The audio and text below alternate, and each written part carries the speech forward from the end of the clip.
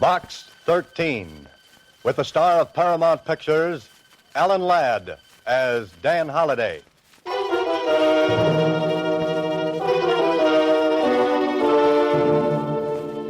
Box 13, Box 13, Box 13, Box 13, Box 13. Well, this is great.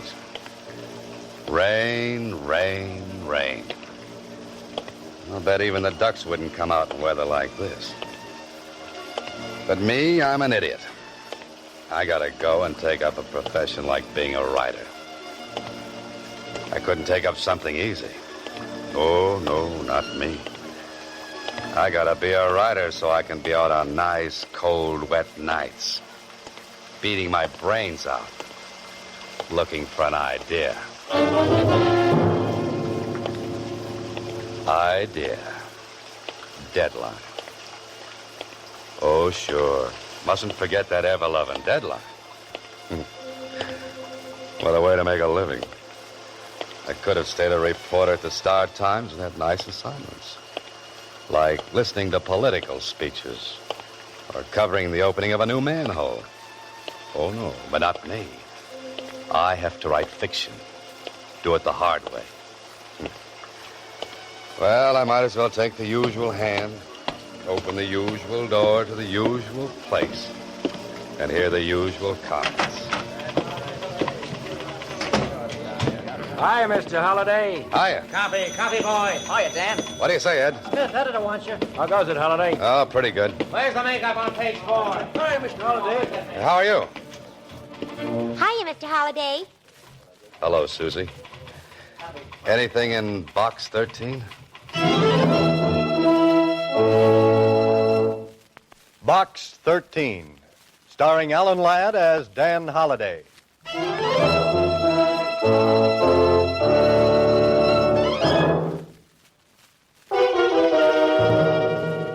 Now for Box 13, starring Alan Ladd as Dan Holliday.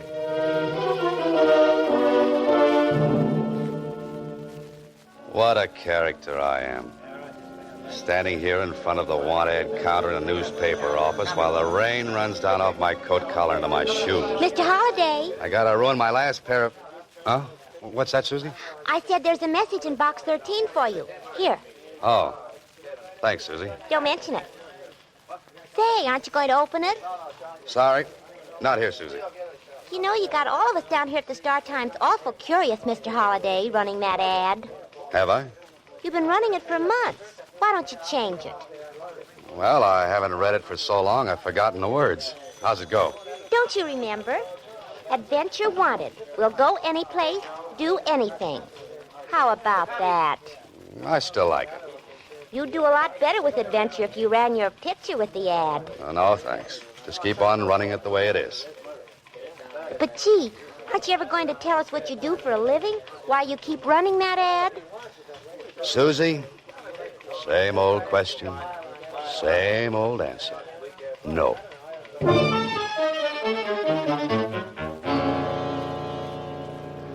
Well, if I'm not doing anything else, at least I've got the people at the Star-Times curious. They'd think my brain cells were 10 feet off first base if they knew why I really run that ad. Maybe they are. You can help a person out of great trouble and gain an adventure for yourself if you call Chester 8945 and ask for Carla Williams. Chester 8945.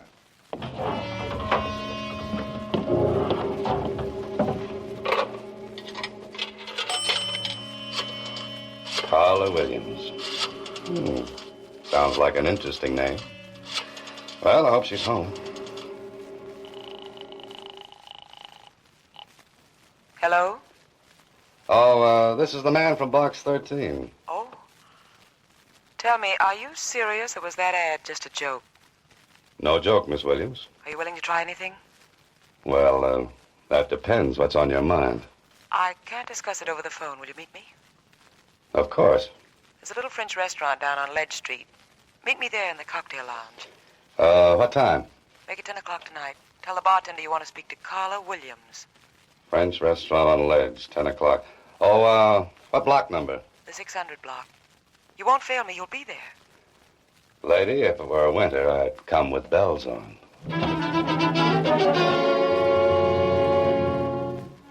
This sounds like the beginning of a very interesting story.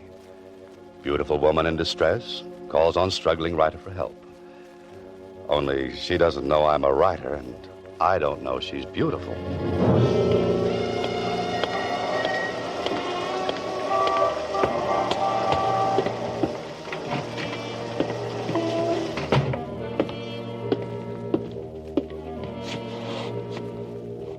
What's yours, mister? Oh, I'm looking for a Carla Williams. Oh, yeah. She's sitting over there in that front booth. Thanks. Carla Williams? Yes. Oh-ho. Carla Williams could be material for a love story or an adventure story. Or maybe both. And, do you have a name? Oh, yes. Dan Holliday. Sit down. Oh, thanks. I'm, agreeably surprised. I didn't think a person would get such a satisfactory reply from a want ad. And I didn't think I'd get such a nice replier. You're wondering about me, aren't you? You're wondering why you're here. Naturally. Well, I'm being blackmailed. That's a very nasty business. I've been paying blackmail for 5 years, but tonight's the end. I'm to meet him in 15 minutes and make the final payment and get the letters. Well, that sounds like the end of your troubles. But is it? I can't be sure. That's why I need your help. But what can I do? Well, you can be there as a witness. You can make sure this is the end. You can see that I get the letters and get away safely. Lady, you need the police. Why? To make sure everything I've kept hidden for 5 years comes out in the open? Maybe a friend could do it. My friends would be the last ones on earth I'd want to know. Are you afraid? No. You advertised for adventure? Blackmail isn't my idea of adventure. I'm sorry if my trouble doesn't measure up to your expectations. It's the best I could do on such short notice. Uh-oh. Well, I guess I had that coming. Maybe this isn't your idea of adventure, but I do need help. I need help badly. Let's leave it at that. Now, that might appeal to my early Boy Scout training. Then you will?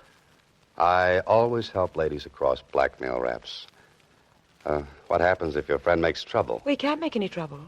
He seems to have done all right for the past 5 years. There won't be any trouble if you're along. Here, reach under the table. Take this. Oh, now, wait a minute. This is a gun. Put it in your pocket. Don't let anyone see it. This is supposed to make everything all right? Well, you won't need it, believe me. I thought it would make you feel better. It makes me feel like a policeman. And I still think a policeman is what you want. But you promised. I said maybe. I have to meet him in 15 minutes. Please help me. Where do we go? His apartment. Far from here? We can make it if we leave now. What do you say? Maybe I should never have been a Boy Scout.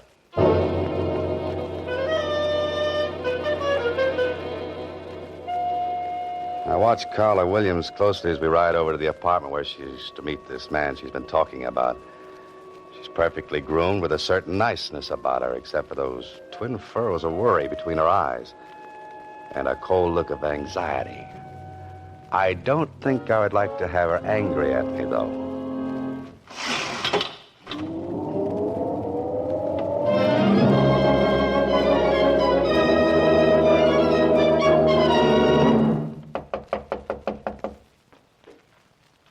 That's funny. You should have been here 20 minutes ago. Why don't you try the door? It was unlocked. Might as well wait inside. Unless you have any objections. Not at all. There's a light switch on your right. The living room is straight ahead. Say, you sound like you're familiar with the place. Why not? I've been here many times before. There's a light on in there. Suppose he might have fallen asleep? Waiting for his money? Hardly. Well, this is more like it. This spot is nicely furnished. With my money. But at least we can sit down and make us... Oh, no. Miss Williams, what's the matter? What happened? By the floor, by the desk, look. You stay here.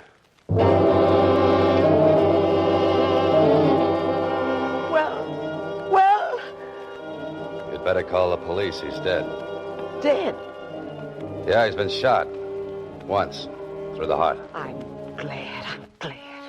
He's the one? The man who was blackmailing you? Yes. Could you go through his pockets? He must have some of those letters with him. Look in his coat pocket.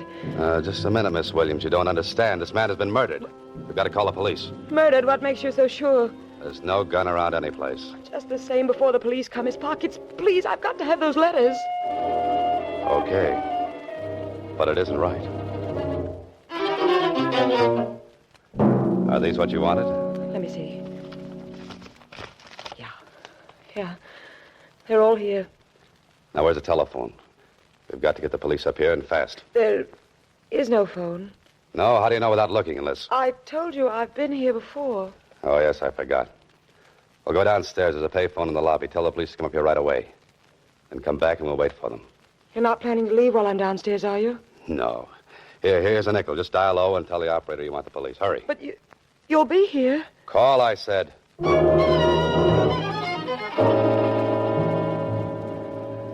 I wanted adventure, so I put an ad in a newspaper. And I certainly found what I wanted. Only this isn't good. The man is lying dead on the floor of this apartment. And Carla Williams and I will have to get down to the police headquarters and answer 1,000,000 questions. All of them embarrassing. I hope she's made the calls. Say, that's funny. Why would there be a telephone directory in a place where there's no phone? Or maybe there is one. Of course, right here in the hallway. I wonder why she said there was no phone here. Maybe it's been disconnected.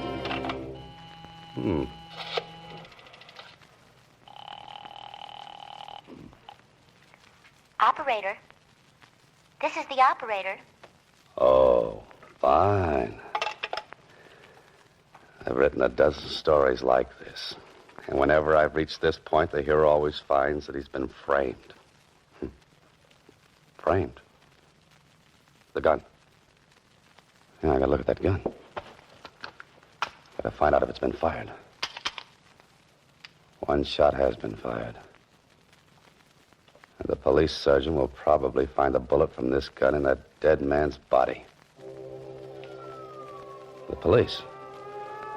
Seems like little Carla took care of that. Me, I'm going to take care of something else. I'm leaving.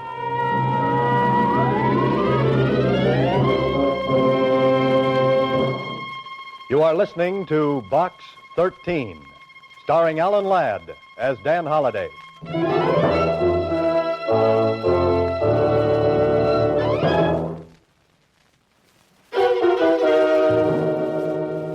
Once again, Box 13, starring Alan Ladd as Dan Holliday.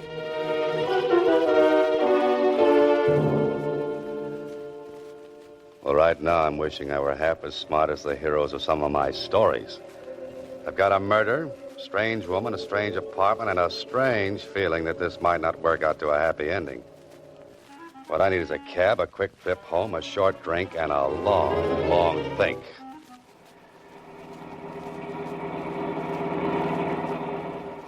Sure is a rotten night to be out. Yeah, it sure is. Never seen such rain. Not so good. Cops are sure busy tonight. Sounds like it. Wonder who they're after. I wouldn't have any idea. Could be a murderer, you know. Yeah, just could be. Just a night for a murder. Perfect. How come you got so wet? It's raining. I know, but how come? My umbrella needs recovering. You want the Normandy arms? Yeah, that's right. Yeah, that's your building up ahead, but it looks like you got lots of company. What do you mean? Them's prowl cars, mister. All over the place.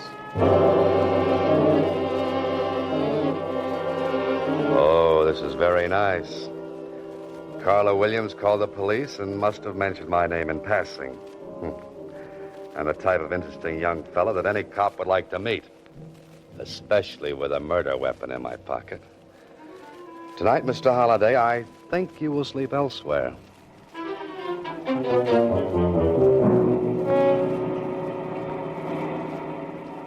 Want me to pull right in where all them cops are? No, they look busy, so maybe we'd better not bother them. Just keep on driving. But this is where you live, ain't it? I don't feel like going home tonight. I could shove them cops aside, you know. This is legitimate hack. That would be fun, but don't bother. You're the boss, mister. Where to? There's a place down on Franklin Avenue. 1612, I think. I know that place. That's the cheapest hotel in town. Yes, I believe it is. Hey, how do you know about a place like that? I got information there for a story. What, a joint like that? What are you going there tonight for? To sleep. You writing another story? I'm living one. Living one? Yes, I left my typewriter at home.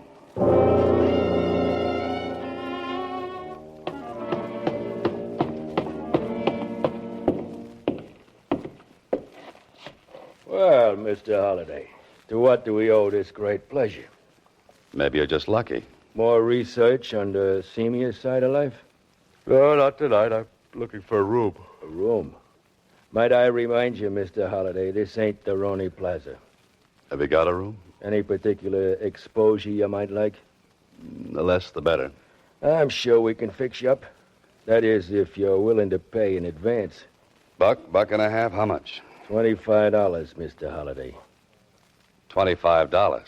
And if you committed the murder, it'll be $50, Mr. Holliday. Come on, talk straight. I don't want any trouble with the police. What makes you think I'll cause you trouble with the police? Little box called the radio, police calls. They're a lot of fun to listen to, Mr. Holliday. Yeah, I'll bet they are. You'll be comfortable here and safe. I'm beginning to wonder if I could afford it. With your money? Don't make me laugh. I wasn't trying to. Where's your phone? The one on the wall costs a nickel. Thanks. You're staying tonight, Mr. Holliday?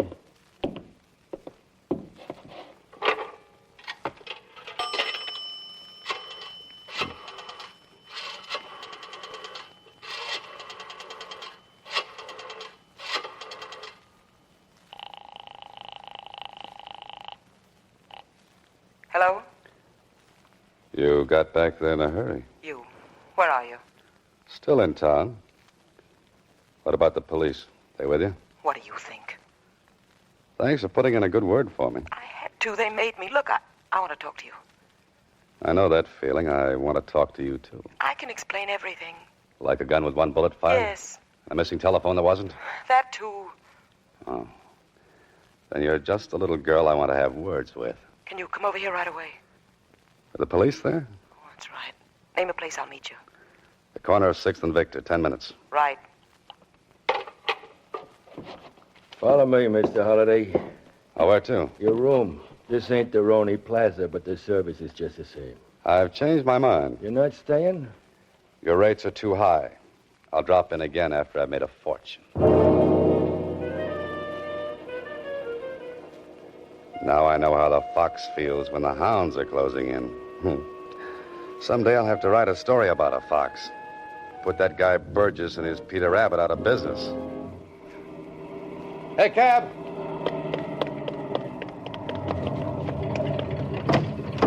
Oh, it's you again. Yeah, I get around, don't I? I thought you were set for the night. No running ice water. 6th and Victor. Where did you say you wanted to go? 6th and Victor. But there ain't no place to sleep there. Oh, I'm not sleepy. I just want to examine a fire hydrant. Okay, mister. I'm glad it's your money and not mine. If we keep on, it will be your money. Yeah, that's pretty good. Yeah. Say, is that tonight's extra lying up there? Sure. Want to take a look at it? Oh, yeah, thanks. That picture they got of you on the front page is lousy. What picture? You look like you was facing the camera through a screen door. Yeah, let me see that. Well, this is just wonderful. Prominent writer named by police. Carla Williams accuses Dan Holliday of the murder of Harry Granger. Grief-stricken girl witnessed the murder of her fiancé. Well, nice going, Carla. It's your word against mine, plus the evidence against me. Now I know why they wrote that song, I Get Along Without You Very Well. Well, there's Six and Victor. Cruise on by. You ain't gonna stop? I haven't made up my mind. Looks like a couple of cops waiting around for somebody. It's the way it looks to me. That might be the law. Yes, they might be. What do you want to do now?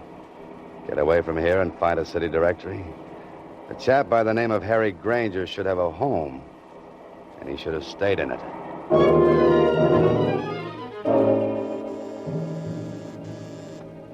I'm either just ahead of the police or right behind them. And if this game keeps up much longer, I'll be right with them. Yeah? Oh, Harry Granger live here? He did. You the police? Well, no, not exactly. A reporter? I used to be. Come here, you. I wonder if you're one of them blackmailers.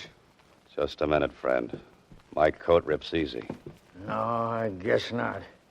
If you were, you wouldn't be here. Mind if I step in? Come in, come in. This whole thing's got me all upset. You don't say. Oh, you said something about a blackmailer. That's what I'm here for. I came to help Harry get rid of those rats. You mean he was being blackmailed? For 5 years. I lent him most of the money to pay off with. I told him he was a sucker, but it looks like I got here too late. You heard what happened? Saw it in the papers on my way from the station. Have you told the police? Not yet, but I'm going to.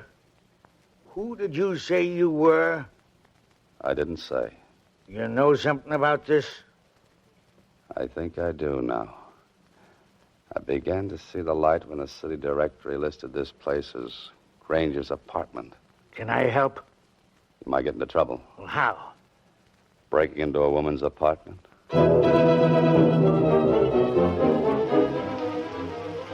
After this, I'll use a fire escape, and more of my stories are the most interesting things about a building. The men from homicide will be out in the hall seeing that no one comes in here. You'll have to work fast, Holloway. You'll have to find something that the police weren't looking for. There must be something. Bills, letters, cards, that's no good. Look for the obvious. That's what I always have my hero doing. Let's see, what's the obvious? Oh, the living room. Now, let's see. That's where the body was. Nothing obvious there. On the desk. No. The table. No. The fireplace. Hello. A small frame snapshot. And I think it might be just what I'm looking for.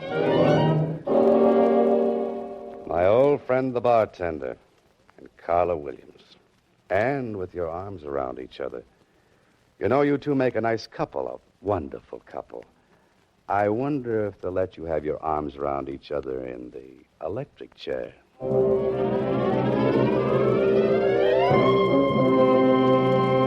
You are listening to Box 13, starring Alan Ladd as Dan Holliday.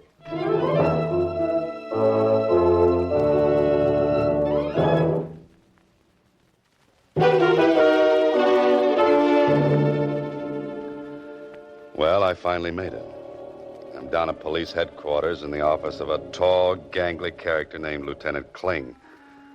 Of course, a few things have happened. Carl and the bartender were brought in, too.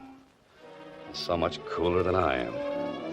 Oh, those cell bars give you such fine ventilation. Holiday. What's that, Lieutenant? I said you were a very lucky citizen. After what Carla Williams told us, we thought you were guilty. If she'd have told me that story, I'd have believed it myself. But proving that she and the bartender were married put a crimp in her act as the injured fiancé. Yeah, you showed it up as the same old racket. Smart woman teams up with smart man to blackmail innocent citizen. But just the same, I think you should stick to your writing and let police work alone. Lieutenant, I'll have that printed and framed in blonde walnut. Hang it on the wall? No, around my neck. I'm glad to hear you say that. You may not always have a guy like this Grant who backed up your story. Oh, Granger's friend? That's the one. Say, he's a nice fella. Wants me to visit him on his ranch. Why don't you do that? Riding the range all day when I could be cooking in town? Pardon me. Homicide, Lieutenant Kling. Oh, yes, he's here. It's for you, Holliday. Oh, thanks. Hello? Mr. Holliday, this is Susie. Yes, Susie. Can you come down to the Star Times right away? Well, what's the matter? There's another letter for you in box 13. Oh, no. Should I open it and read it to you? Oh, not now, Susie. I've got enough material to last me for a month. 3 weeks of which will be a rest. Tell me where. Maybe I can come down and help you. You really want to help me? Sure I do, Mr. Holliday. Then put that letter back in box 13. But, Mr. Holliday... Good night, Susie. Next week, same time, Alan Ladd stars as Dan Holliday in Box 13.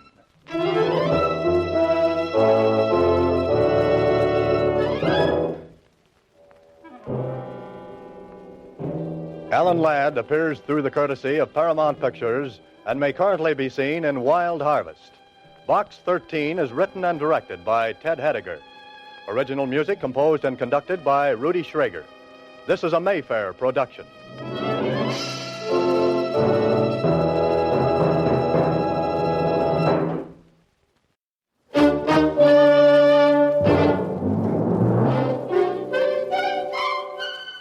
Box 13, with the star of Paramount Pictures, Alan Ladd, as Dan Holliday.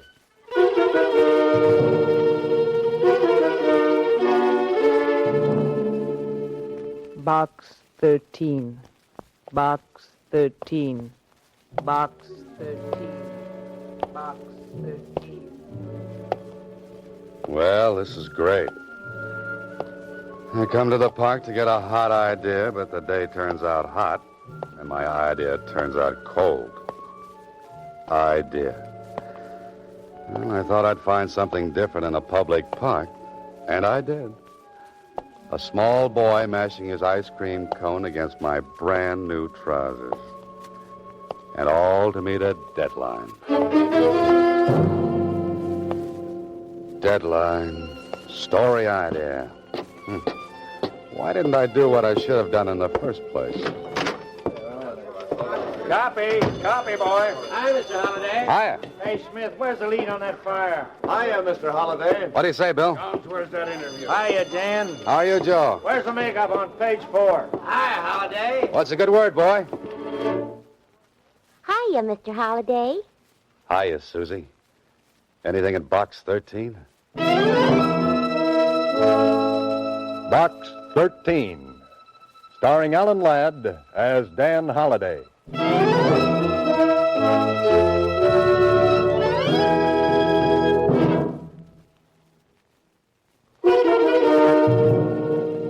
Now for Box 13, starring Alan Ladd as Dan Holliday.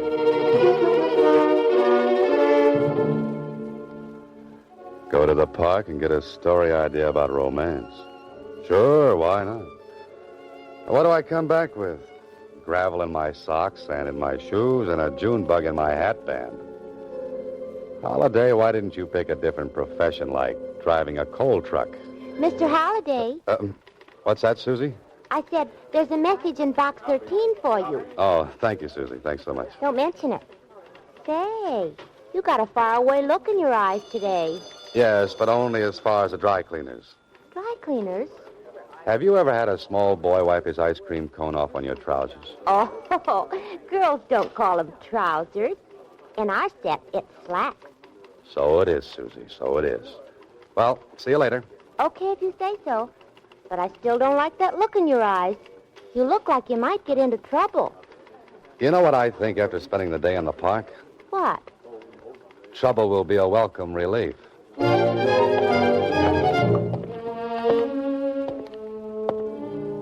Why did I ever have to decide to be a fiction writer? I could have stayed a newspaper reporter. I could have kept on writing those snappy obituary notices and worn a hat that turned up in front and shoes that did the same thing. Well, better see what's in this envelope. If you want real adventure, be at the corner of 7th and Main at 10 p.m. tonight. A black limousine will pick you up at that time. Do not try to engage the chauffeur in conversation. What's this? No signature. Oh, no signature.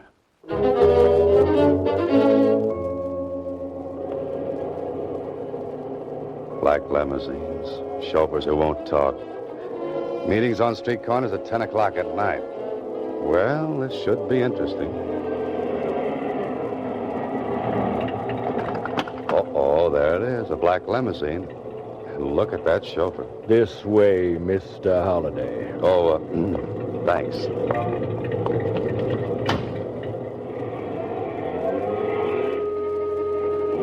What a character this driver is. He looks like he spent his nights on a nice cold slab down at the morgue. Wonder if I can get him to talk.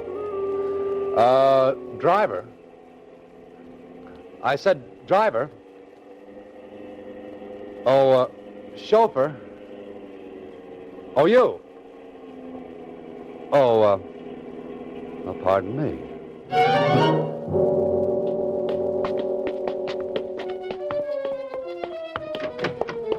Through there, Mr. Holliday. So you do talk. I was beginning to wonder about that. This way, Mr. Holliday. Who's that? It's only me, Mr. Holliday. That black suit, it makes you almost invisible, you know. Yes, I know. Follow me. You're curious about the way you were brought here. Did it frighten you? Maybe. Maybe not. This room, please. My office. Well, this is very cozy. Well, I'm glad you find it so. To eliminate a lot of questions, I'd like to say this. I know all about you. All? You're a successful writer. Apparently you fear nothing, and I would presume that some of your adventures spring from that ad you run every week in the Star-Times. Did you find it interesting? Adventure wanted. Will go any place, do anything. Do you catch many people with that ad? I caught you. Or is that vice versa? I had you investigated, Holliday. I know where you live, what you do. The newspapers have told me of your experiences. What are you leading up to? You'll notice I had you brought here by a devious route. I wanted to be sure no one knew you were here. Go on. How much do you know about insurance, Holliday? A great many people buy it. A great many don't. And of those who do buy, a great many intend to defraud, to steal from their insurance company. Now, look, if this is a racket, I'm not interested. My name is Abner Blake. I'm the chief investigator for Northern Insurance. Oh. Do you remember the disappearance of Dr. Max Alexander? I read something about it. Why? He carried a very large policy with us. He's been gone almost 7 years. When his 7 years are up, the law will permit his widow to collect. And Holliday. Yes? I don't think Alexander is dead.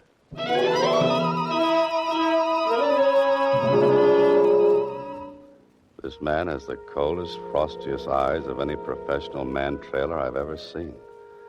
And he's loaded with energy. Energy which I'll bet has helped him track down the people who tried to cheat his insurance company. Boy, I'm glad I'm on his side. If you'll think back, Dr. Alexander performed a very delicate brain surgery on a prominent man. The operation was not successful. I remember that. He was criticized in some circles for taking a chance. Immediately after the patient died, Alexander walked out of the operating room, the hospital, and so far as we've been able to prove, right out of this world. But I still feel that he's alive, somewhere. And you believe it's an insurance fraud? I'm sure it is. And I have a reputation, Holliday. No one has ever attempted to defraud Northern Insurance and has been successful. You, suspect Mrs. Alexander? Hardly. She's barely left her house in all these years. She receives no mail except from her daughter. Her daughter? She lives in New Mexico. What about your regular men? They've looked everywhere. They've come up with absolutely nothing. Police? Same thing. And you're afraid you'll have to pay off? No. Not if I have a smart man, a resourceful one, a man who can be as relentless as I am. And I think that man is you.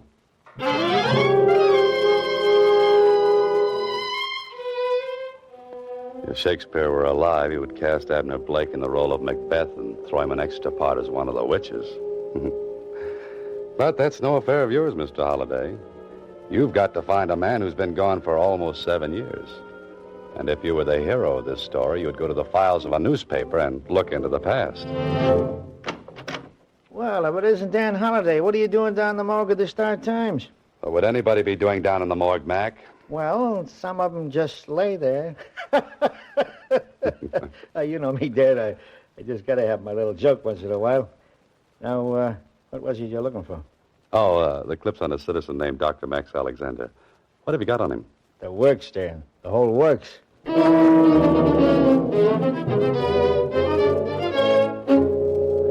Prominent man dies following delicate operation. Doctor criticized for taking chance. Dr. Alexander walks out of operating room and disappears. Grief-stricken wife employs private investigators when police fail to find Dr. Alexander. Dr. Alexander given up for dead. Not a bad-looking citizen, the doctor. He's been shot from more angles than Miss Philadelphia at Atlantic City. Kindly eyes, intelligent face, strong chin. Yes, doctor, when I see you, I'll know you. And I hope to see you soon. Yes? Oh, I'm Dan Holliday, Miss Alexander. I'd like to talk to you about your husband.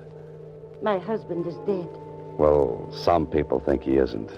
They found something? They think he's alive? Come in. Now then, Mr. Holliday, who are you? And why are you looking for the doctor? A commission from the insurance company. I hoped you might give me some information. It was on all the front pages. That's exactly as it happened? Yes. He was never seen again. Oh, Mr. Holliday, if only you could find some trace of him. I'm going to try. You don't know how terrible it is. Almost 7 years. But still, I've had the feeling that he'll come back someday. You look for me, too. Well, of course. I miss him so. What about your daughter? After her father's disappearance, she couldn't stand it here in town. She went to our ranch in New Mexico. Oh? Her father's disappearance broke her heart. I pray you find him. Mrs. Alexander, so do I.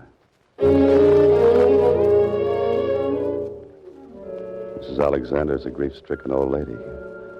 One who sincerely wants her husband back.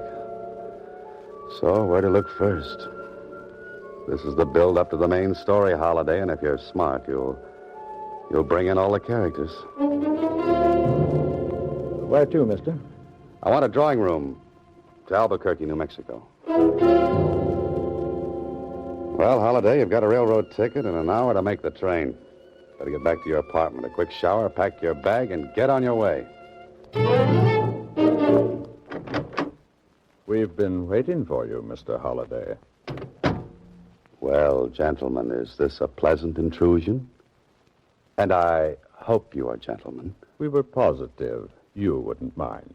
Oh, of course not. People break in here regularly. Good. Sit down. If you don't mind, I like the air up here. As you wish. I understand you like to travel, Mr. Holliday.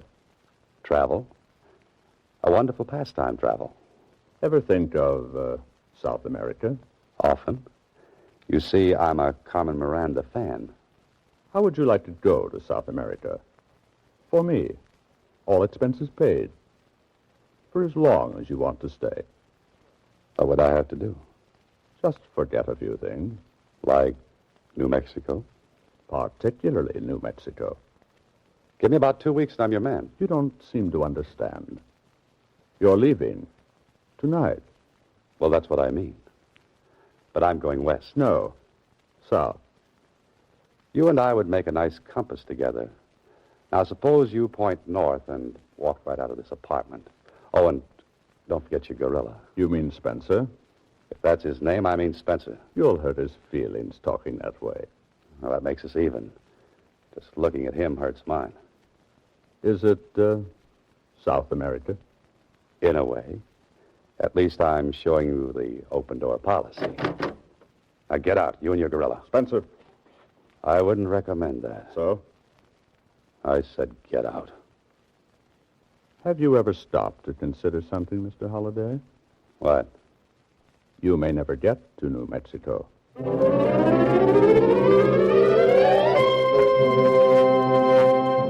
You are listening to Box 13, starring Alan Ladd as Dan Holliday.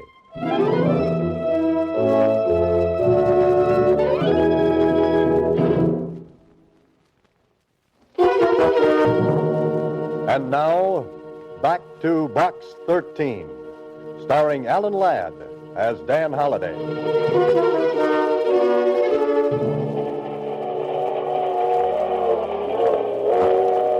Well. Now you've got all the ingredients for a story. Insurance investigator doesn't believe doctor is dead. Wife doesn't believe doctor is dead. Two men try to stop Ryder from making further investigation. All right, Holliday. Write the rest of the plot. Or maybe you'd better hit the sack.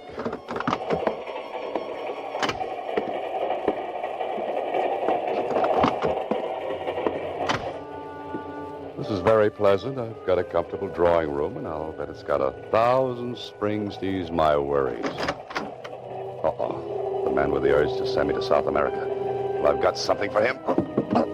Let go. Now, fellow, what's the big idea breaking in here? I'm sorry. I must have come into the wrong drawing room. You came into the wrong apartment a couple of hours ago. Now, what do you want? I just want to go to sleep. In my traveling bag? I was looking for my razor. I wanted to shave. You just had a close one. Come on. Where?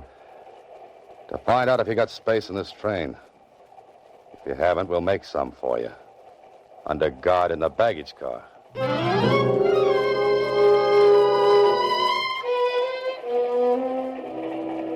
This is fine. I couldn't prove a thing. My friend had space, and to the conductor, it seemed like a perfectly logical thing to mistake car 19 for car 18. I wonder who this man is and who's in back of him. Next stop, Albuquerque. Albuquerque. Well, that's the end of the line for me. And I hope I don't mean that too literally.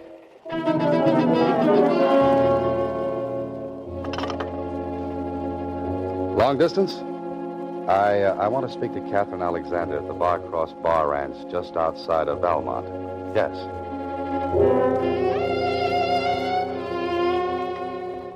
Hello? Miss Alexander? Yes? This is Dan Holliday. Wonder if I might come out to the ranch and see you. Oh, you're the man who's looking for Father. Mother wired me about you. Was it complimentary? Mother said she believed if anyone could find Dad, you could. Come right out. I want to talk to you. And I want to talk to you.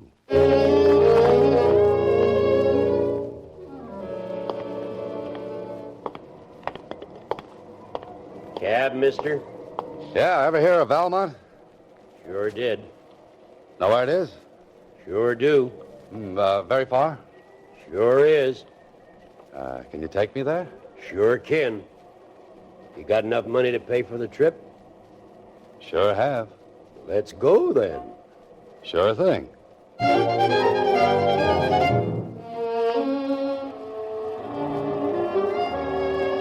This is New Mexico, Holiday. Breathe deeply and treat your lungs to a shot of straight ozone. 20 miles to Valmont, and all you've seen on the whole trip is 4 buzzards, 3 in the air, and the 1 driving. And if he's a cab driver, I'm a flying disc. Car behind. Yeah, so I hear. Wants me to pull over. Don't do it. Know them fellas? One of them is Spencer. Friend of yours? That depends on what you mean by friend. I gotta pull up. Those guys are gonna run me in the ditch. Can you fight? Nope. Then can you recommend a good dentist? What for? Something tells me that when this is over, I'm going to need a new set of teeth.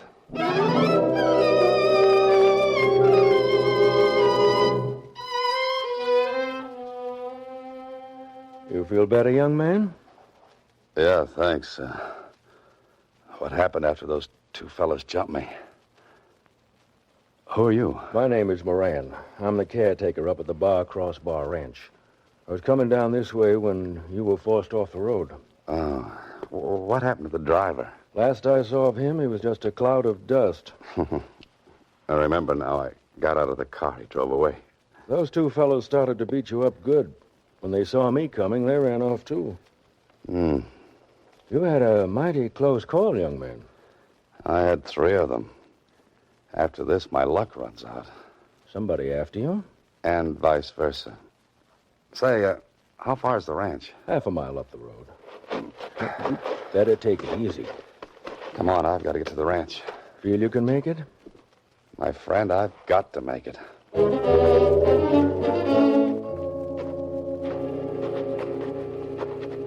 This is not good. Spencer and his gorilla followed me all the way out here, trying to stop me at every turn. Maybe I'm getting warm. But if that's true, why hasn't someone else found Dr. Alexander? Here's the ranch house, Mr. Holliday. They say Miss Catherine was expecting you? Yes, but hardly in this condition. You're Dan Holliday. Oh, what happened? You're all beaten up. So this is Catherine Alexander. What a beautiful girl. And what beautiful eyes. You'd better lie down, Mr. Holliday. You're badly hurt. Oh, no, thanks, Miss Alexander. I don't feel that bad. I just look that way. Anything more I could do, Miss Cathy? Oh, no. No, and thank you so much. If you hadn't come along, Mr. Holliday might have been badly injured. Perhaps fatally. Thank you, Miss Cathy. Now then, how about a hot shower? You can get a rub down and change of clothes. Miss Alexander, you read a man's mind. Sometimes that's a pleasure. Depending on the man. You're depending on me? What do you think?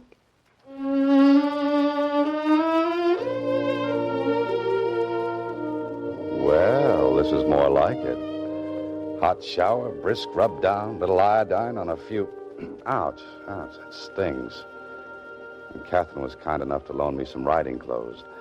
That should indicate a sojourn in the saddle out on the desert, with the stars blinking their approval of my companion. Blinking approval? Holliday, you're an incurable romantic.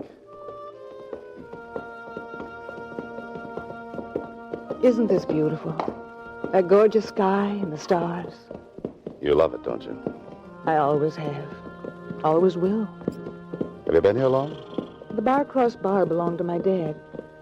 We used to come out during the summer. And now I live here all the time. Alone? Oh, there's always Moran. Moran? He's a strange old fellow. People around here say he's a little touched. But he's been wonderful to me. Oh, say, those men who jumped me down the road. Moran, ever see him before? Well, how could he? They were strangers. Oh.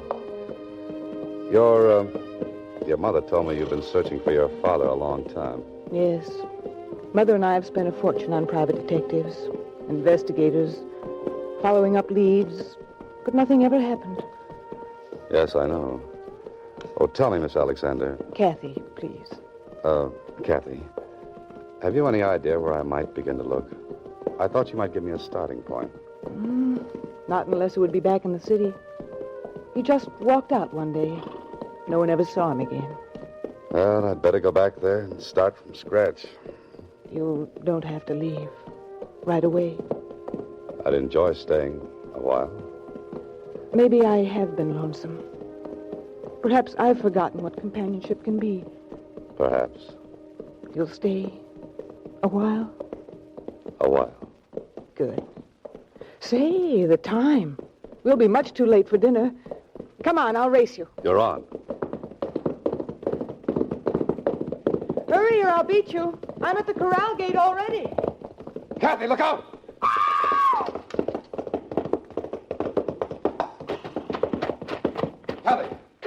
Kathy. Mr. Holliday, what happened?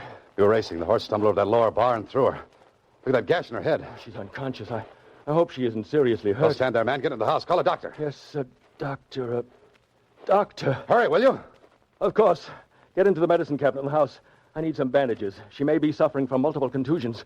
Multiple contusions? Or even a compound skull fracture. Hurry, will you? Compound skull fracture? Iodine, if you can find it. Hurry, I said. There isn't much time.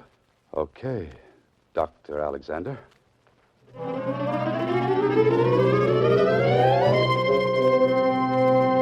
You are listening to Box 13, starring Alan Ladd as Dan Holliday.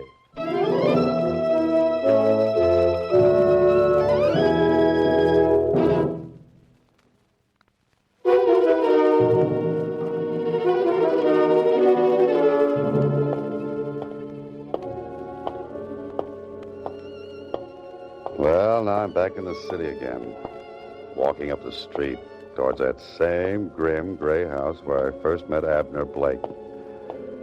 Up the steps, Holiday, and write the final chapter. That was a nice job, Holiday. I was nice about it. What do you mean? You didn't see the look in Dr. Alexander's eyes when he recovered his mind.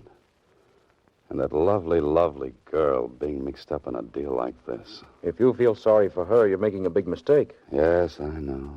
She was following him the day he walked out into the country. She'd almost caught up with him when a hit-and-run driver knocked him down. That's when she got the idea for the Disappearance Act. Why not? The doctor's face had been so damaged no one would ever recognize him. And he'd lost his memory to top it off.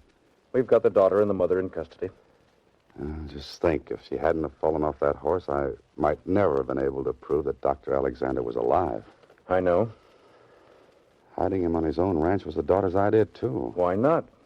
No one would pay attention to an old man puttering around the place. I've got a story, and I don't like it. Mother and daughter hide amnesia victim to collect insurance. Oh, excuse me. Blake speaking. Yes, he's here. For you, Holiday. Oh, thanks. Hello. Mr. Holliday, this is Susie. Oh, yes, Susie. There's a message for you in box 13.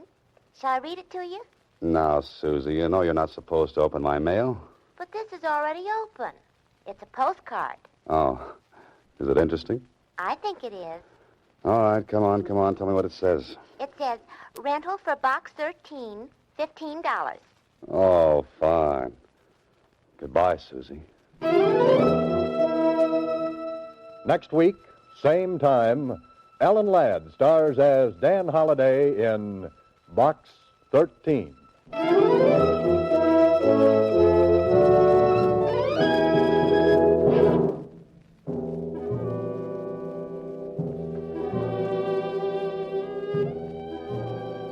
Alan Ladd appears through the courtesy of Paramount Pictures and may currently be seen in Wild Harvest.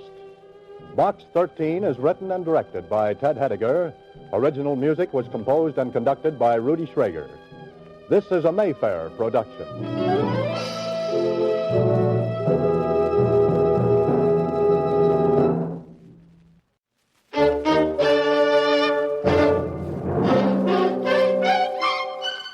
Box 13, with the star of Paramount Pictures, Alan Ladd, as Dan Holliday.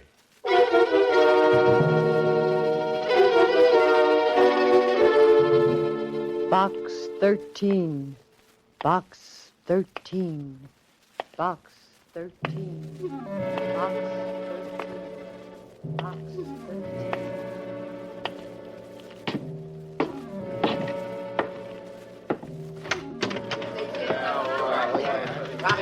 Copy, boy. Hiya, Mr. Holliday. What do you say? Where's that society page, please? Hiya, Holliday. Hiya. Jerked the first paragraph in that Simmons story. Hiya, Dan. How are you?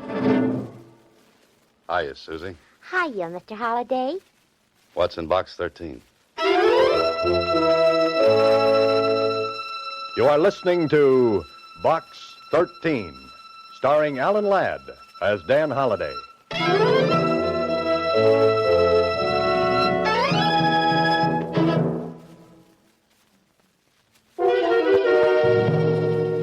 Now for Box 13, starring Alan Ladd as Dan Holliday.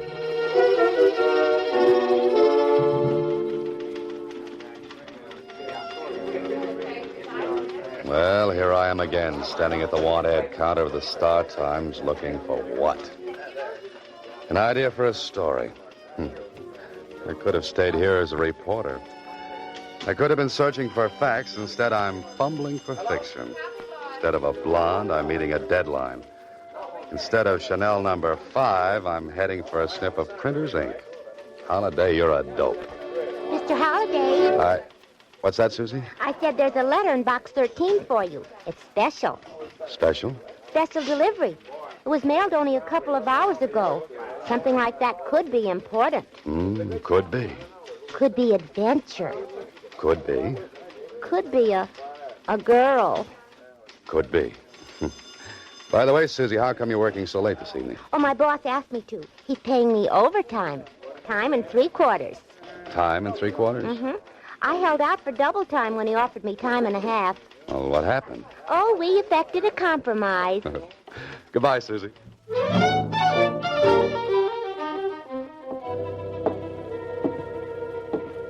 Special delivery, huh? Well, this could be very important. Also, it couldn't. Well, come on, open it up, Holiday. You haven't got all night. I'm in terrible trouble. Please come to room 718 at the Bradford Hotel. Hurry. Signed, Agatha Marsh.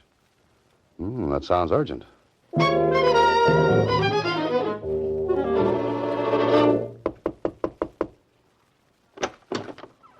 Who are you, young man? What do you want? I'm the man from box 13. I'm looking for Agatha Marsh. I'm Agatha Marsh. Come in, come in. You're Agatha Marsh? But don't stand there with your mouth open. Never can tell who might be snooping around the hall. And find a chair and sit down. Now, what's your name? Dan Holiday. Well, Mr. Holliday, I don't believe in drinking, or I'd offer you one, but I have got some sauerkraut juice in my thermos bottle. Oh, no, thanks just the same. I like you, Mr. Holliday. I liked your ad in the paper. Adventure wanted. We'll go any place, do anything. It was just what I needed. Well, thanks again. Now then, what's your charge? Charge? For helping me, your fee. Oh, that. No charge, Miss Marsh. Are you trying to be chivalrous? No, you see, I'm a writer. I'm looking for ideas. If I get a good idea, I consider I've been well paid. Well, that seems a little silly. Might I ask just what your trouble is? Oh, you don't think a girl my age could get into trouble, do you? Well, you look like a very charming old... Oh, I'm sorry. Oh, lady, let's not beat around the bush. Now, no doubt you want to know a few things about me. Well, that would be very interesting. Yes, well, I live in Muncie, Indiana, alone. I've got a big house and an independent income. Every year I go someplace for a vacation, and this year I came here. Is that all? Isn't that enough? But the letter you wrote me, you said you were in terrible trouble. Well, I am. If anyone ever finds out about this, I don't know what'll happen. Finds out about what? Come over here to the closet. I want to show you something. Look. On the floor. Why, that's a dead man lying there.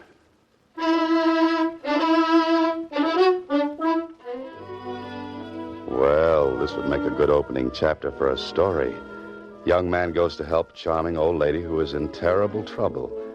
Terrible trouble turns out to be a corpse. Corpse? Hey, wake up, Holiday. This is the real thing. Now do you believe me, young man? When did you find him? Just before I wrote you that letter. Before you wrote the letter? Why, that's hours ago. I know, but what could I do?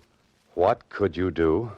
Miss Marsh, you could call the police. And get my name in the papers? Have all the folks back in Muncie know there was a dead man in my room? Oh, no. Miss Marsh, listen to me, please. There's a dead man in that closet. There's a law about dead men. We have to notify the police immediately. You can go to jail for hiding a body. Oh, fiddlesticks. But, Miss Marsh, look at this man. He's been shot at close range. There are powder burns on his coat. I know. I examined him before I wrote you. You see, I read all the current detective stories. Detective stories? This isn't a story. This is the real thing. I know. Why don't you try to prove that I did it? With what, a cap pistol? Now, you're a nice person, Miss Marsh, but this is going to be tough. Well, don't get so excited. A girl my age could kill a man if she wanted to. Rub him out, as they say in the murder mysteries. Please, Miss Marsh, be sensible. You've got a murdered man in your closet. Now pick up that phone and call the police right away. Mr. Holliday, in all seriousness, I can't do it.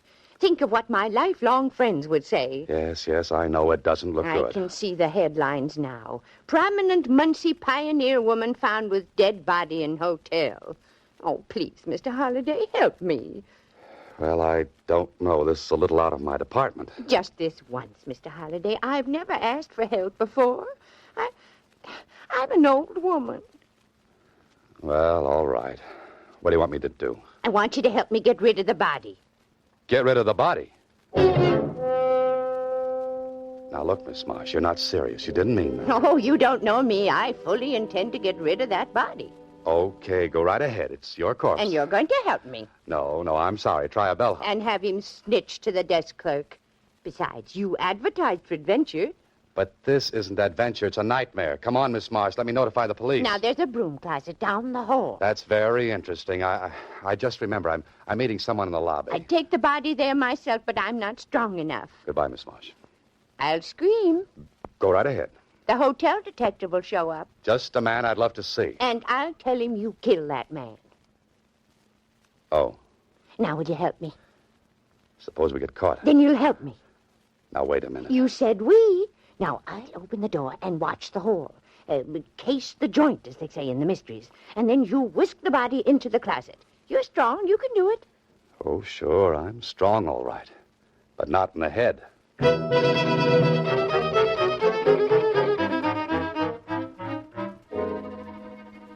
Oh, this can't be happening to you, Holliday. You can't be dragging a body down the hall of the Bradford Hotel. You know better.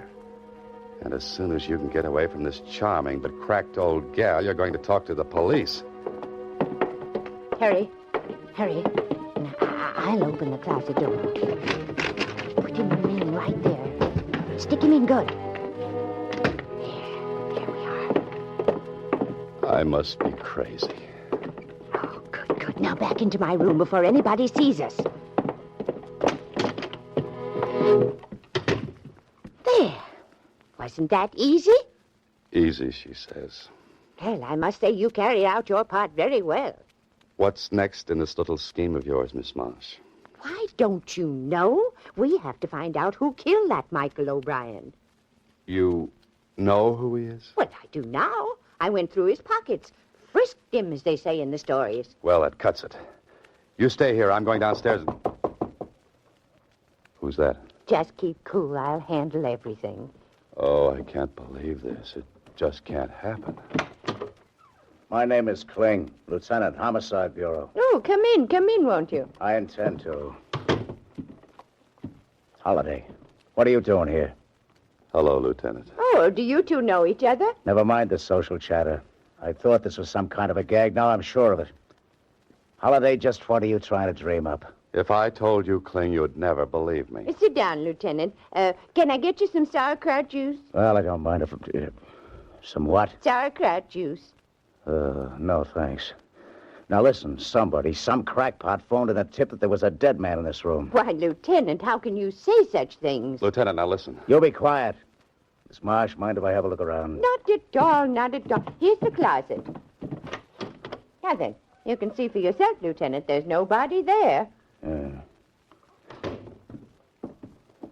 I got your name from the desk clerk, Miss Marsh. Maybe you better tell me about yourself. I can tell you all about it. I was talking to Miss Marsh. Are you Miss Marsh? Right now, I think I'm dead. You will be if you keep interrupting. Go ahead, Miss Marsh. Tell me about yourself. Certainly. I live in Muncie, Indiana. I arrived this morning for a 2-week vacation. I'm well known back there, and you can find out everything about me if you care to wire.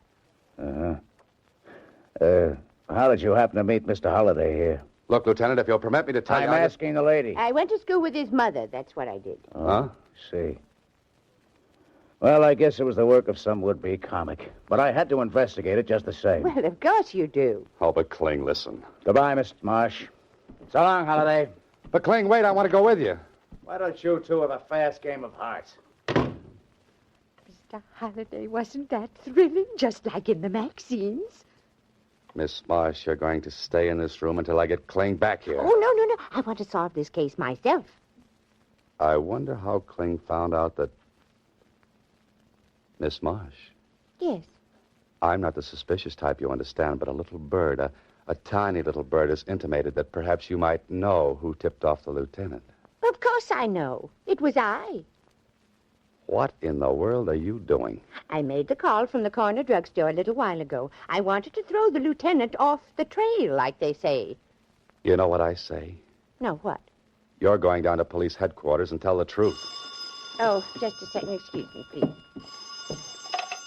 Yes? Yes, this is Miss Marsh. Oh, you did? Yeah, I thought so. Yeah, should have had 817 instead of this room. Oh, no, don't bother. I like it here. I knew it all the time. What did you know? That was the room clerk. He got my reservation mixed up. I was supposed to get 817, and I got 718 instead. You mean the person who killed Michael O'Brien wanted to get back in here to remove the body? No, it doesn't sound reasonable. No, it doesn't. Well, guess who was supposed to get this room? Never mind, we're going to police headquarters. It was Tony Bascari. Tony Bascari. He's the biggest racketeer in town. He's dynamite. Miss Marsh, he's deadly. I know, Mr. Holliday, and I love it. Oh, no. You are listening to Box 13, starring Alan Ladd as Dan Holliday.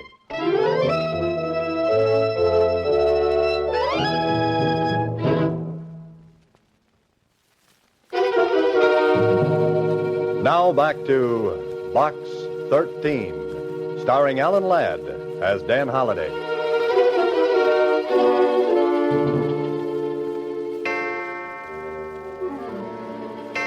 Two o'clock in the morning, and I can't go to sleep. Oh, that little old girl has me worried to death. She wouldn't go to the police headquarters, and when I went down and talked to Kling, he acted as though it were a big joke and sent me on my way. Hello. This is Agatha Marsh. Now what? Where are you? At the hotel. I went up to see Tony Bascari. You what? Miss Marsh, don't you know that's the worst thing you could have done? I had a talk with him. I put the heat on him, as they say in the murder mysteries. And you're still alive? I accused him of killing that O'Brien man. I came right out with it. But of course, he wouldn't admit a thing. What'd you expect him to do, break down and confess? Well, I think I've got him on the run. But I'm worried. Oh, if I had Tony Bascari on the run, I'd be worried, too. Because when I came back, I discovered someone had searched my room. Will you call the police? You should have done it a long time ago. Oh, no, I couldn't. I want you to come over right away. At 2 in the morning? Mr. Holliday, someone's trying my door. Hang up quick. Call the room clerk. But, Mr. Holliday, Hurry, I said.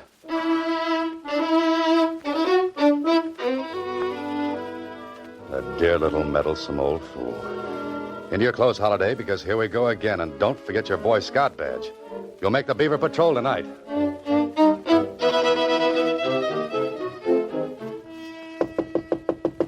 The clerk said she hadn't called the desk. I wonder... No, she would have screamed. Someone would have heard her. It's open. Cleaned out completely. No Miss Marsh, no clothes, no nothing. Not even a piece of notepaper. Hey, what's this? Paper airplane. Like the ones I used to make in school. But why should she be making paper airplanes? Airplanes. The airport, that's where they took her.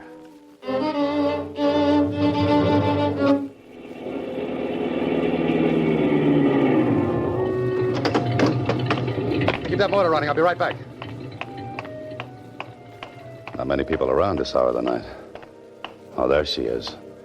And the man with her has his hand in his pocket, and I don't think it's there because it's cold. What I need now is a little fast talk and a little faster action.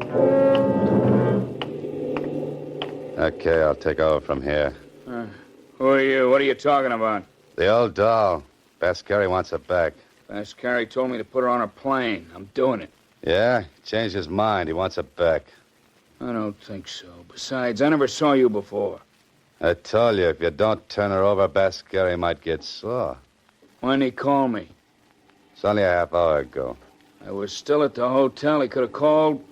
And spilled everything over our phone. You nuts? This don't sound right. Yeah, forget it. Taking the old doll back with me. Wait a minute. Gonna call Tony first. Go ahead, stupid. Get your ears burned off. Who you calling stupid? Show me something that'll prove Tony sent you. Got a match? Stop stalling. This is a gun in my pocket. Let's talk to Tony. I've got some matches here. Thanks. Here. Oh! Get him, Mr. Holliday, quick. I'm coming. Ooh, not so fast. Ooh, I'm not as young as I used to be. You should have remembered that before you got mixed up in this. Come on, get in. Oh, you push. Driver, get out of here fast. What did you do to that guy anyway? I stuck him with my hat pin. I might have guessed it.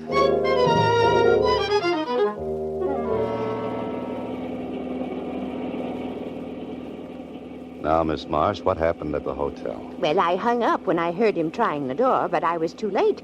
The door was unlocked. So it was Tony Bascari, huh? He wanted you out of town fast. Oh, but they were very nice to me. You can thank your lucky stars for that. Usually, Bascari's enemies wind up in some ditch. I didn't see him again. That man, the one you knocked out at the airport, he was the one who came in my room. Well, you must have the goods on Bascari. You must have killed this man or had him killed. But why didn't he take him out of the hotel right away? But there was a convention there last night. The whole place was literally crawling with people. Oh, that's the reason. Oh, that paper airplane. That was fast thinking, Miss Marsh. Well, thank you. Well, now we can go back to Bascari. We've got the goods on him. We can crack the case, like they say in the murder mysteries. Miss Marsh, I've got news for you. We're not going to see Bascari. We're not? Well, where are we going? You'll hate me, I know, but it's the police station. Well, Holliday, what happens now? You've taken Miss Marsh to Kling's office. She looks at him. He nods her into his private office. And suddenly she comes out smiling. You try to leave, only Kling stops you. You stay here, Holliday. Kling, you can't let her walk the streets alone. Bascari will get her. Forget it. I got a man tailing her. Okay, but what happened in that office? What did she tell you? Plenty, my friend. She preferred charges against you. She preferred charges against me. Now, what are you talking about? Kidnapping. I kidnapped her? You took her off the plane by force, didn't you? Listen, Kling, that little old lady is a whodunit happy. She'll get herself killed. There really was a body in the hotel, you know. Look, Holliday, do you know what you're saying? Sure, I know what I'm saying. There really was a body in that hotel. Holliday, why didn't you tell me? I tried to, twice. Once in the room and the last time when I came in here. Now think, Holliday, carefully. Where is the body? In a broom closet down the hall. I put it there. You put it there? Yes, I put it there. Holliday, get out of here.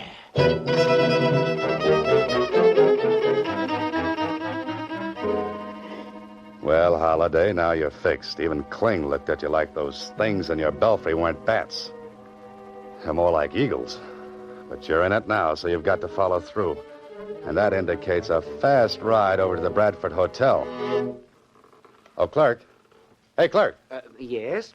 I'd like to find out who occupied Agatha Marsh's room the day before she did. That question is highly irregular. Oh?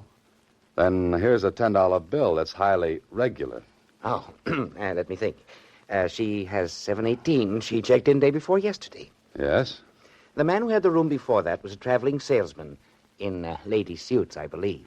He must have cut quite a figure.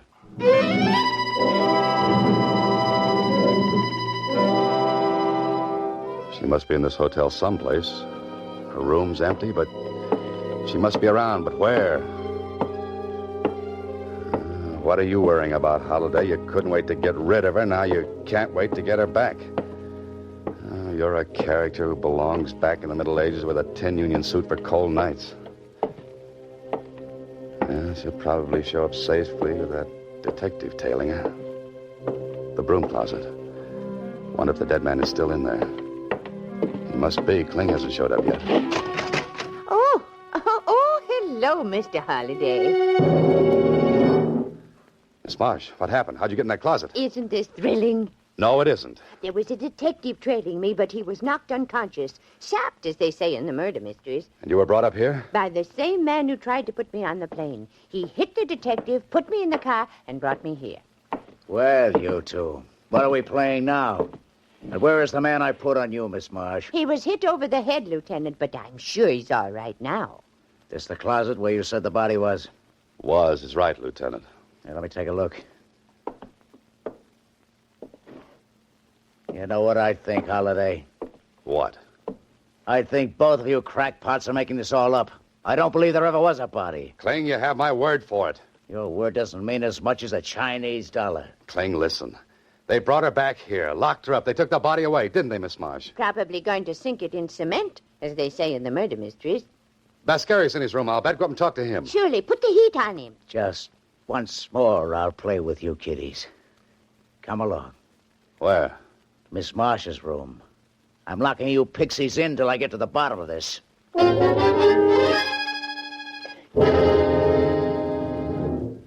Kling's been gone 15 minutes. I wonder what's happening up there. Not much. I haven't heard any shooting. No, haven't heard any. In that case, how could a man be shot here and that shot not be heard? Oh, it's very easy, Mr. Holliday. The killer would use this. Oh, Miss Marsh, now where'd you get that gun? Just took it out of the drawer. It was here all the time. Well, put it down until Kling returns. But I just want to show you why the shot wouldn't be heard. What do you mean? Would you excuse me, please? You see this bath towel, Mr. Holliday? Yes, what about it? Well, a smart person would take the gun like this, wrap the bath towel around it like this. You know, Miss March, you found out a lot since you came here. Oh, yes, I've done all right since early this morning. Early this morning. But the clerk said... I talked to Tony Bascari, and he said... Kling, look out! Here, Miss Marsh, give me that thing. You shouldn't have moved, Mr. Holliday. I was really shooting at you. What's this all about, Holliday? What was she doing with that gun in her hand? She was going to kill me, just like she killed Michael O'Brien. That little old lady killing somebody? Miss March, you did kill him, didn't you? Then you called me, and you got Kling to come up here and catch me dragging the body away. Only he came a little late, as usual. Now, wait a minute, Holliday. Then when you couldn't pin it on me, you tried to hang it on Tony Bascari. Now, what did you do with the body? Dragged it back to the closet in this room. Oh. And I suppose you sapped the detective who followed you, too. It was easy. I got him to turn around and hit him over the head with my purse. Why did you kill Michael O'Brien? Did you have something against him? No, I never saw him before. Then why kill a perfect stranger? I saw a play once. I liked those ladies in that play. They killed lots of people. I wanted to also. Only I should have done it like the ladies.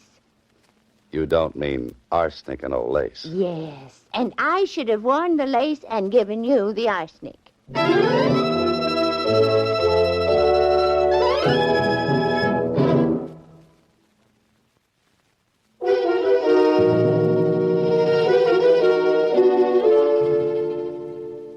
Well, Holliday, you're back in your apartment again. The sun is shining through the window, a sun you might never have seen again. You know, I've got an idea for you, Holliday. Give up this business and go into something quiet, like night watchman in a cemetery. Holliday. Well, what's that, Kling? They examined the old girl down at the psychopathic ward of the city hospital. She's batty as a loon. You're telling me. I saw that in her eyes when she wrapped the towel around that gun. But, what happened to Bascari and his stooge? When she heard he was in the room above, she tried to pin the body on him. Oh, so he tried to get her out of town in self-defense. Holliday, you're a very lucky, lucky guy. You can say that again and again. And again. Oh, just a minute. Hello, Mr. Holliday. Susie, what are you doing up here at my apartment? Why aren't you down at the Star Times? Well, my boss and I have been talking about another compromise.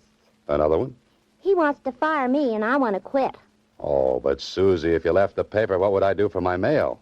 I was thinking maybe you'd like to hire a good combination stenographer and secretary, huh? That's you? That's me.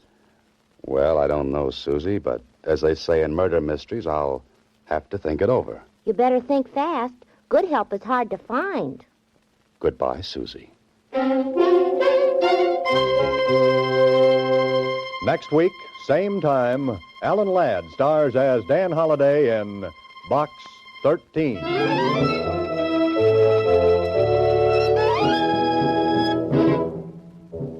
Alan Ladd appears through the courtesy of Paramount Pictures and may currently be seen in Wild Harvest. Box 13 is written and directed by Ted Hediger. Original music was composed and conducted by Rhodey Schrager. This is a Mayfair production.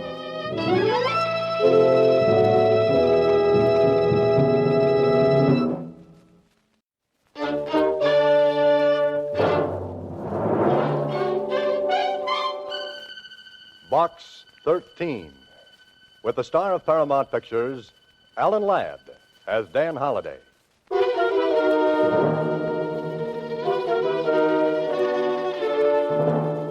Box 13. Box 13. Box 13. Box 13.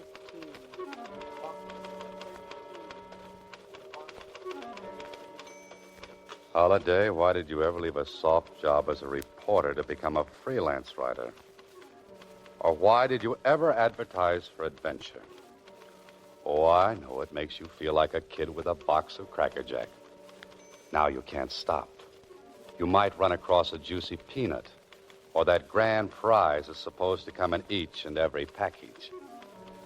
But you know by now that storylines, like money, don't grow on trees. Susie, where have you been? You know where I've been, Mr. Holliday. Down at the Star-Times after the mail. Oh, yes, the mail. What's in box 13?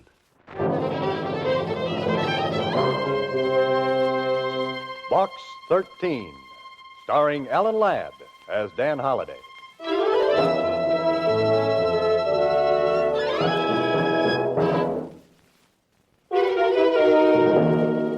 And now, Box 13, starring Alan Ladd as Dan Holliday.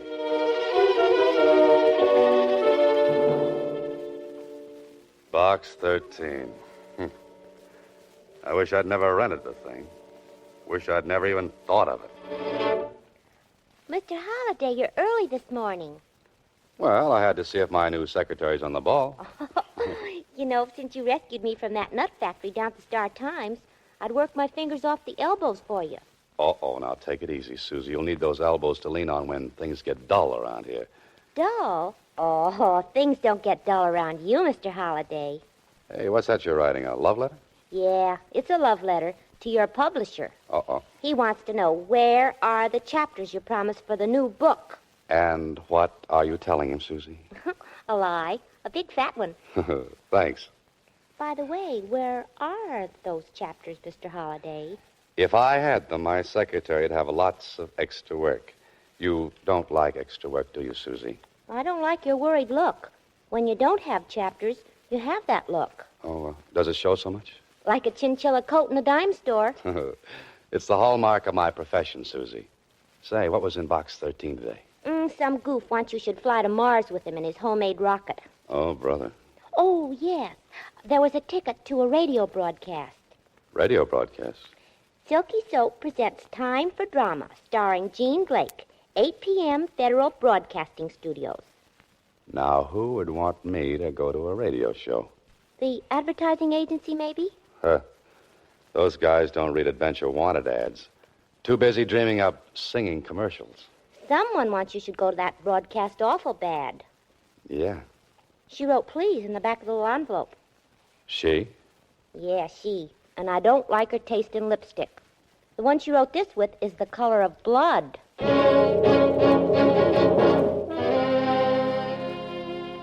And now you have returned, my darling. I am alive again. The wind is down, but still the seas run high.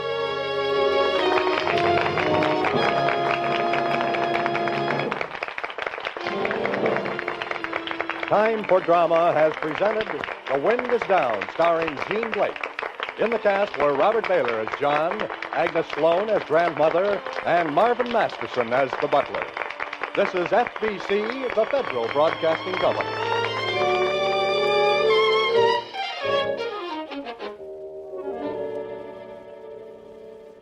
Sorry, sir, we're closing the studio. Huh? Oh, sure. I was meeting someone. They must have stood me up. Someone in the cast, sir? Yes, it could be. I think they've all gone, but you might try the stage entrance. Oh, thanks. How do I get there? Around to the back of the building, sir, just opposite the parking lot.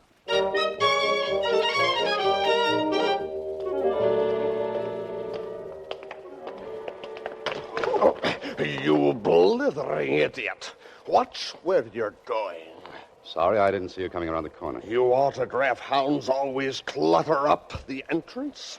For that, I'll not give you mine. Step aside there. Oh, don't mind him, son. He's just an old ham.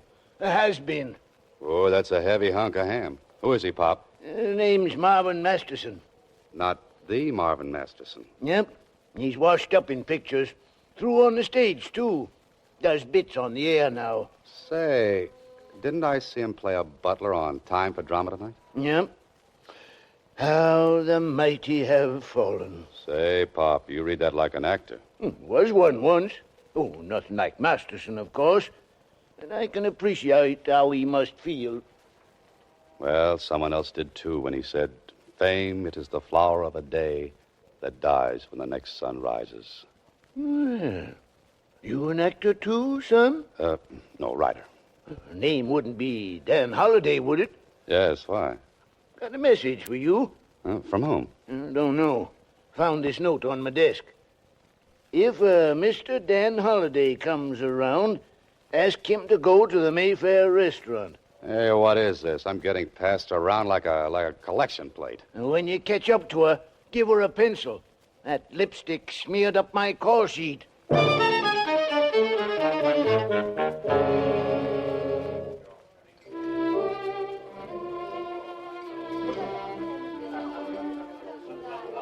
Ah, Monsieur Halliday, it is an honor to have you once more at Mayfair. You have deserted us too long.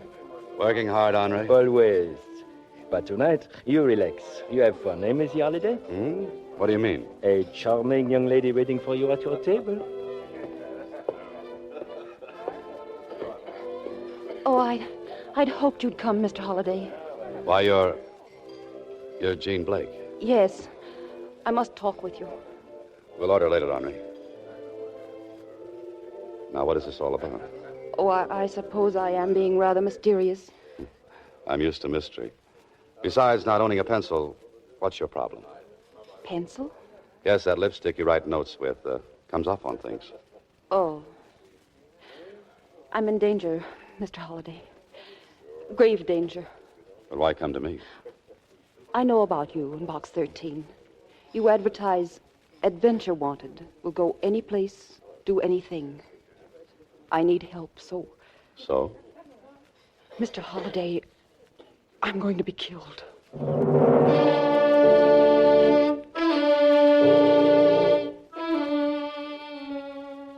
I'll do anything you ask, but you must help me. You must.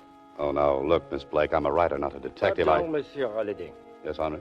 There's a call for you. May I plug in the phone? A call? Oh, sure. Excuse me, please. Hello? You're engaged in an interesting adventure tonight. Aren't you, Mr. Holliday? You must be psychic. Who's this? If seeing into your future is being psychic, I suppose I am. You see, when I ring off, I know you will tell that beautiful young woman sitting next to you that you can't help her. Oh? Surprised? Yeah, a little. What makes you so sure? If you don't send her away, you won't be able to help her. Or anyone else. That I don't see. Something else you don't see is a gun. It's aimed precisely between your eyes. No, don't look around. You can't see it from there. But an expert marksman can see you, however. Every move. You're in this restaurant? Interesting situation, isn't it? Hundreds of people around you, and you don't know which one you're speaking with. Or which will shoot you if you don't do what you're told. Get rid of that girl, Holliday. Now.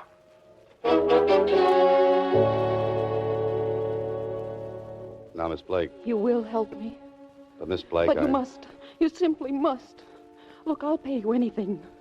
I don't want your money, Miss Blake. I want you to see the police. You won't help me? No, That's final? that's final. Very well. Goodbye, Mr. Holliday.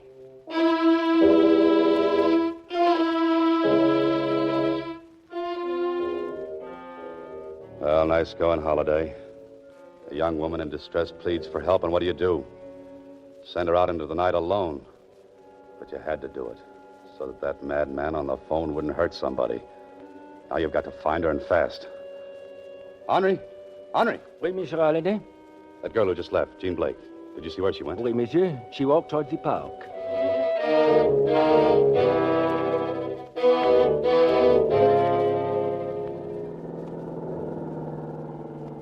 Well, this is the park, but no Jean Blake. Oh, there she is. Miss Blake! Miss Blake, wait! It's all right, Miss Blake. It's Dan Holliday. Oh, but I thought... No time for thinking. Get in my car quickly.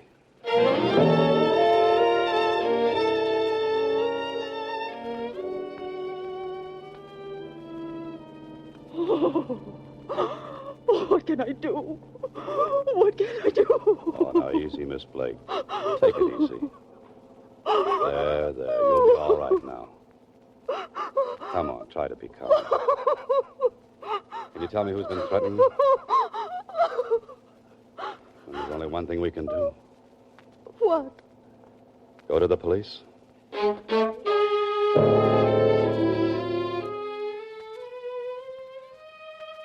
can relax now, Holiday. You're off that hook. The Blake gal's probably back home, and you can bet they put a cop to stand guard at the door. Sure, Holiday, this would have made a great springboard for a yarn. But you're out of it now. So I'll just forget the whole thing. Anyway, what would you have done for the last chapter? Last chapter. Of course, if you should go back to the Mayfair for lunch tomorrow, you just might run across something interesting.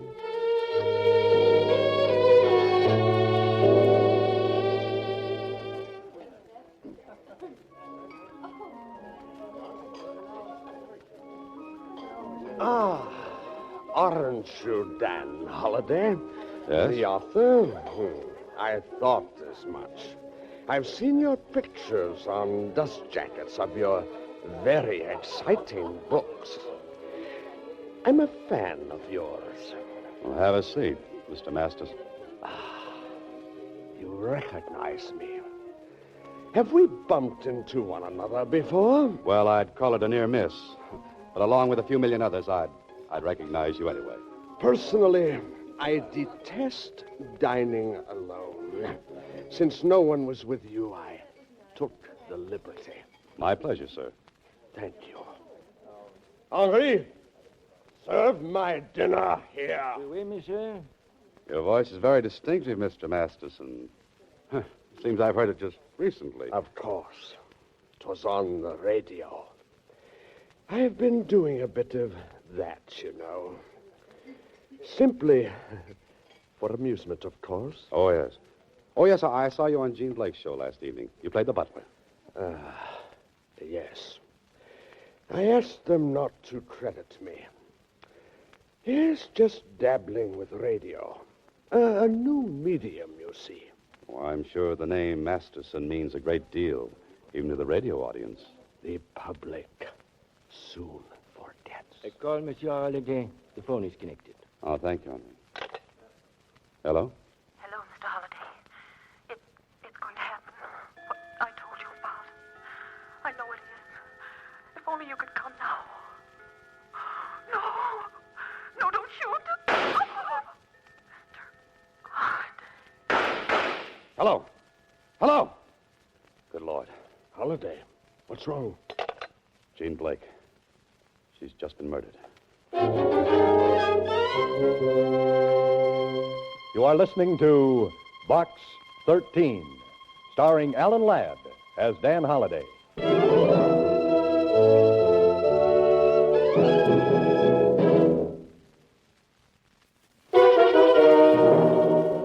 And now, back to Box 13, starring Alan Ladd as Dan Holliday. Well, what a sleuth you turned out to be, Holliday. You sit in on a mutual admiration session with a tired old ham actor. And the gal you're trying to protect gets knocked off.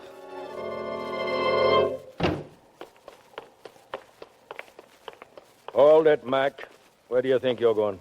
To Miss Blake's. Miss Blake ain't seeing nobody. Yeah, that's for sure. She's dead. Dead? Are you crazy, mister? I've been here all the time. Which part of the duplex is hers? Upstairs. But you can't... Come on.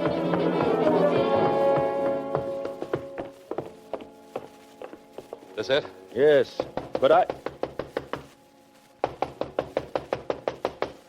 Come on, bust it in.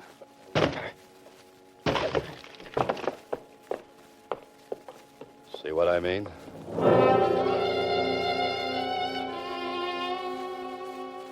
Suicide, huh? What did she take? Suicide. You better look again. She was shot. That's impossible. I'd have heard something. I've been here 6 hours and I ain't heard no shot. But there were 3 shots. I heard them just 15 minutes ago. You heard them. You wasn't here 15 minutes ago. Or was you? Were you? I told you I've been here 6 hours. Didn't you leave for cigarettes or something? I told you I've been here. Yeah, I know you've been here 6 hours. But who was around before I got here? No one. That is, nobody but them. Nobody but who? The tenants of the other apartment. An old guy and his daughter, name of Masterson. Masterson?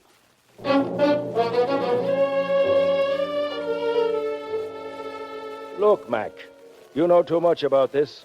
I'm holding you till I get the inspector down here. Sure, and when you phone in, tell headquarters to send along a magician's manual. Huh? You didn't hear any shots. This thing must have been done with mirrors.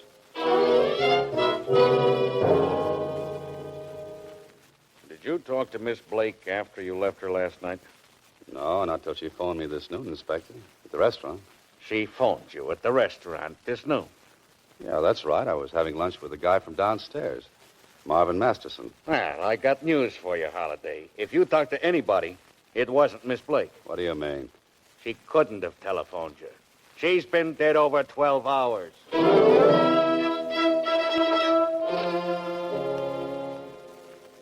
How about that? Holliday. Holliday, where's that good ear you're supposed to have? Sure, you would swear it was Miss Blake's voice. But she was dead 12 hours before. Look, Holliday, you're trying to find the last chapter. But even you couldn't write this one.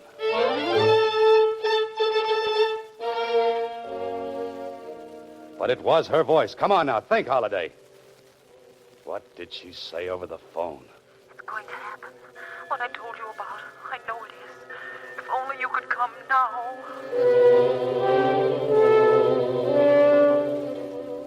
There was something else that came over that wire. Something a good ear would have picked up. If only you could come now. If only you could come now. Think, Holliday, think. What else did you hear over that phone?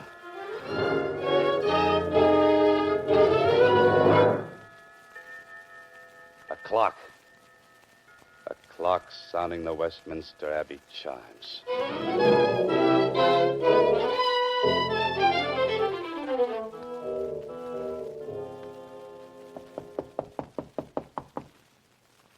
Yes, coming.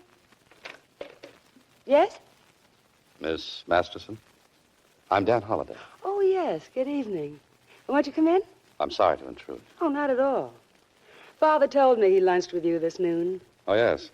Is your father at home? No. Oh. Is there something I can do? Oh, yes. Answer a few questions, if you will.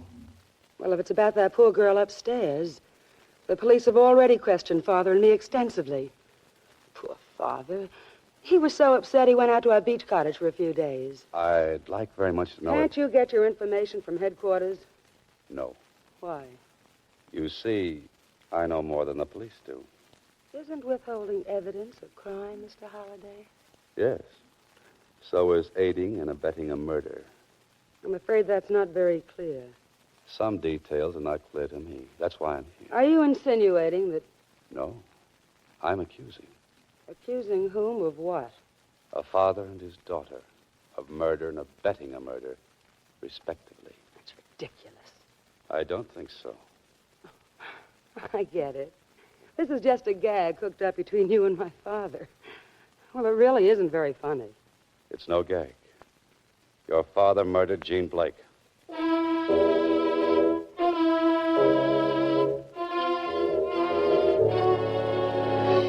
And I believe you helped him, Miss Masterson.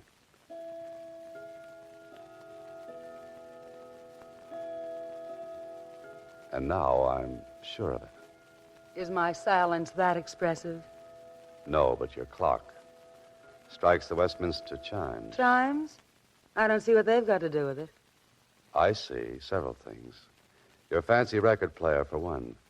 It does have an attachment for making recordings, doesn't it? Mr. Holliday, you have no right to ask questions. The police got all the information they wanted. But not the evidence to convict Marvin Masterson. I know he's a murderer. You'll have to prove that. This noon over the phone, I heard Jean Blake calling for help. Then I heard that shots had killed her. Well, if my father was dining with you at the time, how could he be the killer? I heard the murder, but not at the time it was committed. It was you, Miss Masterson, who telephoned me at the restaurant. Are you trying to say I'm clever enough to go through that shooting routine and then fake Jean Blake's voice over the phone? It was Miss Blake's voice, all right. However, I heard it 12 hours after your father killed her in this apartment. Later, he carried her body upstairs. That's fantastic. Is it?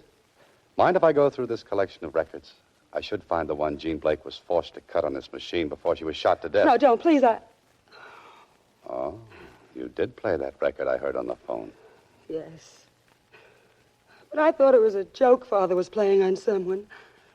He phoned me a few minutes before and told me what to do. What did you think when you discovered Miss Blake was dead? I was frantic.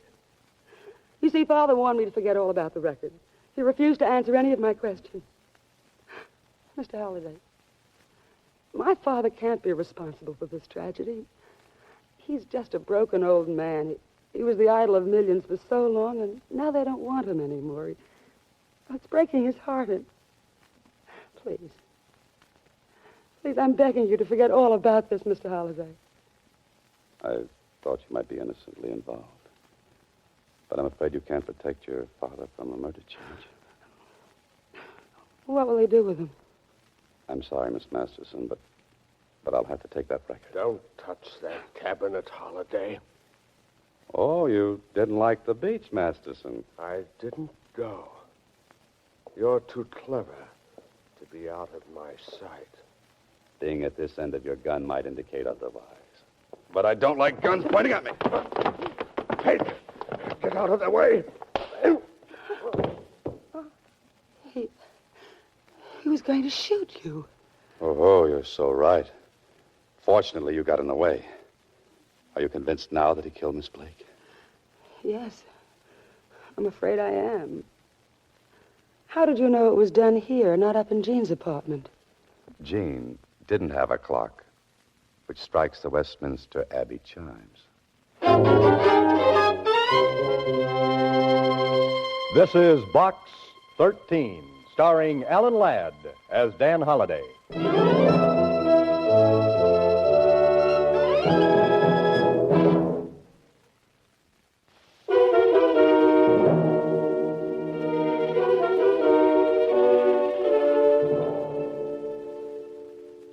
What is station high?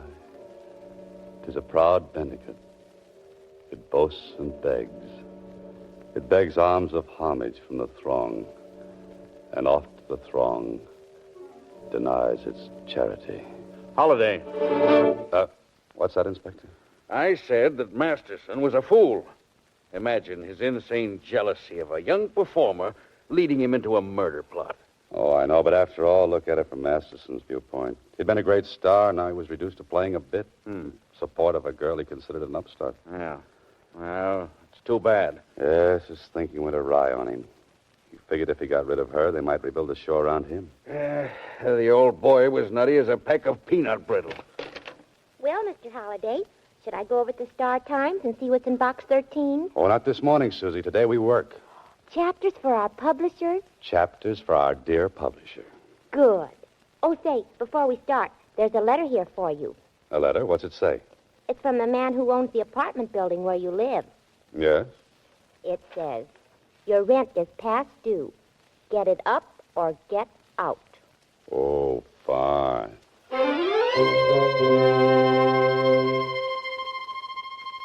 Next week, same time, Alan Ladd stars as Dan Holliday in Box 13.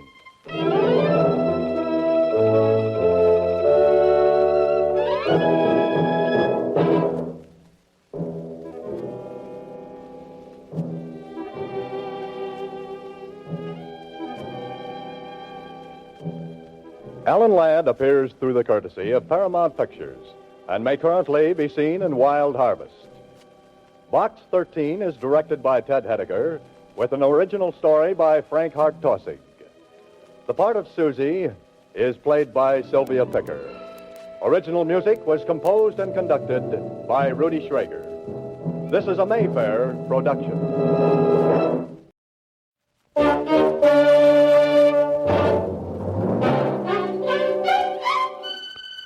Box 13, with the star of Paramount Pictures, Alan Ladd as Dan Holliday.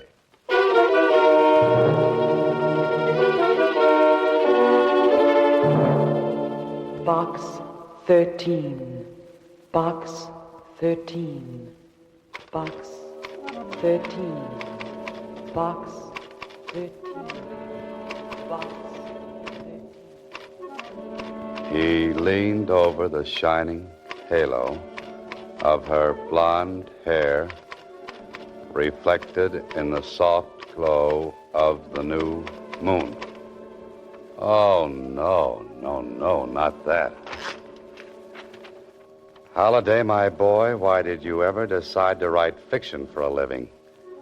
You know, you could have gone into something interesting, like being a truck driver, with the open road in front of you and a motorcycle cop in back. Hey, Susie, where you been? Don't you remember, Mr. Holliday? I went down to Star Times office. Oh, so you did. Tell me, what's new in Box 13? Box 13, starring Alan Ladd as Dan Holliday.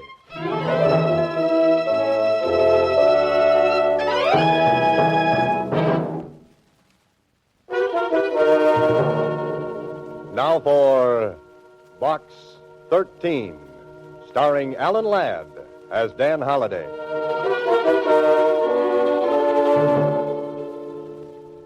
Well, what now, Mr. Holliday? What's new in Box 13? Yesterday, a man wanted to sell me a horse for $1,000 and a ranch to go around the horse for 25 times that much. The day before, my ad for adventure brought me a reply from a golf professional who simply wanted to drive golf balls off the tip of my nose. Mr. Holliday. Was that Susie? I said that when a nice young man like you runs an ad, he should get a whole box full of answers. Oh, well, thank you, Susie. He should get bushel baskets full.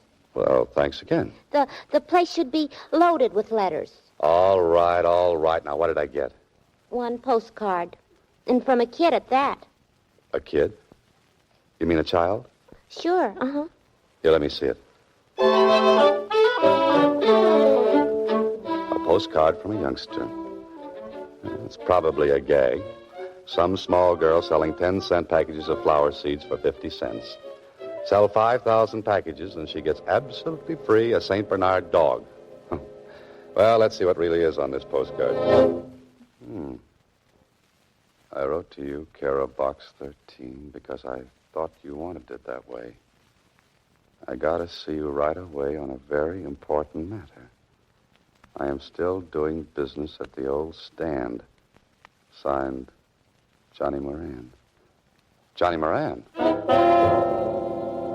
Why, he's a little boy who sells newspapers on the corner. Hey, Susie, get Johnny Moran up here right away. Oh, I can't do that, Mr. Holliday. Why can't you do it? Because he's here already. Hello, Mr. Holliday. Oh, Johnny, how are you, my boy? Why didn't you just come up and see me instead of writing a postcard first? Well, I like to do things sort of businesslike. Besides, it was fun to answer an ad for Adventure Wanted. Would you really do anything, Mr. Holliday? Sit down, Johnny, and tell me what your trouble is. Well, I kind of wanted to see you alone. Sort of private-like. Oh, that man-to-man stuff, huh? Yeah, that's it. Well, where would you like to talk? Well, I thought maybe you'd come down to the corner with me. I'll buy you a drink. A drink? You interest me strangely, Johnny. Come on, let's go. Okay. Oh, Susie, you'll excuse us, won't you? Well, I don't know. You better be careful, Mr. Holliday. Careful. I don't want Johnny teaching you bad habits.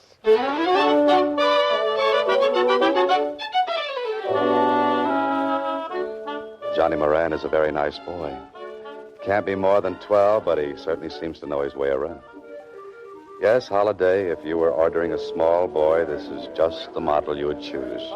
But this drinking business... I'm worried about you, Mr. Holliday. You sure that lemon Coke is enough? Lemon Cokes are always enough for me, Johnny.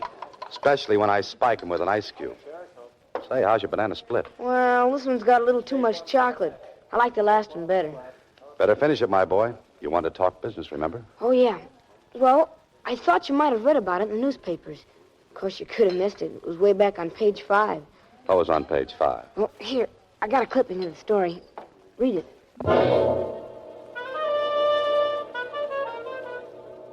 Police announced they had recovered a portion of the jewelry stolen in last Tuesday's raid on Maury Jewelry Company. Held under suspicion of grand theft is John Moran. John Moran? Johnny, that's your father. Yes, and he didn't do it, Mr. Holliday. I know he didn't. Just a second. A part of the loot was found in Moran's apartment. I don't care what they put in the newspapers, Mr. Holliday. He didn't do it. That's why I came to see you. What about your mother, Johnny? Oh, she died when I was a baby. Pop and I lived together. But he didn't do it, Mr. Holliday. Only they won't believe me. Oh, you've been down to the police? Sure, I went there right away. I even offered them my $18 for bail. And you know what? What? The old DA just patted me on the head and told me to go home. But I'll bet you could go down and talk to that district attorney and make him let my father out. You can do anything. Well, not quite anything, Johnny. Yeah, but this would be easy for a guy like you. Besides, you're not afraid of anything. Not even a policeman. Well, that's very flattering, Johnny, but I don't know what I can do. Oh, you'll think of something, Mr. Holliday. You're a writer. You're smart. Oh, but listen, my boy, I'll bet you get my father out of jail in time for dinner.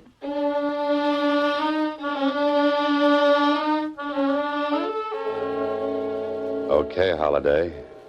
The boy says you can get his father out of jail in time for dinner. But what day? The story in the paper makes it look like they caught John Moran cold. You don't find stolen jewelry in a man's apartment if he didn't do the stealing. But there's a small boy waiting with all the faith in the world. So, Holliday, do something. The district attorney will see you now, Mr. Holliday. Oh, thanks. Holliday. Haven't seen you for a long time. Yeah, I know. I've been pretty busy. Huh, busy, huh? Well, then what brings a promising young author down to City Hall? Because he's a promising young author who made a promise. And I hope he didn't make a mistake. Hey, what in the world are you talking about?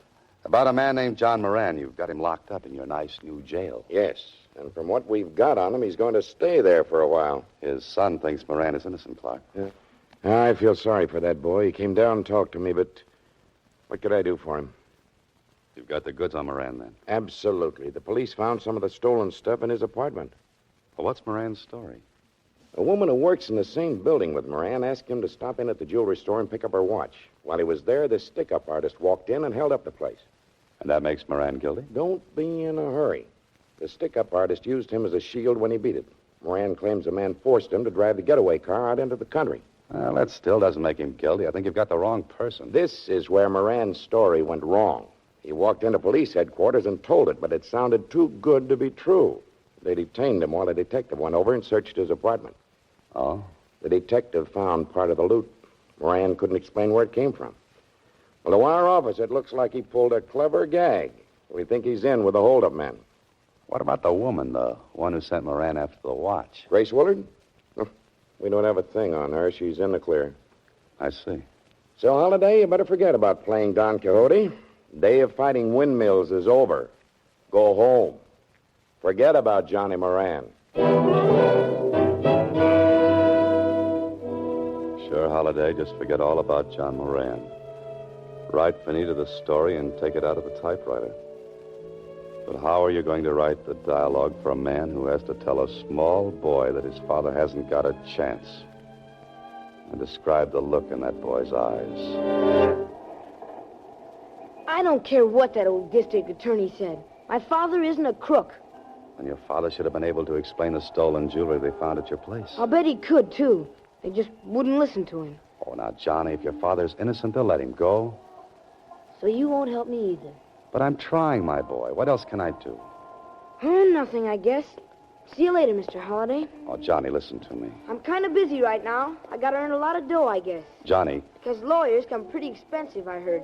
Oh, look, kid. You better go home, Mr. Holliday. I should have handled it personally in the first place.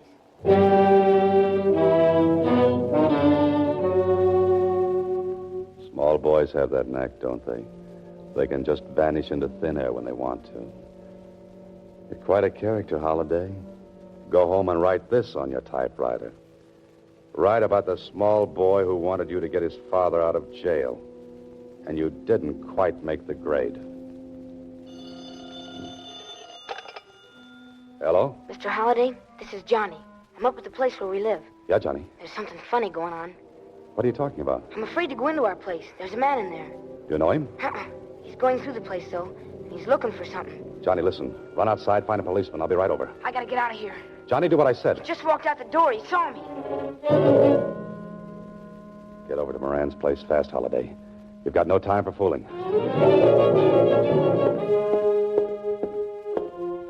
He's not outside. Maybe he's upstairs. Oh, Johnny! Johnny! Where could that boy have gone to? Grace Willard, the woman who sent Moran after the watch. If she knows Moran, she knows his boy.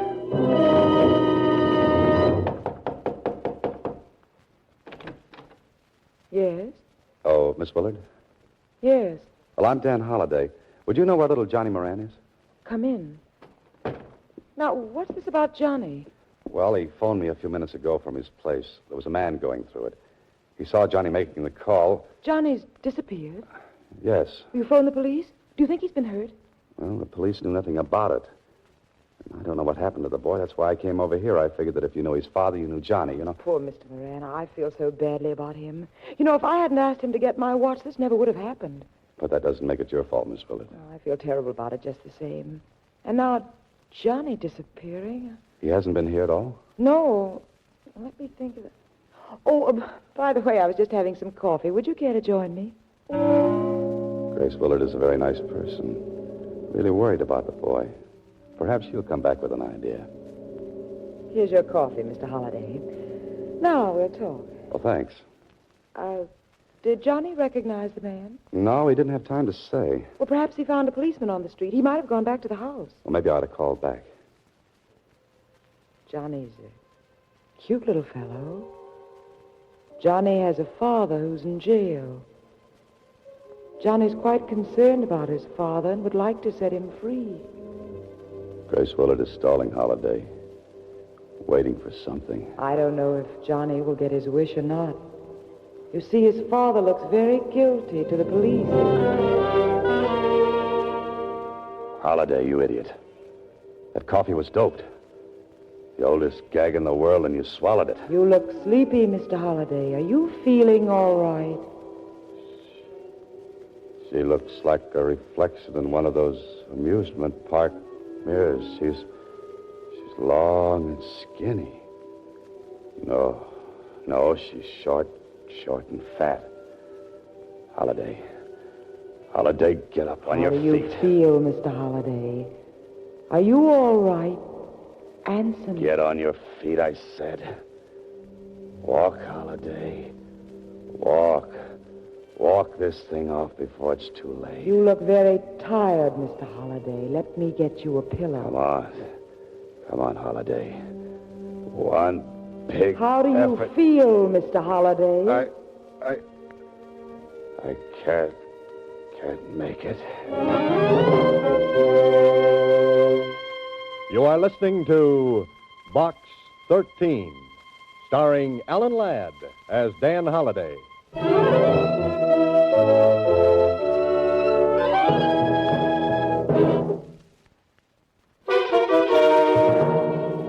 Box 13, starring Alan Ladd as Dan Holliday. Oh, take it easy, Holliday.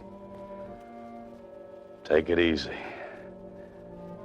Turn slowly now. Maybe your head still is connected to the top of your neck. That's better. Better? Huh. What am I saying? Where am I? An alley. Oh, fine. Dan Holliday, author, found lying in an alley between yesterday's newspapers and tomorrow's trash. What you need right this minute is a quick change, a fast bath, and a little chat with a district attorney. I've got a man going up to the Willard woman's place right this minute, Holliday. Thanks, Clark. This ties her up with the Moran case. Sure, else why would she give me knockout drops and have me dumped in an alley? I'll bet anything she's disappeared. But why just knock you out? Why not dispose of you permanently? I don't know, unless she was trying to kill time. Enough time to get something done. Well, you can't do anything now. If she's disappeared, she won't stay lost for long. My men will bring her in. Don't let her give him any coffee. She'll be out again. Pardon me. District Attorney's Office, Clark speaking. Yes? Where? When? How is he? Thanks. I'll see you later, Clark. I want to go over and see Johnny Moran. I don't think you'll find him at home, Holliday. Why not? That was the hospital who just called. Johnny Moran was brought in a while ago, the victim of a hit-and-run driver. And on top of that phone call about Johnny Moran is another one. Grace Willard checked out of the Wharton Hotel an hour ago. So, Mr. Holliday, they got you out of the way long enough to get to little Johnny. A small boy in a hospital. Me with an aching head and an aching feeling that something is very, very wrong. I think this is it, room 809. Johnny? Hello, Mr. Holliday. How do you feel, kid? Kind of banged up. Yeah, I know. The nurse said you weren't to do too much talking. So just let me ask a couple of questions. It wasn't an accident, Mr. Holliday. He did it on purpose. You sure about that, Johnny? Yeah. I was walking down a side street. He had to swing way over to the wrong side to hit me. Johnny, did he look like the same man who was in your place?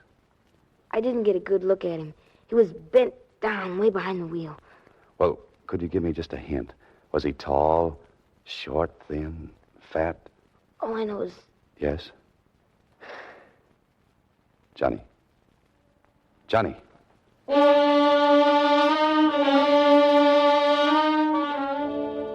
Johnny passed out and won't be permitted to talk for a while. Well, that puts it up to you, Holliday. Come on, you're an author. You write hundreds of situations like this one. Think. The boarding house where Johnny lives. Maybe the landlady saw the man. I certainly hope so. Johnny Moran? Yes, I saw him come home, but it was quite some time ago. Oh, did you see him leave? Yes, he went upstairs. I heard him on the telephone, then he came running down. Who was the man chasing him? Chasing him? There was no one chasing him. Are you sure of that? Well, of course I've been here all the time. Oh, poor little fella. Don't know what's going to happen to him, what with his father and all. This doesn't make sense. I beg your pardon? Oh, nothing. You see, Johnny called me, told me there was a strange man in his place. The man saw him, he hung up the phone and disappeared. But I saw no man. Are you sure? Only Joe Coakley, but he's one of my roomers. That is, he was. Was? When did he move? Today, just after Johnny left. Was he upstairs while Johnny was there? Why, yes. Yes, he was. Was he a friend of John Moran's? Oh, no, he never spoke to anyone. Stayed in his room all day and went out at night. Oh, one of those night flyers, huh? Could I see the room he occupied? This is Coakley's room, but it's empty. Well, Holiday, it looks like you're on the wrong track. Or are you? A stub from a dance hall ticket. I'd better talk to Johnny about this.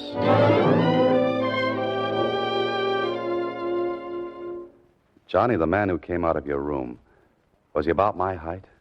Did he have grayish hair? Did he wear a brown suit? Yeah, that's the man, Mr. Holliday. How come you never saw him before? He lived right across the hall from you. That guy? He only went out at night after I was in bed. Oh? I'll see you later, Johnny. Hey, where you going? Tonight I'm going dancing.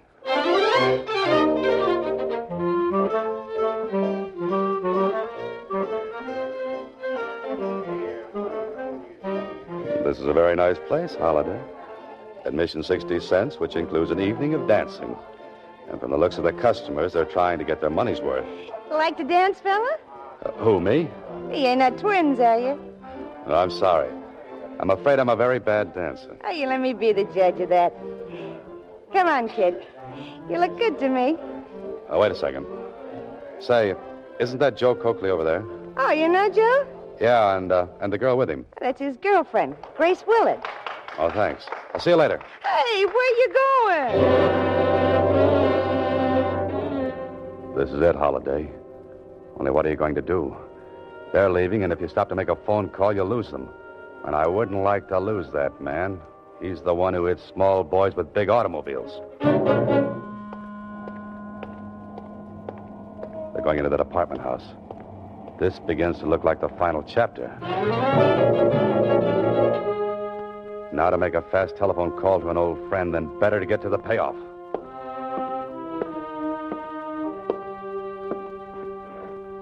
This is a very nice door. You can hear quite distinctly through it. Well, Holiday, here's where you cease to be a wallflower and become the life of the party. Joe, it's Holiday. Put up your hands, fella. Sure. Close that door, Grace. Well, here we are. Aren't we? I knew he'd find us, Joe. What are we going to do? You finish packing that junk. We'll figure out something. We can't let him stay alive. Finish the packing, I said. Too bad I didn't use poison in that coffee I gave him. Quiet. I noticed you were packing. Going away someplace? What do you think? And get away from that bag, Holiday. Oh, that's the stuff that was stolen from the store, huh? None of your business. Oh, going away together? You and Miss Willard? Maybe. Mm-hmm. You pull that go down and pick up my watch routine in a lot of cities, huh, Joe? Make him be quiet, Joe. Hey, Joe, who was the girl who worked with you before you met Grace? You know, the one who lived in Cleveland, or was it Chicago? I always forget. Come on, Joe. What happened to her? Shut up, you. What happened to her, Joe? Or the girl before? How do you know there was another girl, Holiday? Well, Miss Willard, you don't think you're the only one, do you? You're crazy. Yeah? Ask him where he was last night. Don't pay any attention to him, Grace. He wasn't with you. Know where he was? How do you know he wasn't with me? This stub of a dance hall ticket I found in the other room. It calls for only one admission. You shut up, I said. Just a minute, Joe. Were you down there last night? Were you dancing with that blonde again? Suppose I was. So what? You've got a lot of nerve. You had me set up this whole deal. Had me find John Moran to play sucker for us. Had me frame the business of picking up my watch. I timed it out perfect for you. What do? You go dancing with a blonde. Grace, be quiet. This fella's up to something. Me? Now, what would I be up to? What about that other girl he talked about? What happened to her, Joe? Why don't you tell her, Joe? Cut it out, will you? Did she plant stolen jewelry in a sucker's room like I did to Moran? Grace, listen. Yeah. I'm listening. Go on, explain. Holiday, where are you going? Just opening the door. You see, I'd like the district attorney to hear the rest of your explanation, too.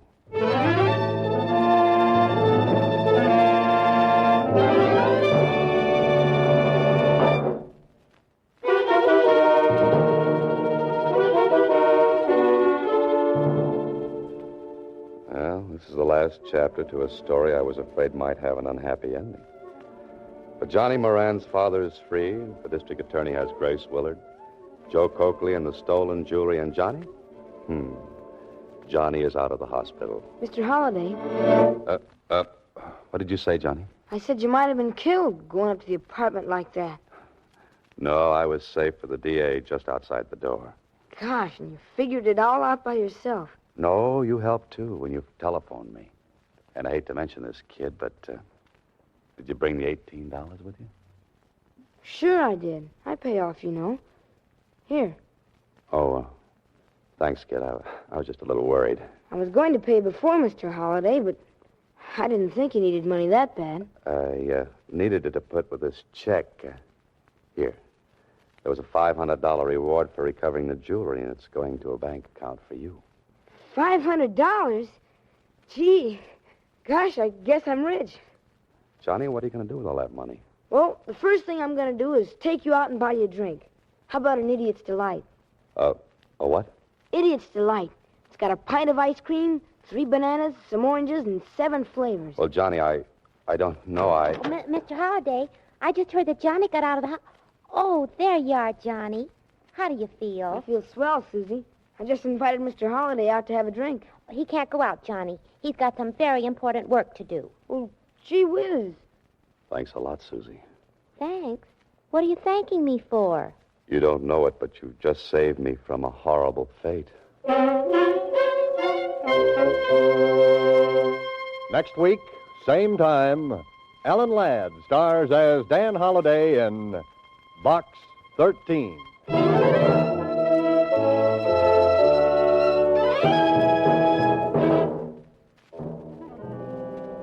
Alan Ladd appears through the courtesy of Paramount Pictures and may currently be seen in Wild Harvest.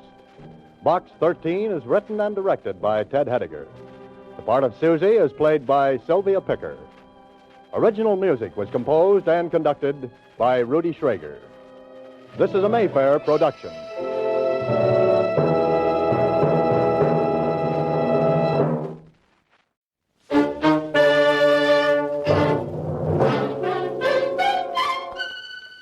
Box 13. With the star of Paramount Pictures, Alan Ladd as Dan Holliday.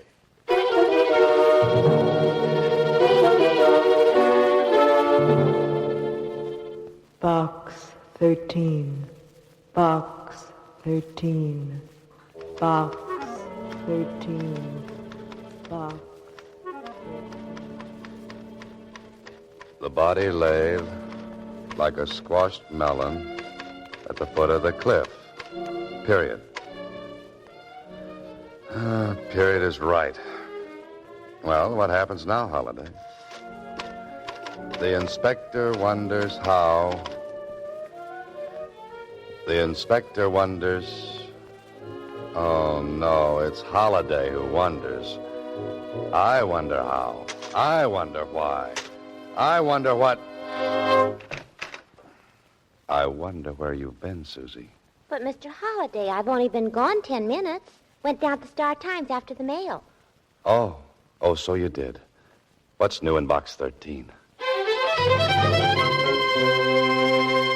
Box 13, starring Alan Ladd as Dan Holliday.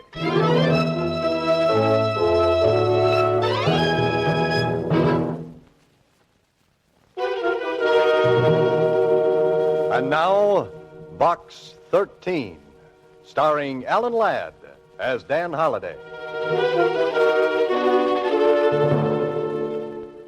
Well, this is quite a letter. Your ad, Adventure Wanted, will go any place, do anything, reads like a challenge. If it is, I dare you to go to Bay City Pier tonight and do what you will be told when you board the Ruthie J. The Ruthie J. Mr. Holliday, What's the matter, Susie? you wouldn't go on a boat, would you?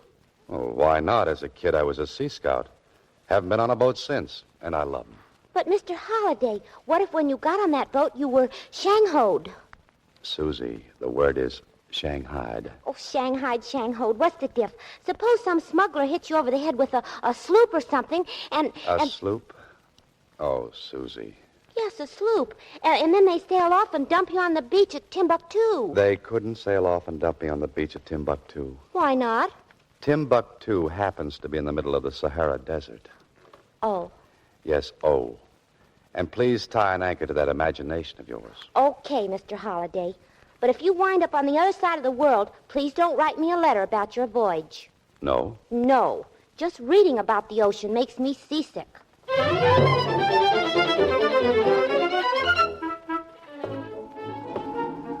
Well, Holiday, this is it. Take in a lungful of that fresh ocean breeze. Smell that fresh salt air. And fish. Not so fresh. Well, the letter said I was to board the Ruthie J. I wonder where she'll be. I wonder what she'll be. A schooner, trim and neat, 42-footer, 12-foot beam. There's your dreamboat. And, brother, what a scow. Neat. Like a tub of dirty clothes in a mud puddle. Ahoy! Ahoy, mate! Hey, you over there. You're calling me, Mac? Yeah. What's with this, ahoy mate stuff? You're a seafaring man, aren't you? Don't let these tight pants fool you. And just 'cause I'm standing on this sea jitney, don't make me no sailor boy. Oh, my mistake. Where's the skipper? The skipper? Hey, look, Mac, I told you I ain't no sailor. With me, you gotta talk English. Right, Gunzel. Dip that heater back under your wing and take me to the boss of this fish factory now. That's better. Now you're talking my language. Can I help you across the rail? Oh, thanks.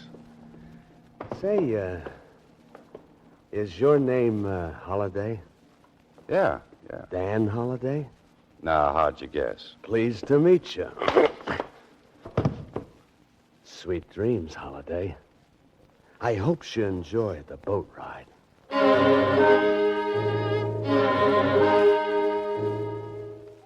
Holiday. Oh, Holiday, you've been sleeping long enough. Better wake up and see what's making your bed roll around like this. Oh, my aching head. Hey, what is this? Don't look now, Holiday, but Susie was right. You've been shanghaied. You're out at sea.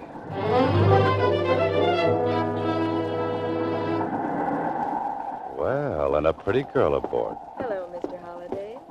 I see you're up and around. Yeah, I'm up and my head's going around. Bit of a blow, eh, Mr. Holliday? You mean the one on my skull or the one outside? Oh, I'm sorry about that sapping you took. Sometimes Manny leans a little heavy with that blackjack of his. If he'd have leaned any heavier, he'd have driven me right through the deck. Was it you who answered my ad for adventure? Does that surprise you? I wouldn't have associated such a violent reception with a lady. You've embarked upon a real adventure. Well, suppose I decide to sit this one out. You could go ashore. Now, which direction is ashore? Immediately astern. Oh, thanks. About 15 miles. Oh, well, in that case, I think I'll stay. Good.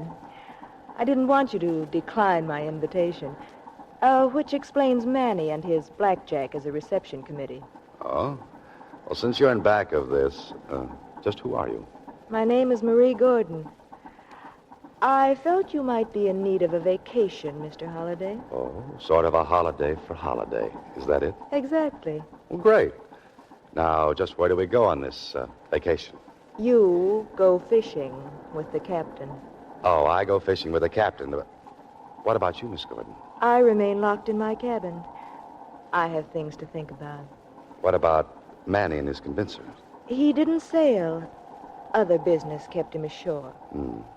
The plot thickens. I fish with the captain while you stay locked in your cabin, and Manny with his blackjack prowls ashore. Correct.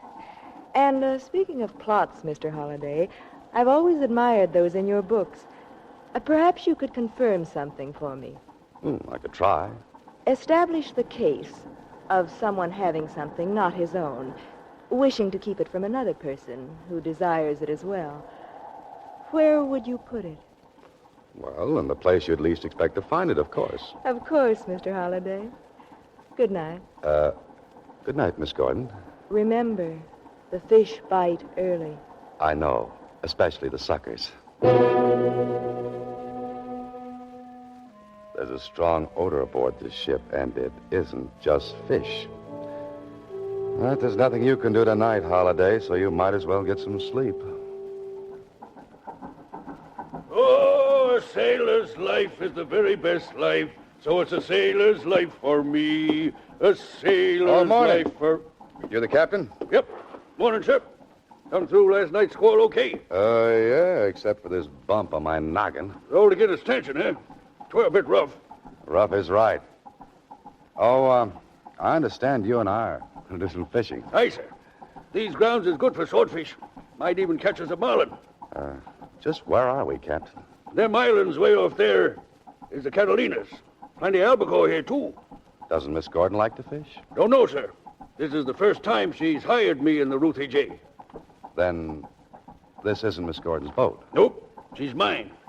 We're just chartered for this trip. How long are we provisioned for? 4 or 5 days. Could put in at Avalon if you want to stay out longer. I didn't want to stay out this long. Not ready to go ashore so soon, are you, Mr. Holliday? A few days fishing is just what you need. What I need is to have my head examined.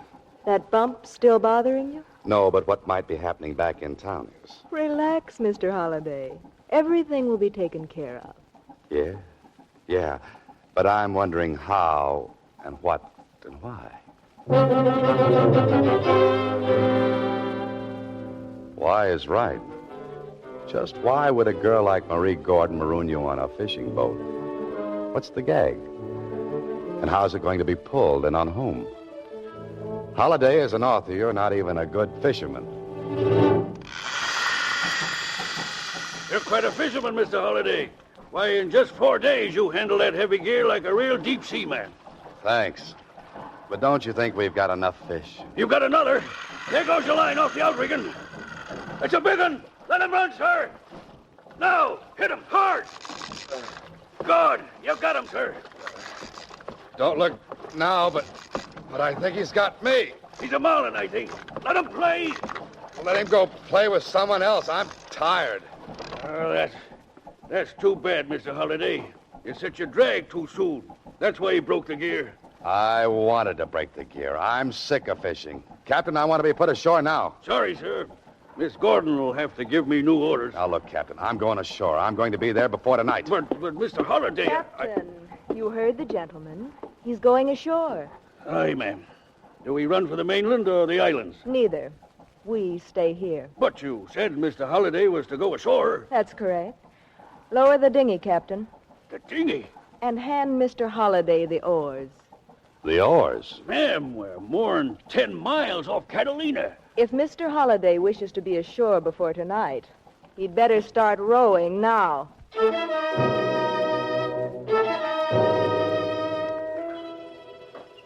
Oh, you beautiful Box 13. If it hadn't have been for you, I wouldn't be out in the middle of the Pacific Ocean in a rowboat. Better rest on your oars a minute, Holiday. Because the wind is coming up, the bump on your head is swelling, the ache in your back is growing, and the blisters on your hands are spreading. When Susie mentioned the beach at Timbuktu, she knew what she was talking about. There's no ocean there.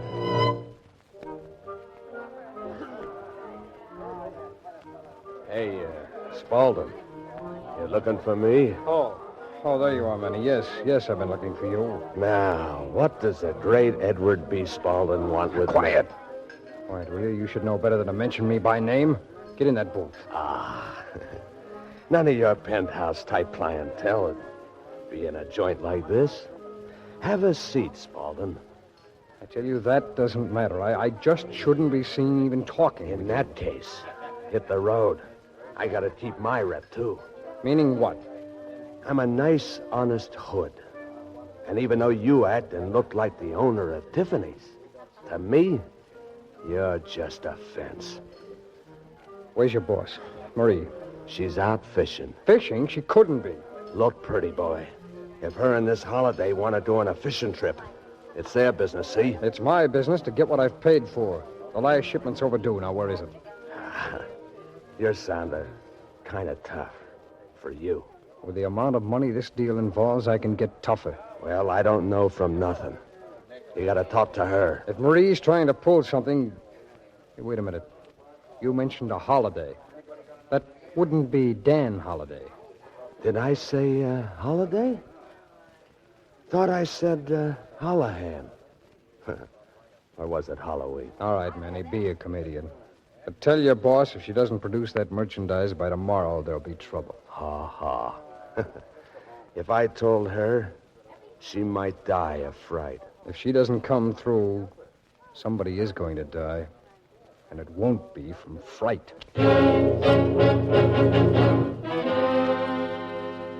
Well, Holiday, you finally made it. You were towed into Catalina, hocked your watch for a ticket, and flew right back to town. If this is adventure, you'd better stick with the more dangerous sports like croquet or something. Susie. Oh, I forgot about Susie. She'll wonder what's happened. I'm 4 days late for lunch. She's not here. Guess she got hungry. She's not here, Holiday, but I am. Yeah, who are you? Get in that office. All right. All right. All right, now what's this all about? I want to know where you've been for 4 days. I don't think I've had the pleasure. It may not prove to be a pleasure, if what I suspect is true. Now, where's Marie Gordon? Marie Gordon? From your expression of surprise, I gather you know what I'm talking about. Did you catch any fish, or was it larger game you were after? Not knowing who you are, I'm at a disadvantage. Disadvantage is even greater now. Now, do you talk, or do I shoot? Oh, do I have a choice? No. In that case, I'll talk.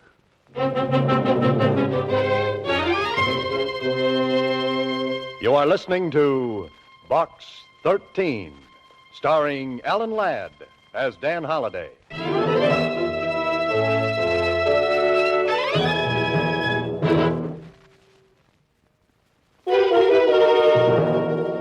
And now back to Box 13, starring Alan Ladd as Dan Holiday.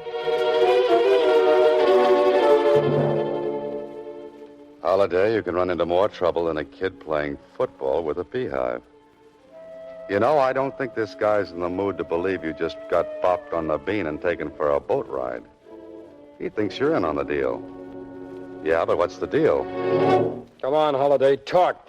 Oh, I'd love to, but what do we talk about? About 5 minutes. And if by then you haven't told me where you and Marie have been instead of fishing, I'm going to pull this trigger. Now, believe me, I caught 5 tuna, 10 albacore, 4 swordfish, and a pair of blistered hands. And that's no fish story. Hey, where you going? Over here to turn up your radio.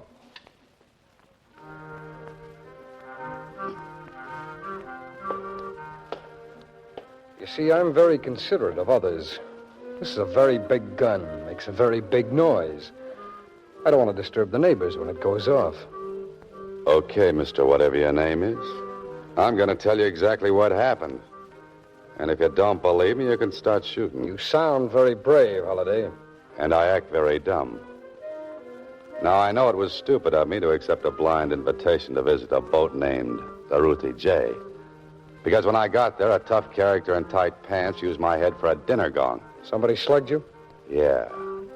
And I've got the bump to prove it. This character's name wouldn't begin with the letter M. As far as I'm concerned, it ended with A-N-N-Y. So it was Manny. Well, go on. While I was unconscious, I was tucked Betty by in the cabin of the boat. When I woke up, I was gazing into the lovely blue eyes of one Miss Marie Gordon, a woman I have never seen before in my life. Then I suppose you and this total stranger went fishing for 4 days. Now you took the words right out of my mouth. Well, find some more. And tell me you didn't ask any questions. That you were just brought back home with salt spray in your hair, a beautiful tan, and nothing else. I asked plenty of questions, to which I got plenty of no answers. And for your information, I wasn't brought back home. Oh? You, swam? No, I rode. 10 miles all the way to Catalina. There I caught a plane, took a cab from the airport, and found you here waiting for me. That, brother, is my story. You turned off the radio. What's the trouble? No gunplay? No gunplay. Great, but why the change of heart? Holliday, I understand you're quite an author. But even you couldn't make up a story like that one.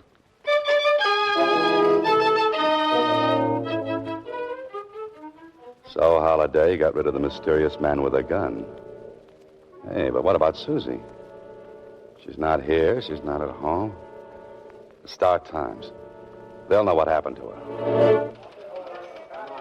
Well, if it isn't Dan Holliday. Have a nice vacation? Oh, wonderful, Jonesy. Hey, have you seen Susie? Not since the other morning. She came in with a wire telling her to take a few days vacation. Hey, who told her to take a vacation? Well, you did, of course. Don't you remember?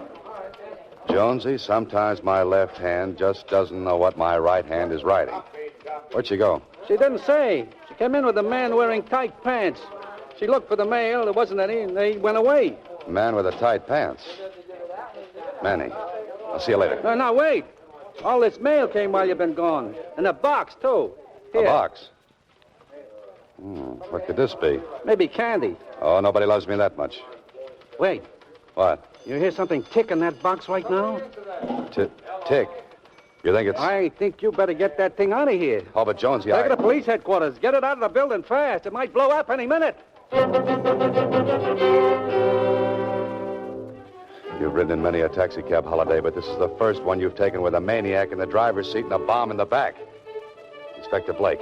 That's my man. You say this thing ticked? Yeah, it sounds like a clock in there. Come on, hurry.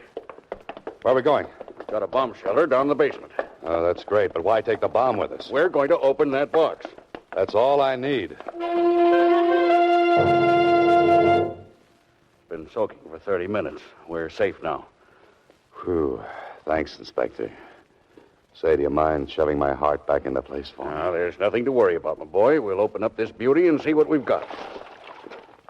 Holy smoke. These are jewels, Holiday. Now, what made you think this was a time bomb? I have an aversion to anything that ticks. And I have an aversion, too. To people like you who come in here talking about time bombs when all they've heard are some loose jewels clicking together. Well, I'm sorry, Inspector. Well, I think I'll beat it. Just let me wrap up those stones. Oh, no, you don't. No, you don't. Those jewels stay here until you can prove ownership. Now, where'd you get them? To whom do they belong?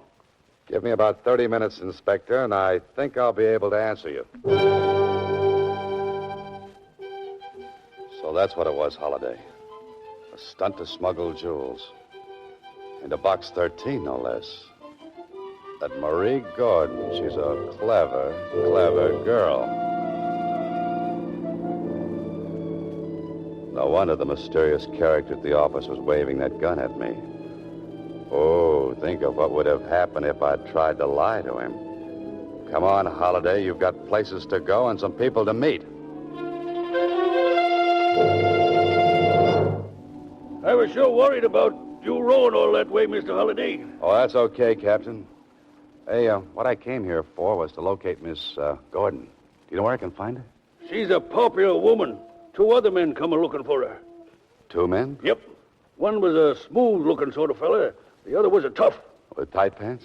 That you mention it, yes. He was here when we docked. What happened? Did you hear the conversation? Only that the tough one was to go right quick to a place called Rambler's Inn and wait. Then the other man arrived. Yep. He seemed sore about something. They got in a car together and drove off. That's the last I seen of them. Captain, you're terrific. When my blistered hands heal up, you and I are going back after the Marlin that got away.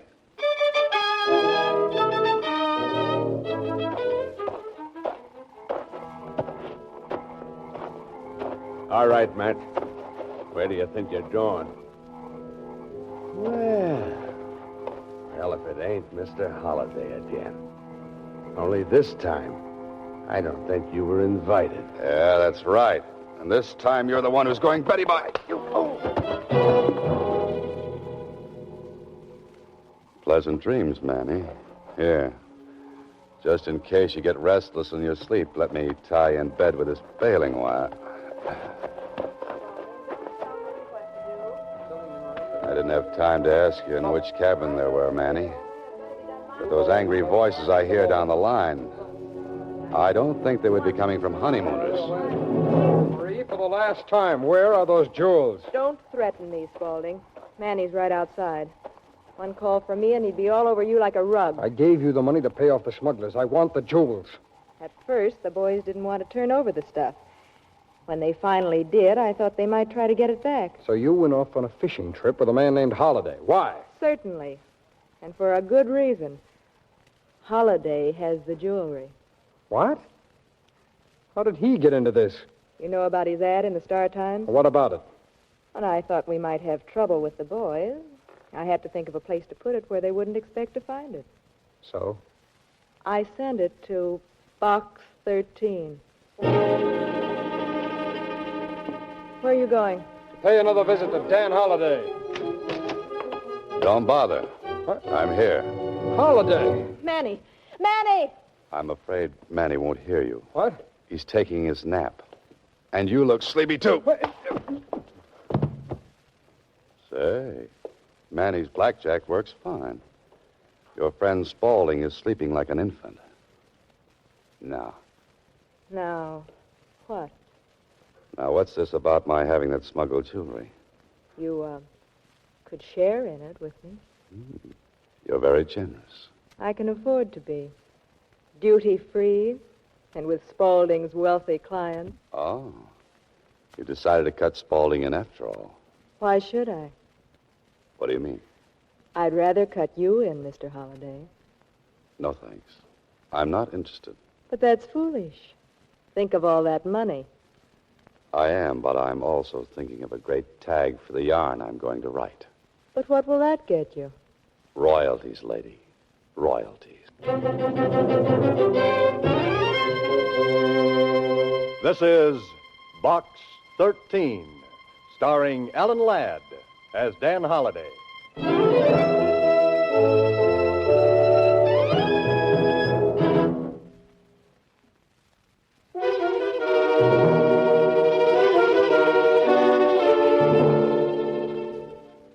Well, Holliday, prepare yourself for an I told you so from Susie when she comes in. Brother, wait till she finds out she was right about those smugglers and my being shang-hoed. Holiday. What is it, Inspector?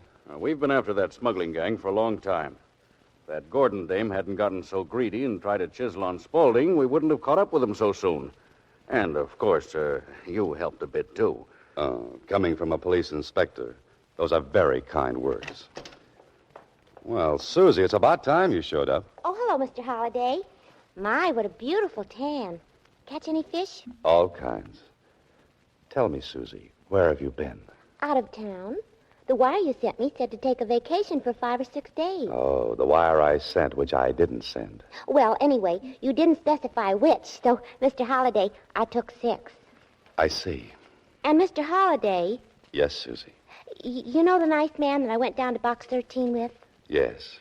Well, I told him how I warned you about being taken by smugglers, and do you know what he said? No. What did he say? He said you were right about the smugglers. They wouldn't hit you on the head with a sloop. They'd use a blackjack. Oh, fine. Next week, same time, Alan Ladd stars as Dan Holliday in Box 13.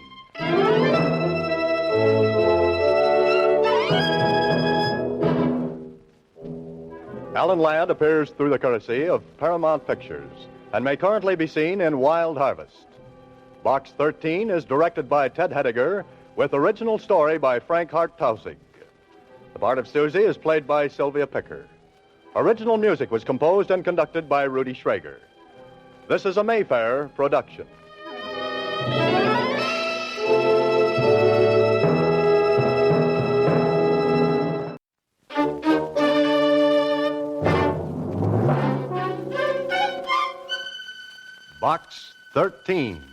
with the star of Paramount Pictures, Alan Ladd, as Dan Holliday.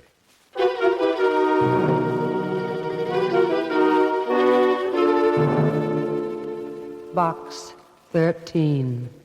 Box 13. Box 13. Box 13. He looked deeply into her eyes, which reflected his mood like twin lakes of azure blue. Azure blue. Why does a woman always have to have azure eyes? Why couldn't they be fire engine red? As his muscular arms tightened around her fragile... Susie. Oh, Mr. Holliday, I'm not fragile, but I'm sure scared. Somebody's been following me. With those legs? Why not? I was petrified, afraid to look back even. His footsteps kept going click, cluck, click, cluck, real sinister-like. Oh, I bet that's him now. Mr. Click-Cluck? Oh, Mr. Holliday, he followed me all the way from box 13.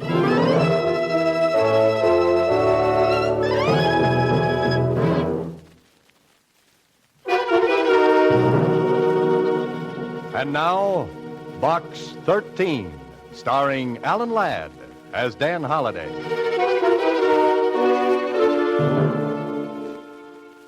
Well, this is a brand new twist. Besides a message from Box 13, Susie has brought a mysterious caller. Somebody who wants in, but definitely. Don't answer it, Mr. Holliday. Now, Susie. You didn't see this person, huh? No, I just felt him following me like a phantom, except his heels went click, cluck, click, cluck. Oh. That doesn't sound so dangerous. Let's take a chance. Come in.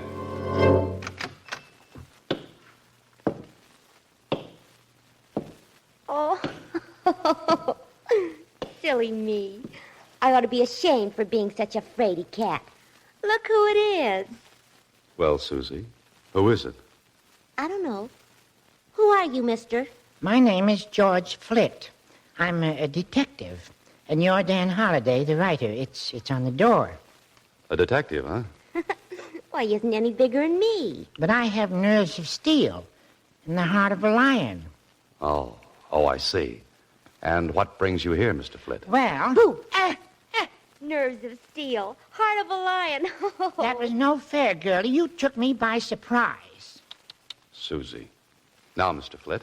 Why don't you open the envelope I put in box 13? Here it is, Mr. Holliday.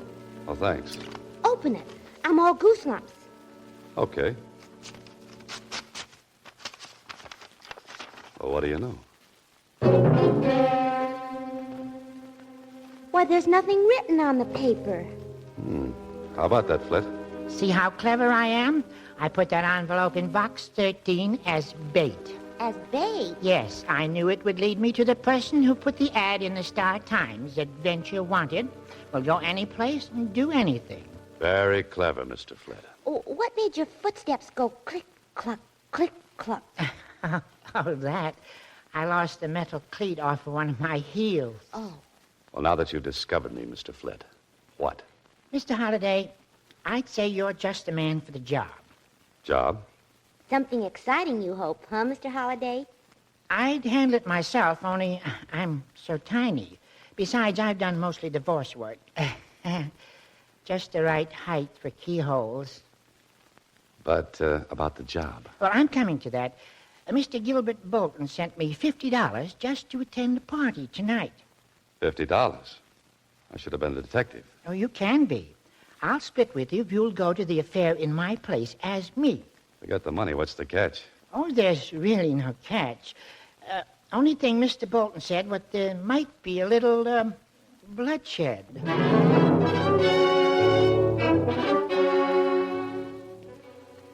Well, this holiday is the wackiest situation yet from good old Box 13.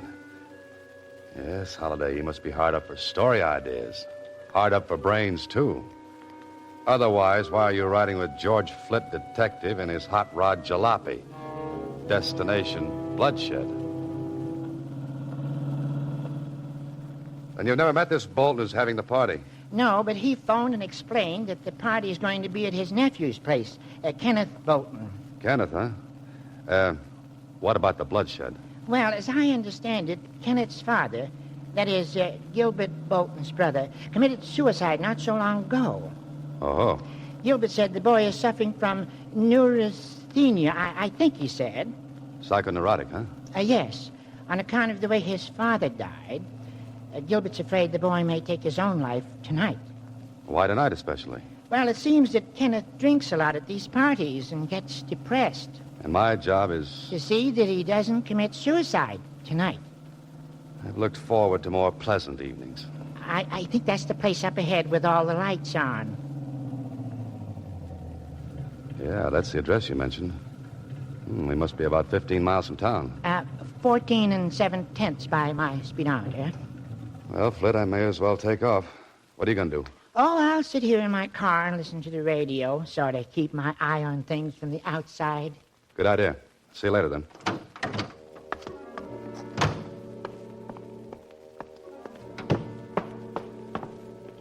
Here we go again, Holiday. Oops, the name's George Flit, detective. Remember? Beyond this door, who knows? But it's a beautiful house, a beautiful night, and a beautiful girl. Good evening. Oh, good evening. I'm looking for Mr. Gilbert Bolton. Won't you come in? And you are? George Flit. You say you're George Flit? That's right. I'm Rita Martin. How do you do? Now, let's go in and find Gilbert Bolton, Mr. Flit.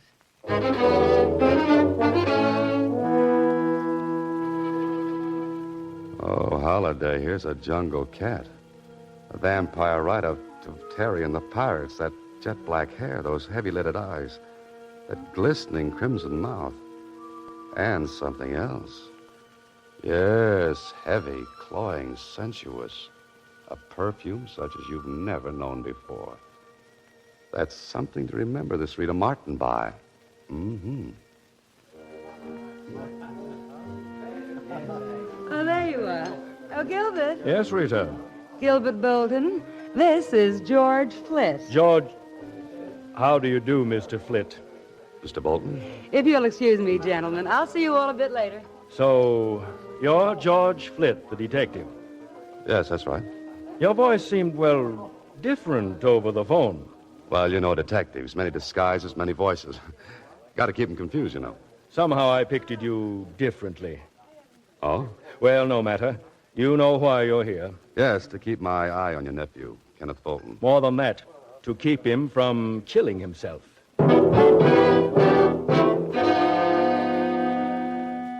The way this man looks at you, Holiday.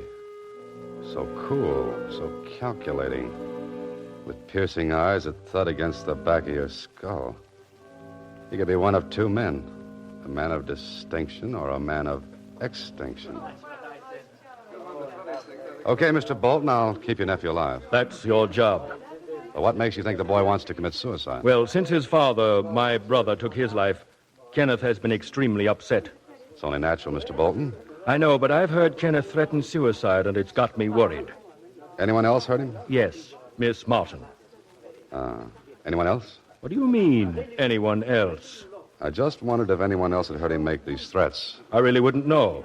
It's enough that Rita and I know about it. How does Rita figure in this picture? Aren't you being a bit presumptuous, Mr. Flit? A detective likes to know these things. Miss Martin is an old friend of the family. Oh, there's Kenneth now. I'll bring him over. Just as Gilbert Bolton passed me, there was something familiar about him. What was it? Who was it? Come on, think, Holiday. It may be an important clue. But here they come. The man of extinction and a typical boy from Princeton or Yale or Harvard. George Flit, my nephew, Kenneth Bolton. Glad to meet you. How do you do? Enjoying yourself, Mr. Flit? Very much. How about you? Oh, so-so. These parties get to be a bore, huh? Kenneth hasn't been quite himself since the tragedy. Must you always bring that up, Uncle? But you know you've been terribly upset, Kenneth. So I've been upset. Why talk about it? Oh, Mr. Flit, Yes? will you come with me for a moment? Oh, why, sure. so close in here that I thought a breath of air. It suits me. In the garden. The garden it is.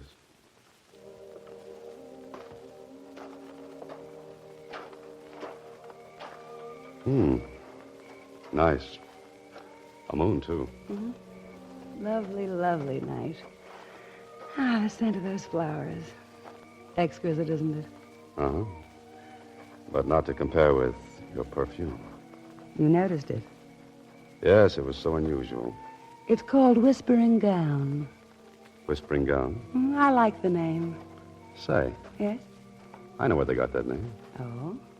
From Cyrano de Bergerac. The passage where he describes Roxanne. Across my life, one whispering silken gown. That was lovely. You're quite literary, aren't you, Mr. Flit? Well, yes and no. Just what do you do? Gilbert Bolton didn't tell you? No, but let's sit on this bench and you tell me all about yourself. As you come close to her, you get another whiff of... And suddenly you've got it. That's what bothered you about Gilbert Bolton. Her perfume rubbed off on him. It isn't an old friend of the family. She's young and a close friend of Gilbert Bolton's. She's brought you out here for a reason. Well, aren't you going to sit down? Oh, I sure, but just a minute. I want to borrow some cigarettes. I've got plenty of cigarettes. I'll be right back. Something about this whole setup is as phony as a China egg. And as the crooks in your story say, better case a joint before you go inside. There. There's a window. Just pull the bushes back. Let's take a gander. Well, everything looks on the up and up. Kenneth with a drink on the table beside him, and there's his uncle coming up. He set another full drink right beside Kenneth. Hey, what else is he doing? You'd better get in there, Holiday, and fast.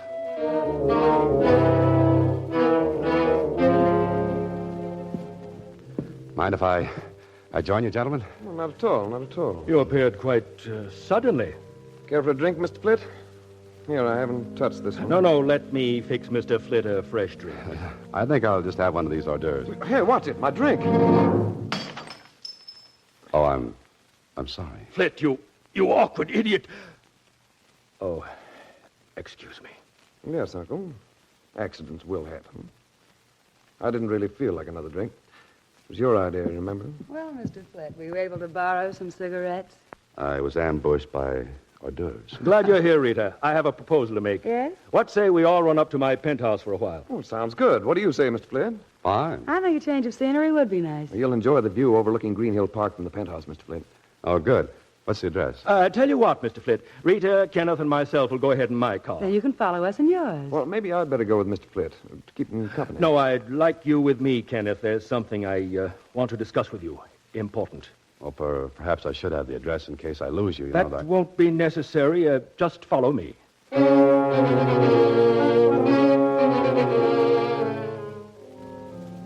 Of course, Holiday, you could be wrong, but it looks like Gilbert Bolton isn't too anxious to have you find his penthouse. But you're a suspicious lad, Holiday. You've created so many diabolical characters for so many fiendish plots. Maybe you've become a little touched. The time's a wasting, Holiday. Get to a phone. There it is, end of the hallway. Now, if Mac's on duty in the morgue of the Star-Times, we'll ask a few questions. Star-Times reference room. Hello, Mac. This is Dan Holiday. Ah, Danny, what can I do you for? Say, you got anything on the Bolton suicide? Just filed those clips away yesterday. And even if this is a clips joint, I won't charge you a penny. Clips joint. You get it, Dan? Yeah, I get it. What about Bolton? Poisoned himself. Left all his dough to his son, name of Kenneth.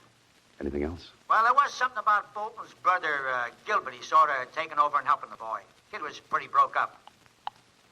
Hey, Dan. Hey, did you hang up? No, but someone did. Someone was listening on another extension.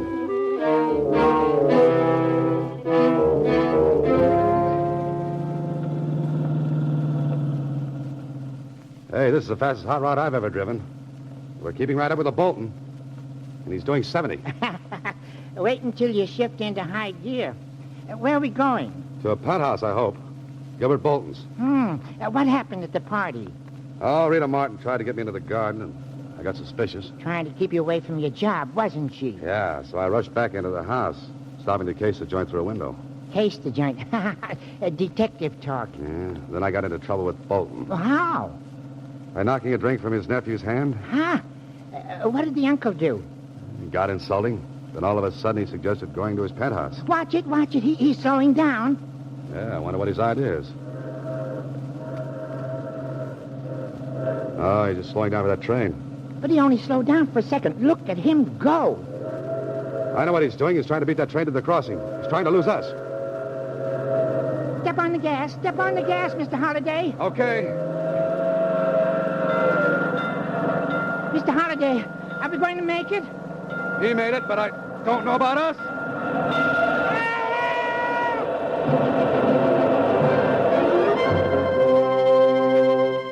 You are listening to Box 13, starring Alan Ladd as Dan Holliday.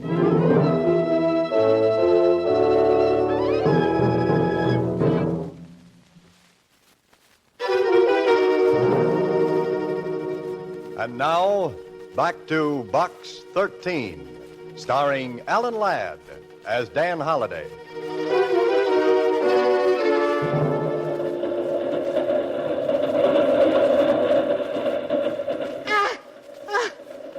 Next time I want such a close shave, I'll see my barber. Yeah, me too. Gosh, Mr. Holliday, I thought I could handle this hot rod, but the way you whipped her off the road just short of those tracks, Not a scratch on her. Lucky us. That train must be a mile long. By the time it passes, Bolton can be in Alaska. What's the address of his penthouse? You're asking me. All I know is it overlooks Green Hill Park. Our next stop.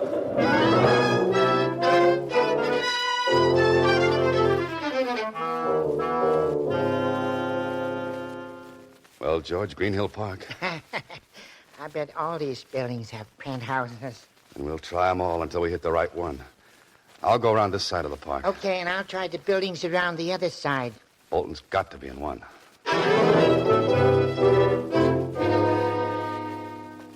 Do you have a Mr. Bolton in your penthouse? No one here by that name. A Bolton in the penthouse? No, but we have a Botsford in the basement. Why, yes, Mr. Gilbert Bolton came in a short time ago. Hello? No, with a lady and gentleman. Want to go up? Please.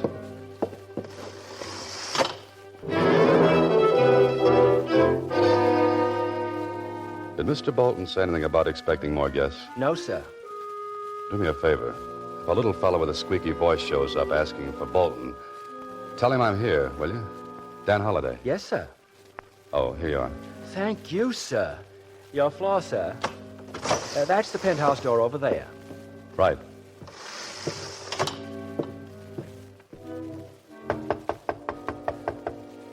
I've got a sneaking hunch I won't be welcome. Flit, how did you get up here? You didn't expect me? Yes, of course, but you've earned your money. You can go home now. I'm sorry, Miss Martin, but Mr. Bolton hired me. It's up to him to fire me. But he's not here. He and Kenneth both went out. May I come in and wait? No. Goodbye. Now what? Now what does the intrepid hero of my stories do? He looks for another door. Like that one. He tries it. It's open. Leads into a hallway. And there's yet another door. The servant's entrance to Bolton's penthouse. And 10 to 1, it's locked, bolted, and barred. Maybe even nailed shut. You're some gambler, Holliday. Offer 10 to 1 and lose. The door's open. Well, here we go again. Shh. Quiet, Holliday. Ah, there's a door leading to the terrace and voices. Really an excellent view, Now get your ear up, Holliday. But don't let them see you. Don't you think it's a little chilly out here, Uncle?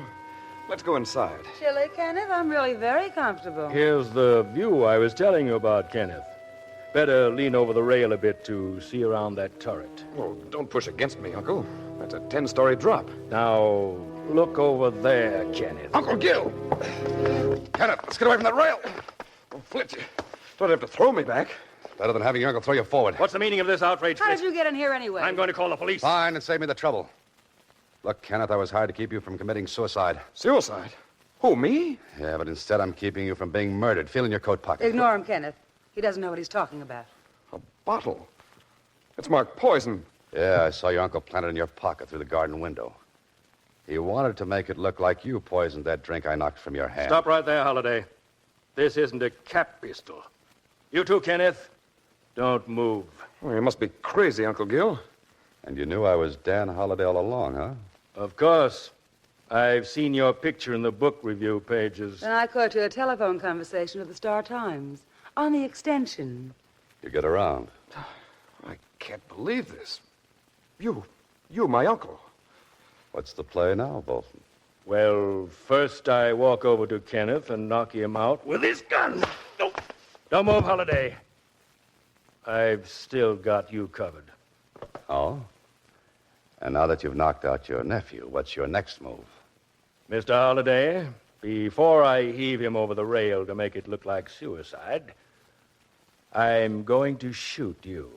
Oh, fine. Then I'll wipe my fingerprints off this gun and press my nephew's hand around the butt. His fingerprints on the gun will prove he shot me, huh? But what about a motive? Very simple. You tried to stop him from jumping off the terrace. And you're supposed to invent plots, Mr. Holliday. But they'll trace the gun to you, Bolton. Oh, no. It's Kenneth's gun. I took it from his room. And you wanted a detective on hand to throw off suspicion. Yes, Mr. Holliday. Who'd suspect Gilbert of murder when he'd hired a detective to protect Kenneth? But why? Why do you want to kill your nephew? Let's say I borrowed quite a large sum I can't make good. Oh. Embezzlement, huh? And you need Kenneth's inheritance to keep out of jail. Wouldn't he lend you the money? Not the amount we need. We? Obviously. So we're taking it all. Clever, eh, Holliday? You're killing me. You're so right. Get rid of whoever it is, Rita.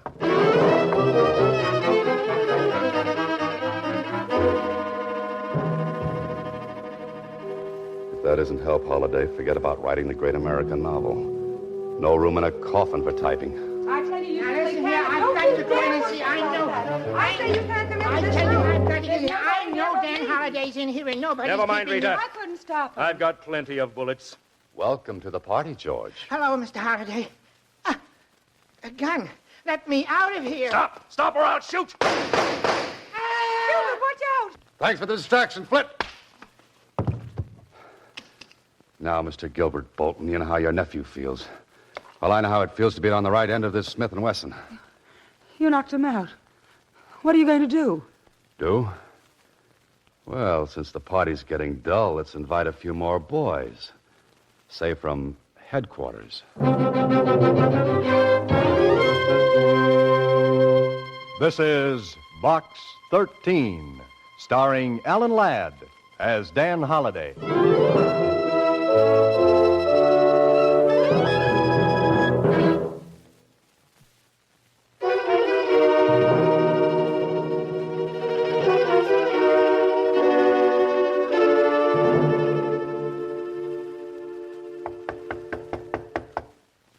Come in. Hello, Mr. Holliday. Hello, Susie. Ah, Mr. George Flit, detective. How's the arm, Mr. Flit? Oh, it's healing up fine. One of the bullets just grazed me. You know, I bled quite a lot. Say, wasn't that awful, them trying to kill that boy? And he really wasn't psycho whatchamacallit at all. Bolton cooked that up to support the suicide story. What's going to happen to them, Mr. Holliday? Well, they've got Bolton for embezzlement and attempted murder. They're holding Rita as his accomplice. And she was such a beautiful girl and so sweet, too. Yes, George, you can say that again. How's the rod hot these days, Mr. Flit? Hot rod, Susie. hot rod. Rod hot, red hot. Oh, how is it anyway? Red hot. Oh, it's fine. And Mr. Holliday, even if I did run away from that gun, I really do have the heart of a lion. But of course, George. Only thing is, it's a scaredy cat lion.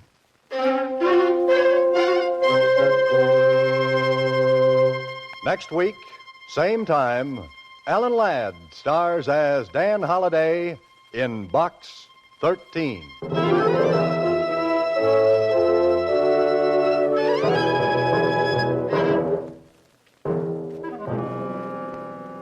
Alan Ladd appears through the courtesy of Paramount Pictures and may currently be seen in Wild Harvest. Box 13 is directed by Ted Hediger. Original music is composed and conducted by Rudy Schrager, with an original story by Larry Kraft. The part of Susie is played by Sylvia Picker. This is a Mayfair production.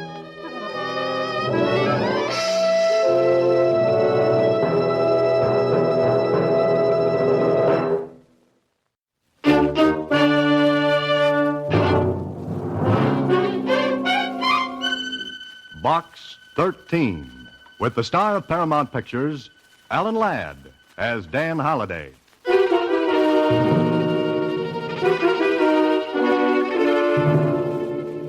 Box 13.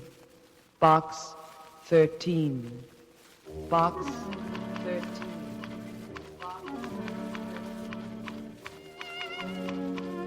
They stood in the warm rays of the autumn sun while the wind played in the girl's hair.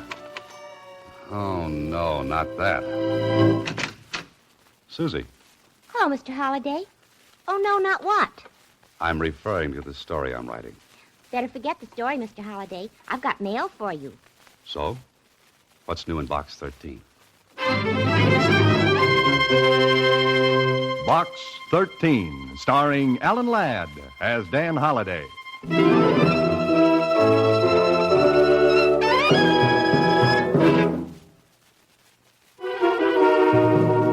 Now for Box 13, starring Alan Ladd as Dan Holliday. Let's see. Where was I? Oh.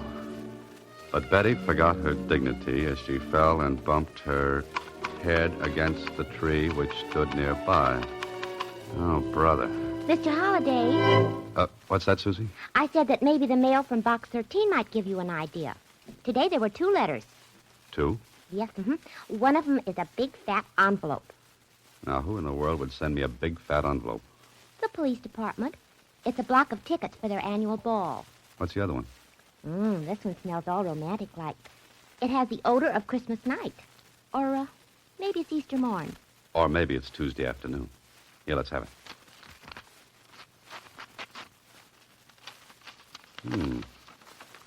If you will really do anything, what I have to ask is very, very little. Please meet me in North Park at 10 o'clock tonight. I'll be waiting at the bench near the entrance to the bridle path. Signed, Anonymous. It couldn't have been very romantic, Mr. Holliday. Oh, why not, Susie? I don't see stars in your eyes. We'll take another look, Susie. Tonight at 10 o'clock.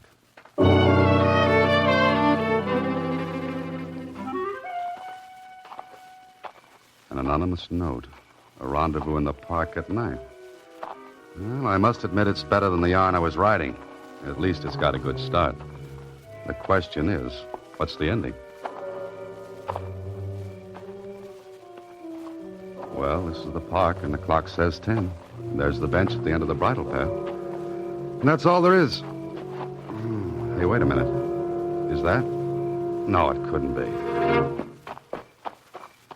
A little girl, sound asleep, nobody else around. What's she doing out here alone this time of night? Little girl. Wake up, little girl. Wake up. Oh, I'm sorry. The Sandman came when I was supposed to stay awake. Now, what are you doing here? Waiting. aren't you cold? No, I'm not cold. I have a nice new coat. See? Yes, it's very pretty. But for whom are you waiting? I'm waiting for the man. What man? He comes out of a box. It has a number. Oh, no. You don't mean Box 13? Yes, that's it. How did you know? Because I'm the man. Oh, I'm so glad. You're nice. Oh, I like you lots. Well, thanks. Who told you about the man from Box 13? One of my mothers. Mothers? You've got more than one. Of course, I got two. You're a very remarkable little girl. How do you happen to have two mothers? I don't know. Just happened, I guess. What's your name? Janie, I mean, what's your other name? I promised I wouldn't tell. Now, whom did you promise? My mother? Oh, your mother. The first one or the second one? The first one, naturally. Forgive me, I'm so stupid tonight. Where do you live, Janie? Oh, I've got two homes, and I couldn't find either one. That's great. Look, Janie, what are you going to do? I'm going with you because I like you, and I promised I would. So that's it. Oh, no, you're not. I'm going to take you to the police station. My mother said you wouldn't. Why wouldn't I? My mother said you were a nice man who was smarter than any policeman ever was. Janie, flattery will get you nowhere. What's flattery? That's something you've probably already learned from your mother. Now, do you know where you live? Sure, I live in the house. And do you know where the house is? Well, first you have to walk down this block to Jack Black's drugstore. Well, come on. And then we get to the drugstore. We turn left and walk a block. Oh, that's where you live. No, that's the corner where Johnson's toy shop is. Now, Janie. And then we turn right and go 2 blocks. That's home. That's where the ice cream parlor is. Now, stop that, Janie, and tell me how to get to your home. Well, you walk half a block up that street. That's home. Oh, that's your home. No, that's David's home. So you're not going to tell me where you live, is that it? I think maybe you'd better look at my book first. It's Grimm's Fairy Tales. Only they're not grim at all. They're nice. You want me to read to you? At 10 o'clock at night? You know, young lady, it's way past your bedtime. No, I want you to read the letter that's in my book. Mommy said to tell you about it. Letter? Here, let me see that. Well, how do you like this? Please take care of my little Janie for me. I shall communicate with you in a little while. Let no one, even the police, take her away. Believe me when I say you're doing nothing illegal. Just helping out. Her mother. You're nice. I like your voice. What's your name? Dan. A sucker, if there ever was one. Well,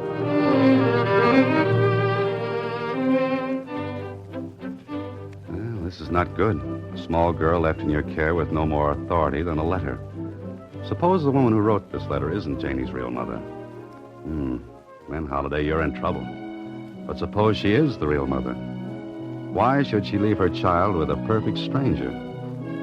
Why? Well, there's only one thing to do. Take her to your apartment. Come on, Janie girl, let's go. Let's hope that the neighbors won't see you bringing home a little girl. Because that happens to be one item you don't win at a bingo game. Put her down on the couch, Holiday. That's it. Never knew a kid could have so much strength in her arms, did you? Feels kind of good, too. Better get a blanket to put over. Better yet, stupid, put her in your bed. Well, Holiday, it looks like you're sleeping on the couch tonight. I wonder who she is and what this is all about.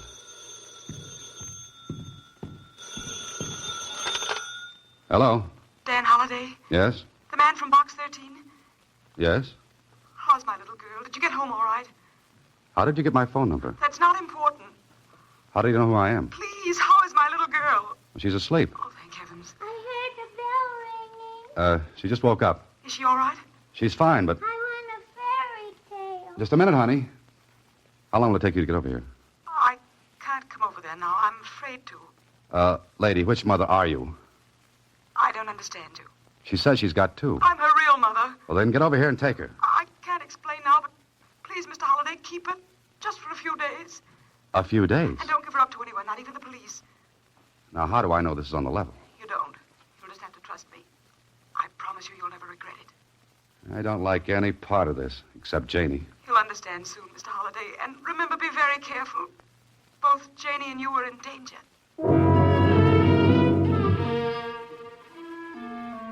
You're right, our Holiday. How do you like this plot? A mother gives a little girl to a strange man, warning him not to give the child up to anyone, not even the police. And then she admits there's danger.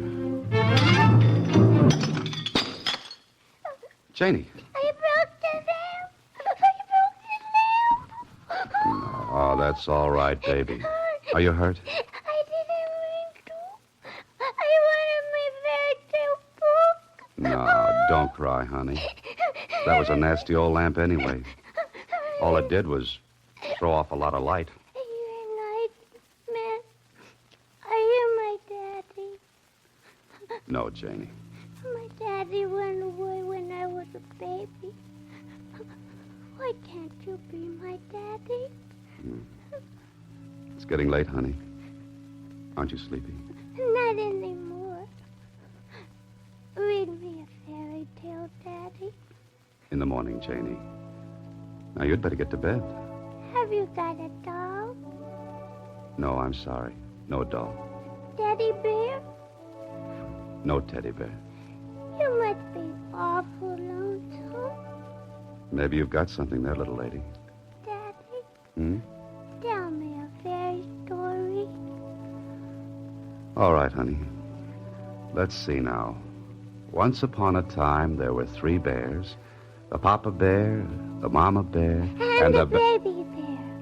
I know that story.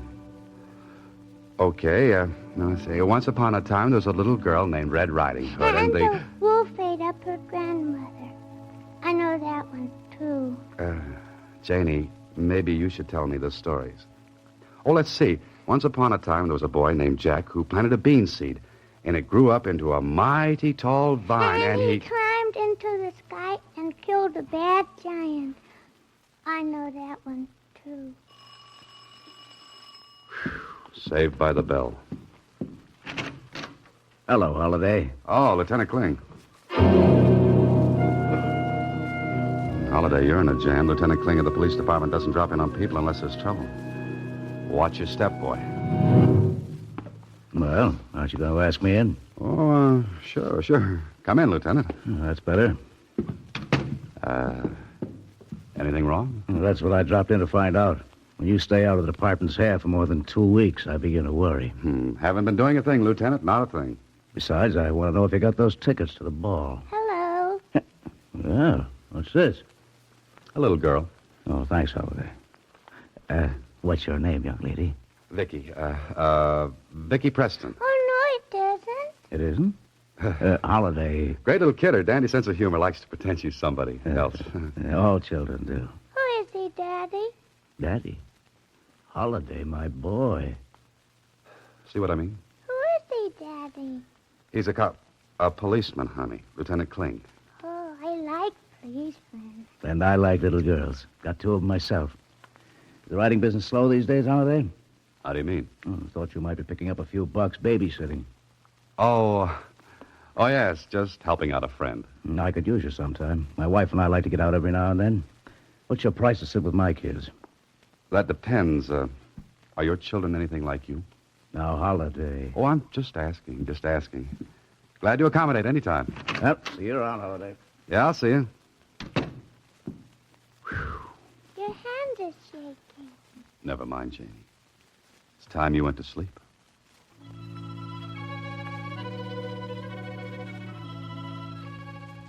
There's something about a kid asleep.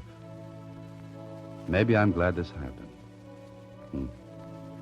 Got to use more kids in my stories after this. You know, it wouldn't be a bad idea to have one around all the time. What am I saying? Now what? Lay off. You'll wake the kid. You Dan Holliday? Yeah, that's right. I'd like to come inside and talk with you. If you don't mind, I'd rather talk out in the doorway. Very well, I'll be direct. You have a little girl here named Janie, about 5 years old. Why? My name is Sam Parker. That mean anything? No. I've got a letter here authorizing me to take the little girl away. You're her father? Read the letter, then hand over the child. No. Very well, I'll call the police. I wish you would. Can you use the phone down the hall? I'm sorry about this. But get inside there and keep your hands over your head. Put down that gun. What do you think you're pulling? Shut up and get inside. Oh, there she is. Put down that gun, I said. She comes with me, Holliday. Just keep those hands high. And I said she's staying here. Move over to that wall. Stay away from her, I said. One more move and you... Think so. Harry! Harry, help! Hit him with the gun, Harry, now. I got him.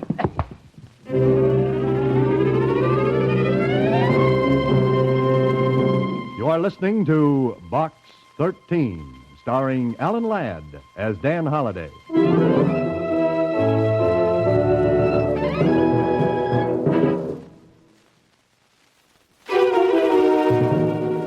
Box 13, starring Alan Ladd as Dan Holliday.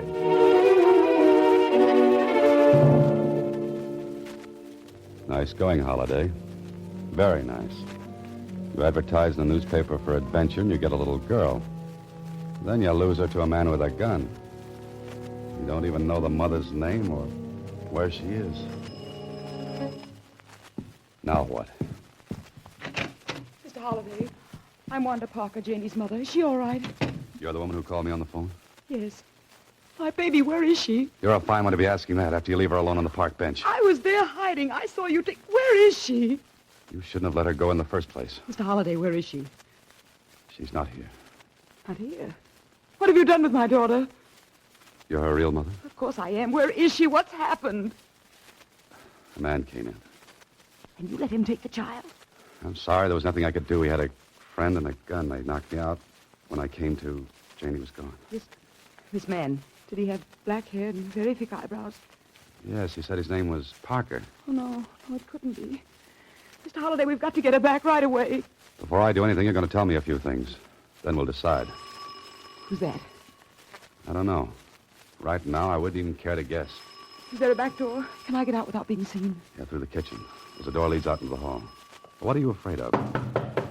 Holliday, open the door. Do you know who that is? Yes, a police officer, Lieutenant Kling. He mustn't see me. I'll call you later.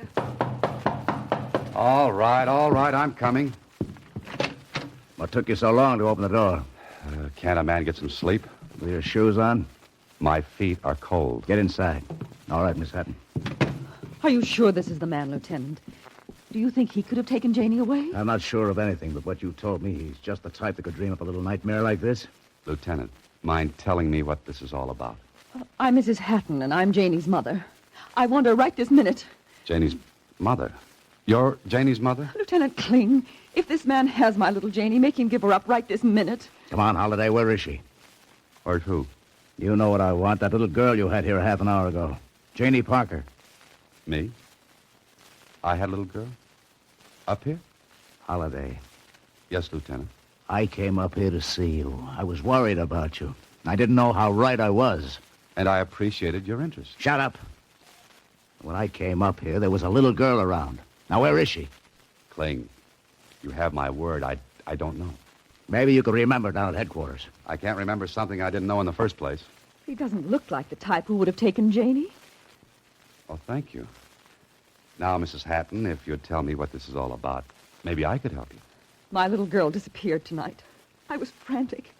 I called the police. I got the report right after I dropped here to see you, Holliday. From the description, I'd say you had Janie Parker right here. But you're not sure. Maybe you'd like to prove to me where you got the little girl I saw up here, eh? Come on, tell me. Lieutenant, you'd never believe me. And where is that little girl now? Can you tell me that? No, I can't. But suppose I produced the girl and you found out it wasn't the same one. Holliday, what are you driving at? I just want a chance to produce the girl. How about it, Kling? I think you're pulling another one of your fast shenanigans. I ought to lock you up. But I'm inclined to give you a chance. What kind of a chance? I'm giving you 3 hours to find that little girl. 3 hours? Then I'll be back, Holiday. So don't try anything funny. Lieutenant, at the moment, I have practically no sense of humor left. At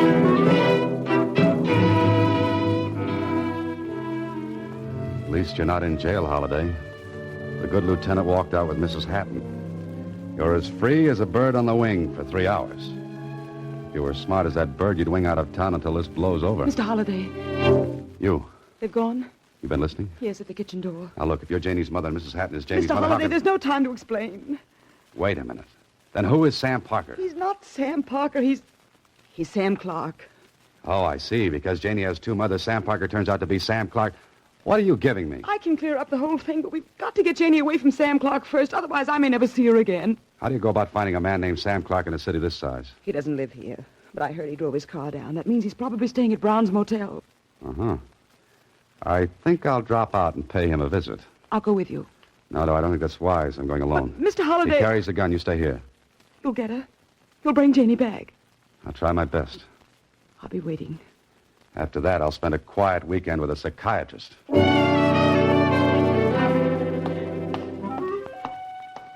This is it. Brown's Motel. Now, to find a man named Sam Clark or Sam Parker. Ask the manager. That's logical. So he is here. Well, what do you do now, Holiday? You knock on the door, Sam Clark will stick a gun in your ribs. There'll be a fight, and Janie might get hurt. The telephone. That's how to do it.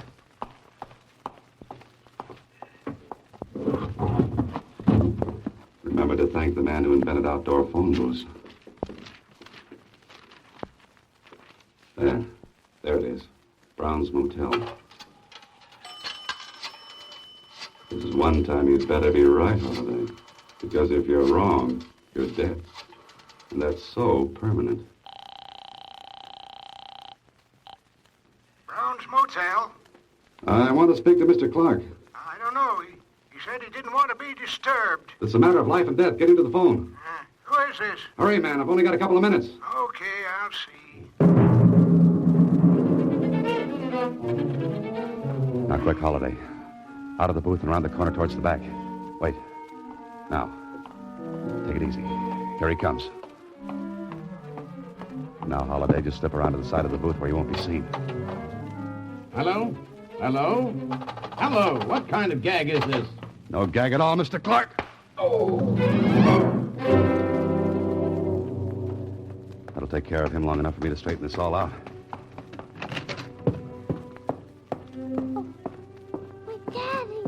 Did you bring my fairy tale book? Honey, I want you to tell me the truth. You know what the truth is? Of course I do, Daddy. Then tell me quickly. That man who brought you here, is he your real daddy? Oh, no. He's not my real daddy. Besides, I don't like him. Well, come on, Janie. We're getting out of here right now. I hope that's Lieutenant Kling and Mrs. Hatton. So, Holiday, you brought her back. Yeah, I brought her back. Oh, Janie, my baby. Mommy! I thought I'd lost you. I thought I'd never see you again. Mr. Holliday, I saw these people come in. Did you... Janie. Mommy! Janie. Now, wait a minute. What is this? These are my two mummies. Holiday, would you mind explaining this little two-mother soiree you've cooked up? Lieutenant, I think you'd better listen to what Mrs. Parker has to say. I'd like to listen to anyone who can make sense out of this highly confusing little situation. Anyone but you, Holiday. Thanks. Go on, Mrs. Parker. She's Janie's mother. Well, then who are you, Mrs. Hatton? Kling, let Mrs. Parker explain, will you? Yes, please do, Mrs. Parker. My husband's been dead for some time. I've been working out of town so I could take care of Janie. I placed her in a foundling home for the year I'd be gone. And I'm a foster mother, Lieutenant. The foundling home paid me to take care of Janie. But you two have never met, eh? That's right, Kling. Is it beginning to make sense? No. If neither of these two ladies had the child, who did? A man named Sam Parker who turned out to be Sam Clark. Holiday, will you cut that out? Sam Clark is my husband's cousin. He's been trying to take Janie away from me legally. That bothers me, Mrs. Parker. Why would he do that? Because there's an inheritance coming to her from her grandparents. He hopes to prove me negligent and get her custody. That way he can control the estate. And that's where I came. You see, I took Janie from Mrs. Hatton's house. I wanted to hide her. I read Mr. Holliday's ad. I gave her to him. You gave her a child a holiday? Oh, lady, you didn't know what you were doing. No, just to keep until it was safe, until I could get matters straightened out with the court. Well, now I'm beginning to see the light. You satisfied, Mrs. Hatton? Of course. I'd never try to keep Janie from her mother. Thank heaven for that. So I guess it's all wound up, eh, Holiday? Oh, no. Not yet. There's more. Holiday, if you've got one more ramification up that sleeve of yours... I could hardly get Sam Clark up my sleeve. But I've got a hunch he should be here any minute. Oh, no. Oh, yes. Answer the door, Holiday. I'd suggest a gun in your hand, Lieutenant. Gun? What for? Oh, don't ask silly questions. Come in, Mr. Clark. Get your hands up. We've got something to settle. Meet Lieutenant Kling of the police department. What? Oh! That's a nice right you've got, Holiday. Pick up his gun. Thanks, Lieutenant. It's a pleasure.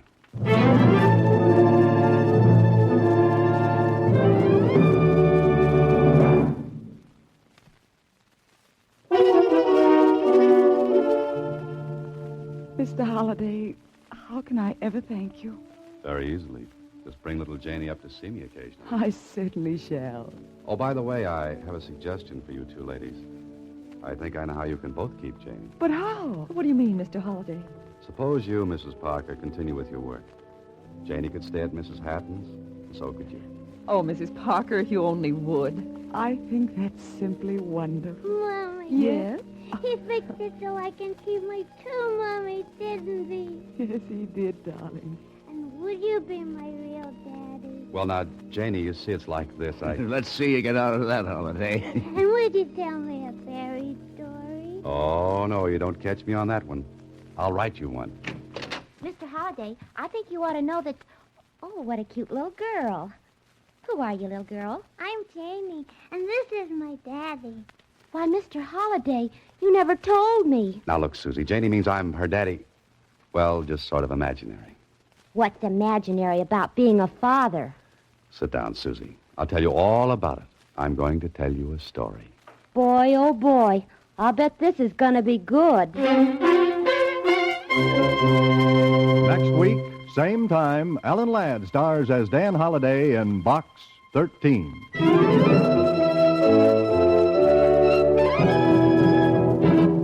Alan Ladd appears through the courtesy of Paramount Pictures and may currently be seen in Wild Harvest. Box 13 is written and directed by Ted Hediger. Original music is composed and conducted by Rudy Schrager. The part of Susie is played by Sylvia Picker. This is a Mayfair production.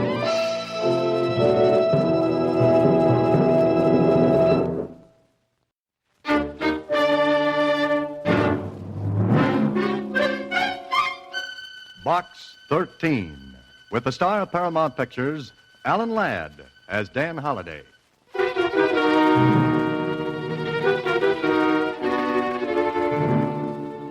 To Box 13, care of the Star Times.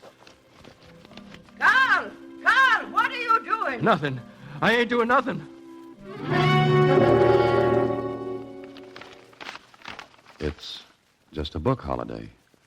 Somebody sent a book to Box 13. Why?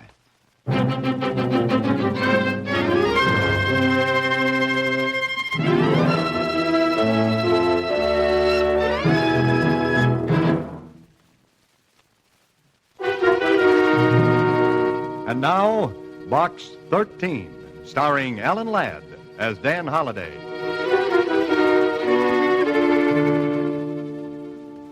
Susie.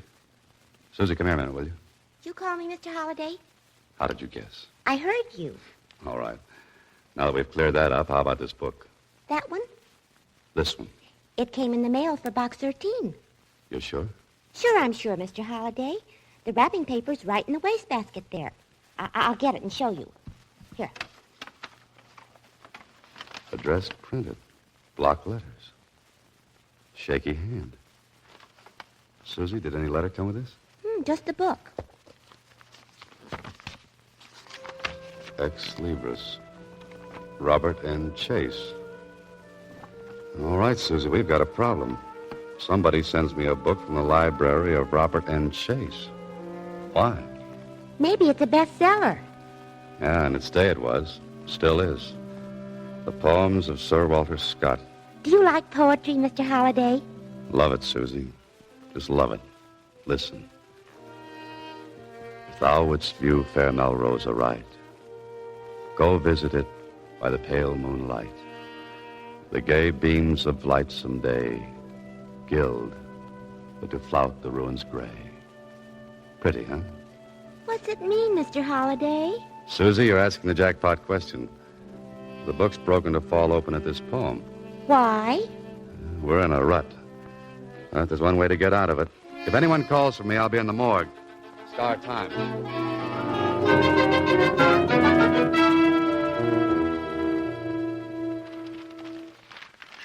Sure. Robert N. Chase.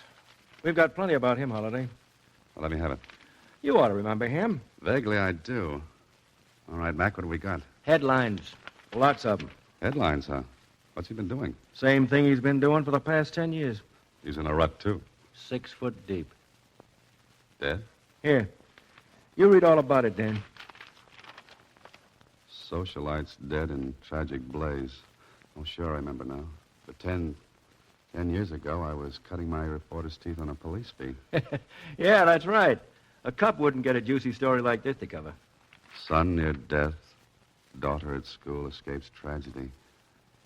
Last night, fire swept the Robert N. Chase mansion. Blaze, unnoticed until too late, spread rapidly. Injured son not expected to live. He did, though. I see. Mildred Chase, 18, was attending a college function when the flames took the lives of her parents and swept rapidly through the palatial country estate, Fair Melrose. They were... Fair Melrose? Yeah, that was the name of the estate. Fair Melrose. Mac, the Chase girl, got anything on her? What paper didn't have? What do you mean? You know, too much dough, spoiled kid, wrong company. She ran smack into the gossip stuff almost every week. Know where she is now? Well, she dropped back after the fire. It kind of cooled her off. Oh, she's been a good girl ever since, is that it? Well, that's it. I tell you what, Dan, drop upstairs to see Mona in society. She can give you the dope. All right. Thanks, Mac. Say, you must come and visit my morgue sometime. I like this one. I only read about characters. I don't have to bump into them. Ah, but mine move around, Mac, and sometimes too fast.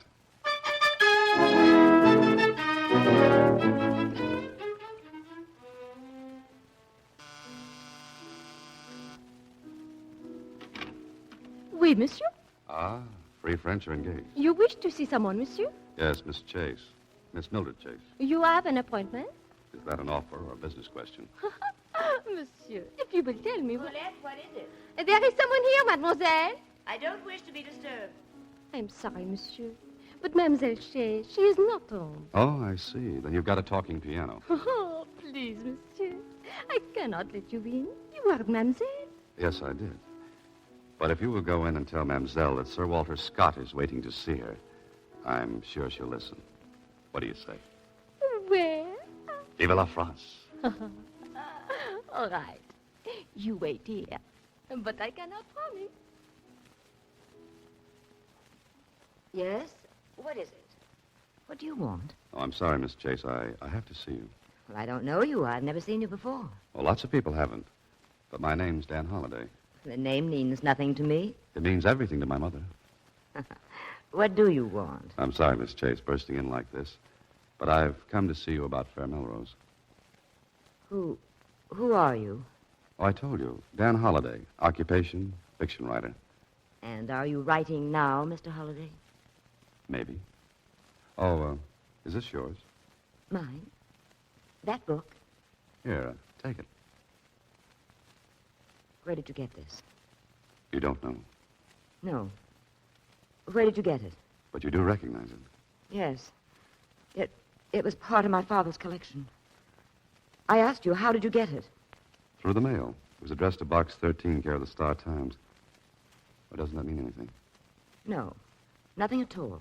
You should read the classified ads, Miss Chase. Box 13. Adventure wanted, will go anywhere, do anything. Thank you for bringing the book back to me, Mr. Holliday. You don't have any idea why the book was sent to me? I don't know any more about it than you do. Maybe you don't. That's right. Colette will show you. Was there anything suspicious about the fire that destroyed Fair Melrose? Mr. Holliday, I don't know what you have in mind, but that was a cruel thing to say. A hateful thing. You're not proud of it, are you? I'm nothing one way or the other, Miss Chase. But that book was sent to me. It was broken to fall open at the poems about Fair Melrose. I'd just like to know why. I know nothing about it. All I know is that fire took my mother and father. It's very sad, Miss Chase. And my poor brother was left a hopeless invalid, completely paralyzed, unable to speak, to move. Where's your brother now? At Fair Melrose. The place he always loved. But I thought it was destroyed by fire 10 years ago. Yes. But one wing remains standing. Your brother is there alone? Yes. That's where he would want to be. And I arranged for someone to care for him. Oh, I see. And now, Mr. Holliday, I'd like to forget all this. Well, I'm sorry to have bothered you, Miss Chase. I was merely curious about that book. I know nothing about it. All I want to do is to forget. To forget.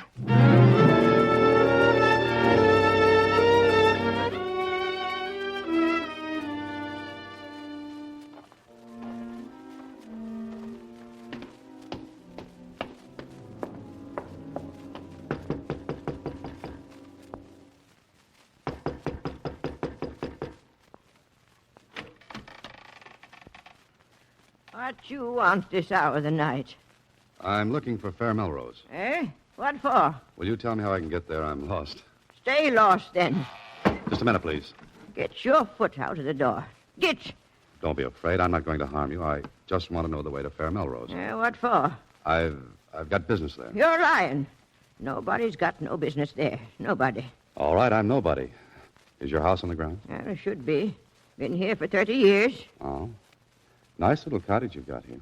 What you want to go up there for? To look at it. What for? Huh. Nice waltz we're having. Young fella, I asked you a question, and you ain't answered. All right. I want to find out about the fire. Well, ain't nothing nobody needs to find out about it. 'Twas a visitation of the Lord. 'Twas a judgment on the sin that was going on. Heaven rained fire that night and wiped out the last of Babylon. I'm not sure I got all that. Oh, the wages of sin is death. Now you know. Wait a minute. Were you here that night? Me and Carl. Carl? That's my husband. He was down here and seen the fire eaten up like the vengeance of the angels. We seen it, young fella. 'Twas a judgment for the years of sin. We didn't have to do no more caretaking after that night. Providence took care for us. You and Carl, caretakers, is that it? That's right. Only one wing to take care of now. Only one wing, and him. Oh, the brother. Yes, him that can't move or talk or hear. That's where they brung him, and that's where he stayed. Now, you get. I talked enough. I wonder. How do I get up there? You're still going up, huh? More than ever now. Which way? Straight up the canyon, turn left. It's top of the hill. Thanks. Well, maybe you should have picked a lighter night. Yes, one with a moon. Maybe she's right, Holiday. This is definitely no night for a picnic. Now, who said it's going to be a picnic?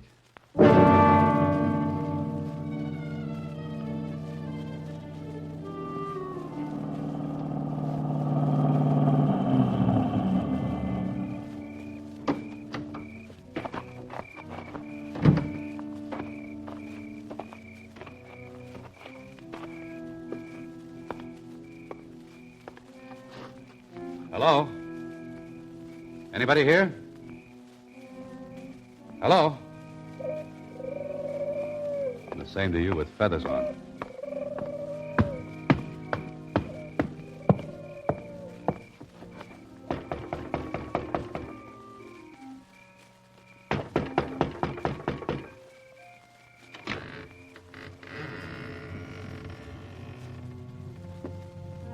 Hello?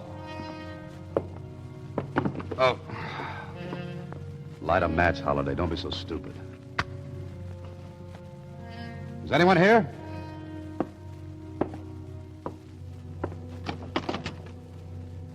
Chase? Oh, Mr. Chase. Holy mackerel. Who are you? Answer me.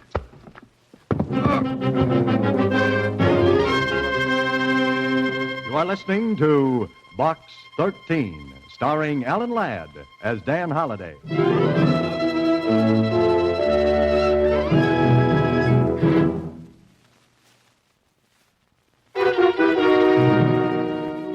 And now, back to Box 13, starring Alan Ladd as Dan Holliday.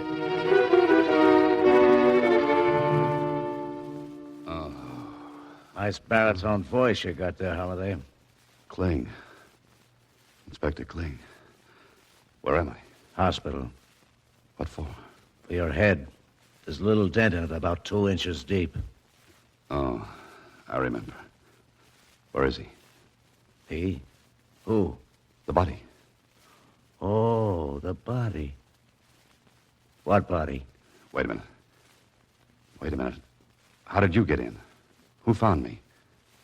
Who told you all about this? The old girl, caretaker's wife. She found you. Oh.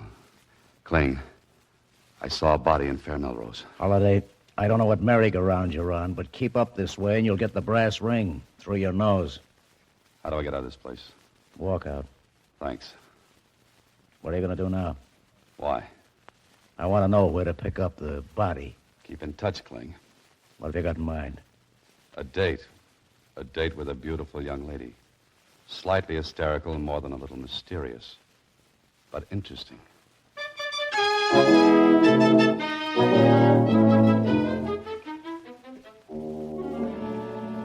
What do you want here again, Mr. Holliday? More to the point, what do you want? Will you please leave? Every time I come here, I get invited to leave. I don't know what you're doing, Mr. Holliday, but it's none of your business. You ought to... I went to Fair Melrose last night. What for? I wanted to see it. And your brother. You mustn't see him. Why not? What did he do, Miss Chase? Please leave him alone. All right. Did you go to Melrose last night? No. I haven't been there for 10 years. You weren't there the night of the fire either, were you? No, I wasn't. All right. I'll take your word for it. Now, mind if I ask you one more question? If you'll go, I'll answer it. It's a deal. What are you afraid of? Nothing. That's your answer? Yes. I'd almost forgotten that horrible night until you came here. For 10 years, I've lived away from it, keeping it away from me. Now you've brought it all back. Don't you have any pity? Lots of it, Miss Chase. For a lot of people. Particularly you.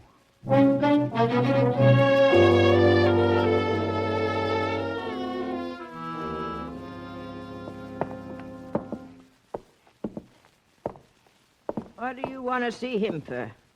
I've got to. I want to talk with him. He can't talk. He can't hear. He's in the only wing left by the fire? Well, that he is. You still want to go up to see him? Yes, I do. Oh, the chases.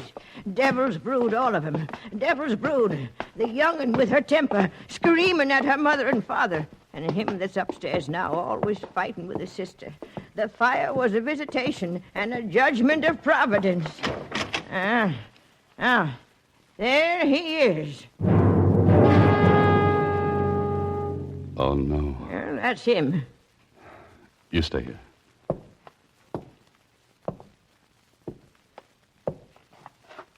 Mr. Chase.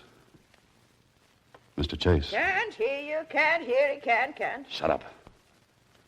Mr. Chase, I'm Dan Holliday. Box 13. Box 13, do you understand? Nodding his head. That's all he can do. Mr. Chase, you wanted to see me. You sent me that book. You had Carl send it to me. Is that right? Nod your head if that's right. Good. Now, why? He can hear. You can hear me a little, can't you, Mr. Chase? Good. Why did you send me that book? Why did you want me to come here? He wants me to look around, Bertha. At what? At what? Ain't nothing in here. Ain't nothing. Look, Mr. Chase, I'll walk around the room. I'll watch you. When you want me to stop, nod your head. Understand? Good. Now watch me.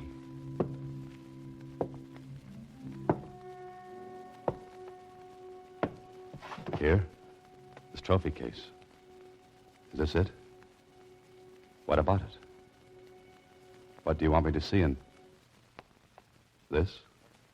Good. Bertha, come here. I ain't coming in. I said come here, come on.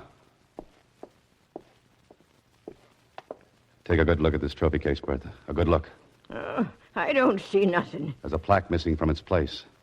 There's heavy dust around behind all those cups and trophies, but there's a clean spot here where a plaque stood. No dust, Bertha. No dust. Someone took a plaque from here not more than a few days ago. Did you? I ain't touched nothing. Never touched nothing. Mr. Chase. That plaque, whose was it? Yours? No. Your father's? Mother's? Mildred's. It was hers. But someone took it. Mr. Chase, try to understand. Try to answer. Please, you've got to. He can't. Mr. Chase, try hard. Try hard to hear me Let again. him alone. He can't do no more. Stay with him, Bertha. Don't leave him for a minute, do you hear?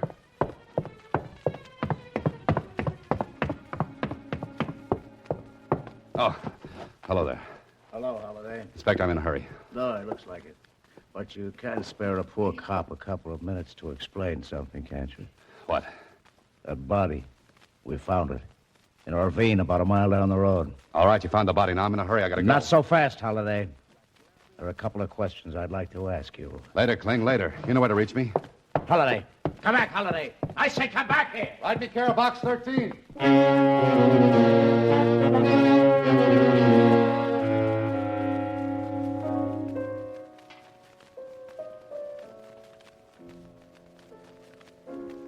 You saw my brother, Mr. Holliday? Yes, I saw him. Oh, please keep playing. I don't know why I let you in here. I do. Can't you leave me alone? Please. The piano. I like to hear it. What did you find out? So you don't know why anyone would have taken that plaque from the trophy case? No! Your brother managed to tell me it was yours. Where was it? In the lower right-hand corner of the trophy case. Lower right-hand corner. Lower. That mean anything? Well, it was a plaque I won for dramatics at Merrifield Academy. I don't get it. What value does it have? It isn't worth anything except Except what? the plaque was presented to me at a dinner at Merrifield. So, go on. The dinner was the night of the fire at Melrose. Then the plaque would prove you were at Merrifield the night of the fire. Yes. But somebody wants people to think you were at Fair Melrose. Were you? No. How many times do I have to say that? That's enough. Who hates you, Miss Chase? My brother. Your brother? They all hated me. My mother, my father, my brother. Sometimes I think I hated them. Watching me, picking my friends, cutting me off from the friends I picked. I couldn't stand it I any... see. All right, Miss Chase. We'll forget it for now. But can I come back this evening? Why? I said before I wanted to help you. That still goes. Miss Chase, it still goes.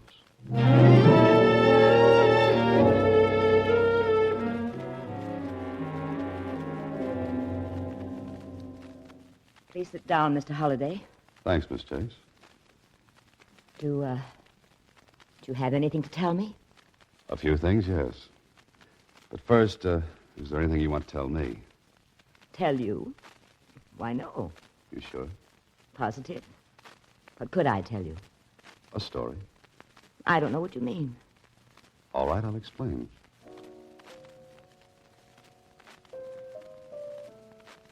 Must you play the piano? No, but I'd like to. Miss Chase, let me tell you a story. What about? Well, I don't know whether it's exact or not. You see, I have to guess a lot. Fill in details myself. But this story's about a girl, an 18-year-old girl. That is, she was 18 10 years ago. And what's that got to do with me? Oh? You might be the girl, Miss Chase. Wild, with a temper. Bad temper. She had a lot of fights with her parents. Mostly about the friends she had. The way she ran around. What are you trying to say? That one night, this girl set fire to her home in a fit of temper. After a fight with her parents. Maybe she didn't mean to do what she did. But the fire destroyed her home almost completely. It meant the death of her parents, and it made her brother a You're making hopeless- this up. You're guessing. I said I'd have to guess. I was at Merrifield the night of the fire. For a while. I checked. Found out you left early enough to get to Melrose. And you brought a plaque with you. The one you'd won for dramatics. Well, I brought it to Melrose later. The next day or the next. I don't remember. No, that's no good, Miss Chase. It's too hard to believe that anyone would walk into a ruined home and put a plaque in a trophy case. I say you took it to Melrose, then had the fight with your mother and father. You're lying. I don't think so. I took it there after the fire. And why is it missing? Want me to look around your apartment for it, Miss Chase? Or send for the police to look for it? No. Why not, if you haven't got it? Why are you afraid to let me look for it? So I am right.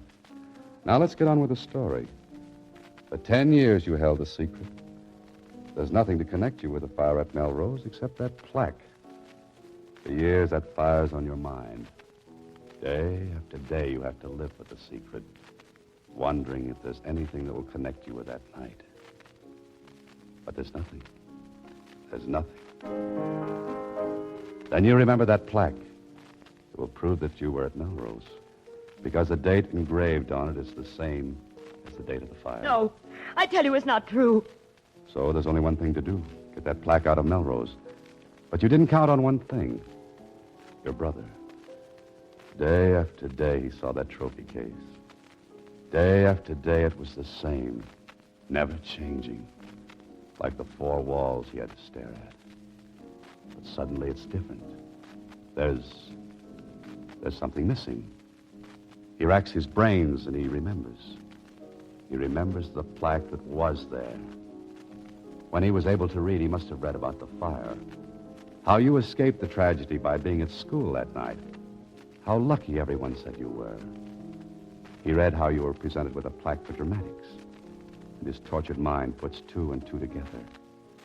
And he arrives at the conclusion that you were at Melrose. Home. The night of the fire. Well, Miss Chase, did you like that story? There's nothing you can prove. Maybe not. But how about Carl's murder? You killed him. Because you thought Carl was me last night. No. What are you doing? Calling the police. It's for them now. I think they'll prove you killed Carl. They're good at that sort of thing, Miss Chase. Very good. No, please. What do you want? Money? I'll give you money. Anything, only don't call them. Why not? Please. Hello, Inspector Flint. They hated me, all of them. Okay, I hold hated on. them and you. I hate you. Look out. Oh, no. Hello, Kling. Holiday. Come to the Sunview Apartments now. I just rang down the curtain on a 10-year dramatic act.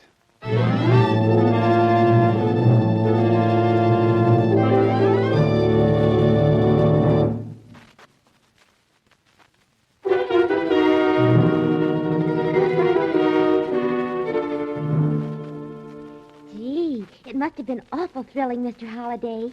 Yeah, sure, Susie. About as thrilling as throwing dirt in a guy's face. Oh, well, here's some more mail for Box 13. Later, Susie, later. But here's something maybe you ought to look into. What? If you subscribe to this book club, you get a free set of Sir Walter Scott's poems. Oh, fine. Good night, Susie. Next week, same time, Alan Ladd stars as Dan Holliday in Box 13.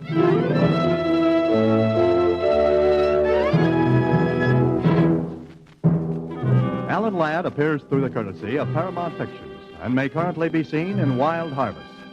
Box 13 is directed by Russell Hughes. Original music is composed and conducted by Rudy Schrager, with an original story by Frank Hart Tausig. The part of Susie is played by Sylvia Picker. This is a Mayfair production.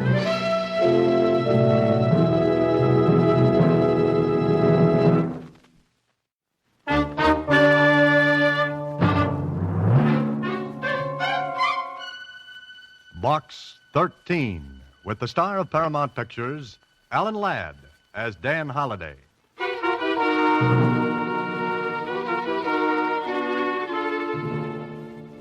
Box 13, care of Star Times. I know my life is in danger. I think you can help me. I'm desperate and don't dare go to the police. Please, if you want to help, call at the Tivoli Theater box office for the ticket left there. Our handbill will tell you more.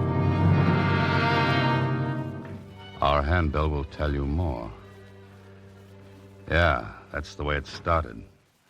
The note from the girl, Maria, the theater ticket, and then murder.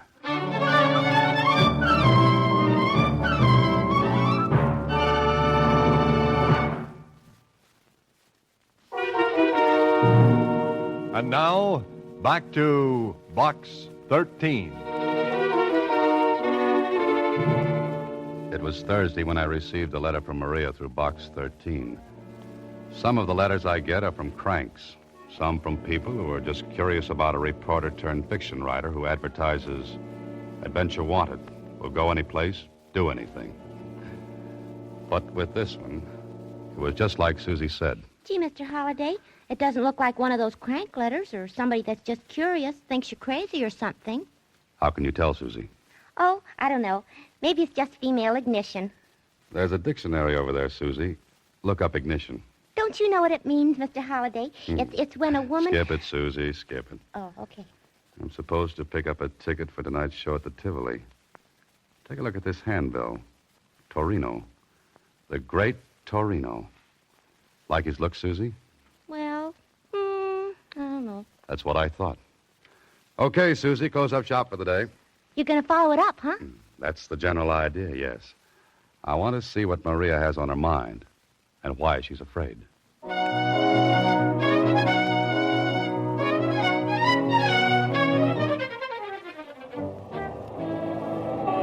This was it.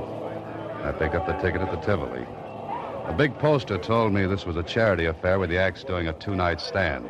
Tickets, $10 a throw. I circled around the lobby, looked at the acts advertised, singers, dancers, a dog act, and then there it was. A big life-size cutout of the great Torino, complete with mustache and goatee. Nice-looking guy, maybe too smooth-looking, but it was what he was doing that made me take a better look. He held a rifle to his shoulder and was aiming it across the lobby at another cutout. And this one was a girl. Pretty? Mm-hmm. Big eyes, maybe a little scared-looking, and looking straight across at the great Torino, and right into the barrel of that rifle pointed at her head.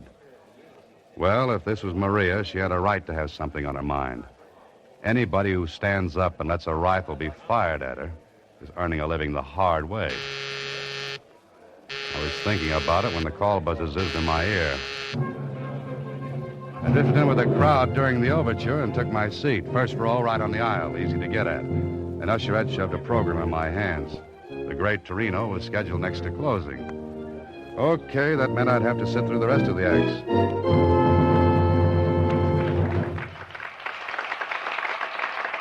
I did. It was skipping.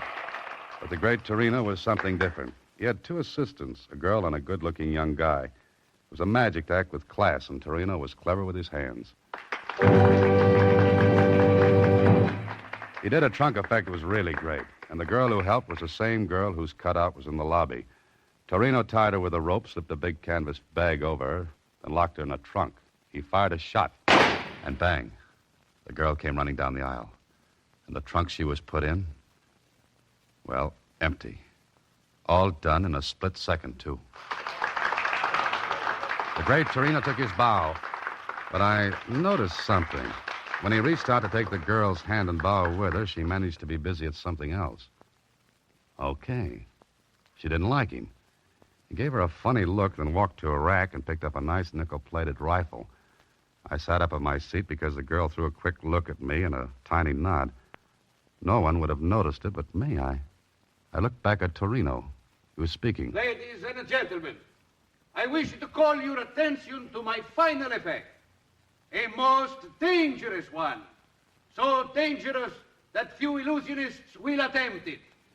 The history of the magician's art has recorded several deaths during the feat. My assistant will go into the audience now and select a committee of volunteers who will please come upon the stage. Maria, if you please. So the girl was Maria. I guess my cue was to be selected as one of the committee. I raised my hand. She picked me. I went on the stage with 4 others from the audience. Stood there while Torino went to the footlights and spoke again. Please, the music. No music. Please, no music. Thank you. Now, ladies and gentlemen, I shall give the gentlemen of the committee this rifle. It may be examined thoroughly.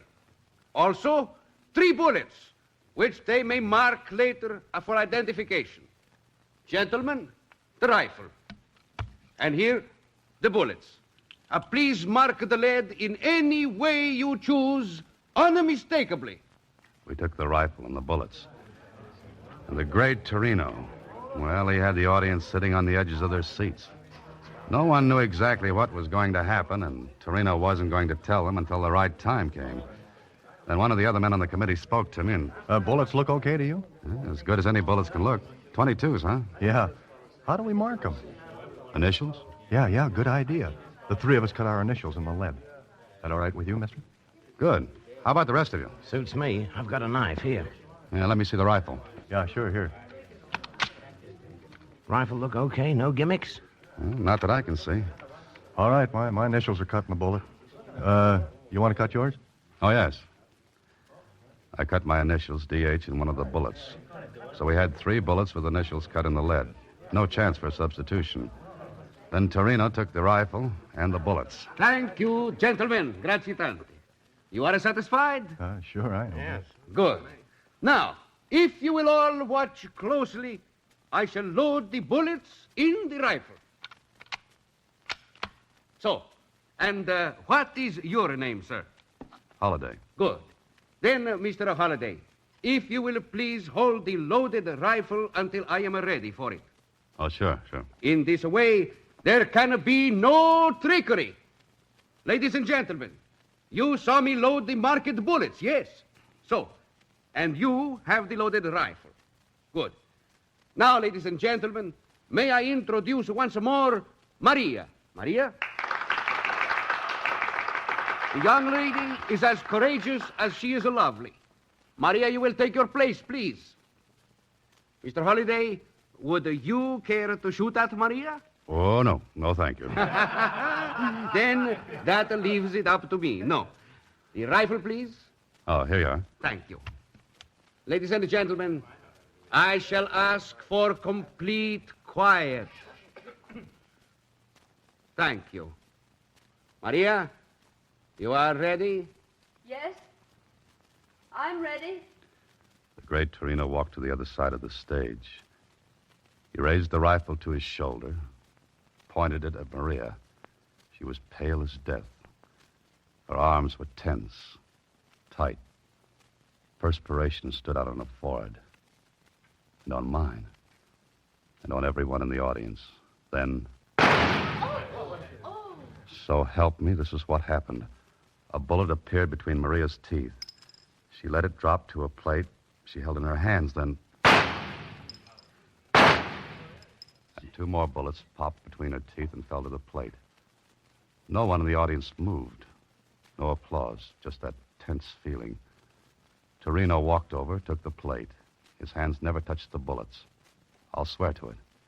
He walked to me and the other 3 men with me, and... Gentlemen, you will please to identify the bullets, yes? This one. Initials T.G. That's me. Yeah, that's mine, all right. Thank you. And this one, K.R. Mine. Thank you. And the third, D.H. That's mine.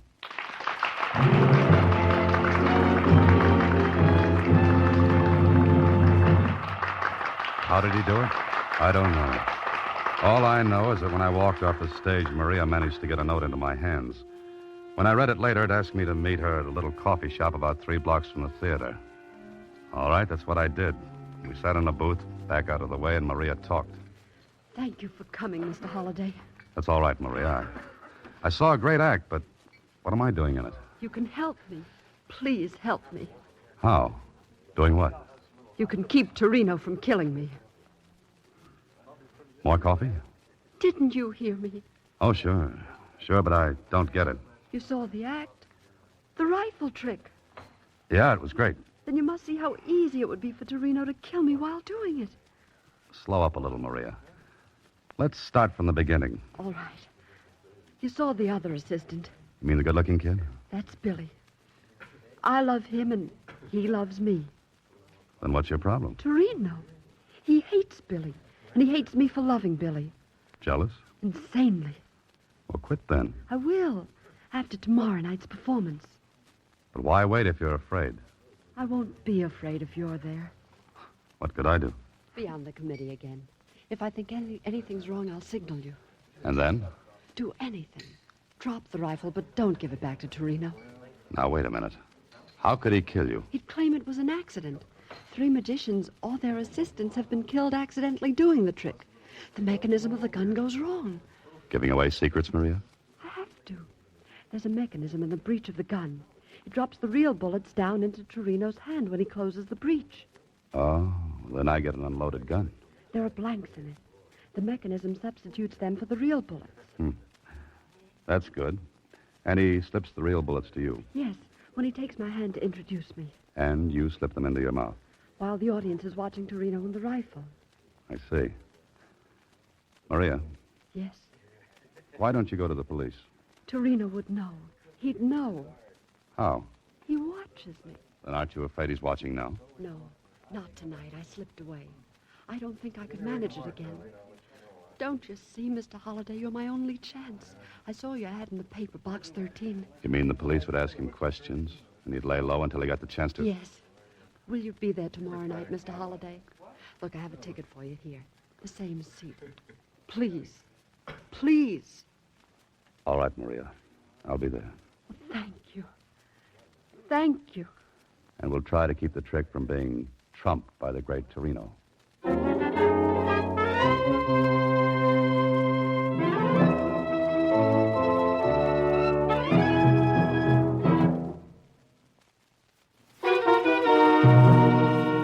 And now, back to Box 13 with Alan Ladd as Dan Holliday. Well, it sounded like a great assignment. And from the way the setup looked from where I sat, it gave the great Torino a perfect chance to kill Maria. I checked on Maria's story about the accidental deaths during the trick, and Jonesy at the Star-Times verified it. A smart cookie like Torino could fake an accident, and who's going to pin the black ribbon on him? Nobody. Okay, it's up to you, Holliday, to figure it out.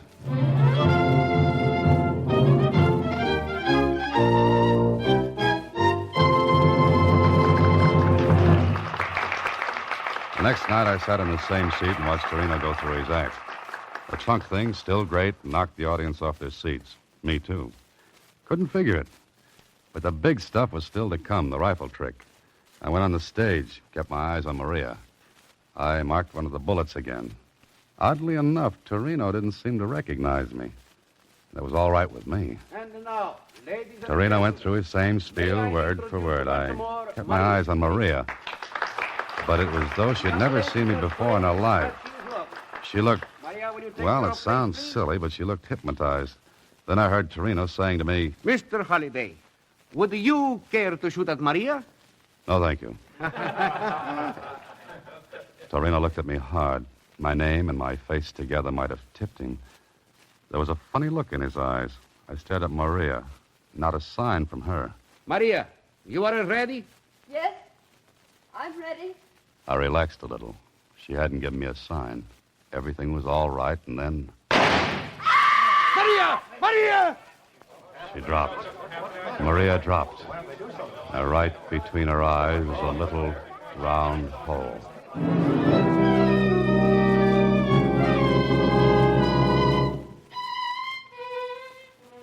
Look, Holiday. Is that straight, that story? Sure it is, Kling. She was afraid she'd be killed. But you say she didn't give you a high sign. No, she didn't even look at me. But she told you if there was anything wrong, she'd tip you. Yes, but she didn't tip me. Okay. Sergeant. Yes, sir, Lieutenant. Get Torino over here. Yes, sir. All right, Joe. Lieutenant Kling wants you. Got any ideas, Holiday? I'm dry. Bone dry, Kling. What about this guy, Billy, she told you about? I told you. Okay. It was accident. Something she was go wrong. Please. Quiet. Now it is look. accident. She's wrong accident that happened.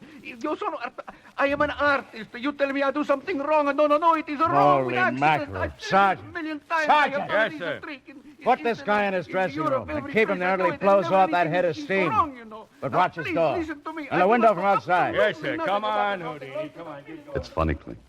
I'm hysterical, I don't think. What's funny? The girl, Maria, I don't think she knew me tonight. She looked right at me. Didn't give me a tumble. Yeah? So? She told me she'd signal me if anything was wrong. I don't get it. But it looks as though she... She what? She deliberately let Torino fire a gun she knew was set to kill her. That makes great sense. I know, no sense at all. And besides that, Torino they're... get away with it. You're going to let him tell you it's all an accident. Well, don't believe it. He killed her. That's Billy. Kling, What? let me ask him a couple of things. Now, look, Holiday, I'm in charge of this case. You're in on a rain check. Okay, but I'm in, huh? Yeah, for the one reason that Maria told you about it, and He killed her. It wasn't an accident. Oh, I better go help the sergeant. Any objections if I mosey along with you? None. Just keep your mouth closed, that's all. Sure. All right. So I listened while Kling asked questions. But there was something knocking at the back of my head, asking to be let in. Something I'd seen, heard, remembered. I didn't know. But what bothered me was Maria not giving me a signal. When she said she'd know if Torino was up to something. Billy answered Kling's questions. No. All I know is that Torino bluffed Maria. He said he'd kill her if he saw me hanging around her. Who loads the rifle with blanks? Maria. Maria. Does she do it tonight? She always does it. I don't believe it. Maria loaded the rifle herself. She did. Before the performance. So I got an idea. I left the stage where the investigation was going on, and I walked backstage toward the dressing rooms. I wanted to talk to Torino, but there was a large blue cop sitting at the door. He looked at me and... Well, Holiday. Oh, hi, Murph. I feel lousy. Oh, that's too bad. Say, think I could talk to Torino? No. Oh, now, look, you can watch and listen, tell Kling everything that goes on. Playing detective, Holiday? Nope, playing a hunch. What about? Why not listen and find out? And if you learn anything, tell Kling. And you might learn something good. You mean something that might break the case? Yeah, might. Oh, well, What's the matter, Murph? Can't you use a couple of strikes? Aye, sure. Oh, okay. But I'm standing right here, understand? Sure. Right. Hey, you, get up and... Oh, brother. Look.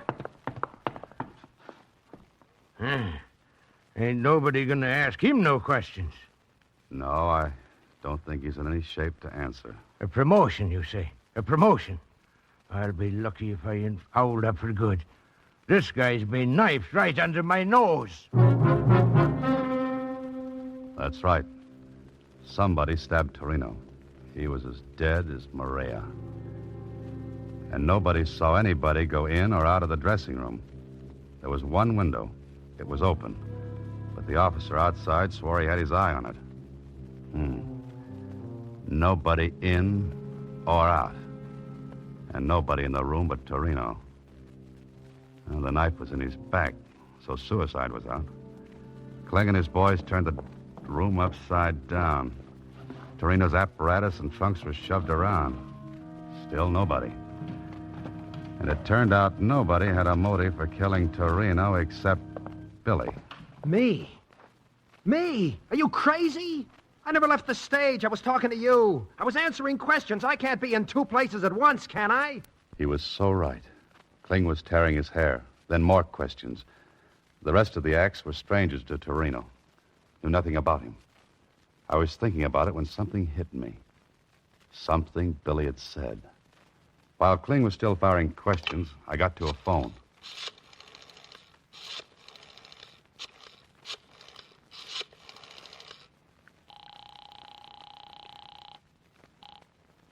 Hello? Oh, hiya, Kenny. Still running that private eye? Swell. Do something for me, will you? Okay. Put a man on the Tivoli Theater right now and get him to tail a guy named Billy. Huh? Here's what he looks like. About 5'9", stocky, light complexion, wearing gray suit.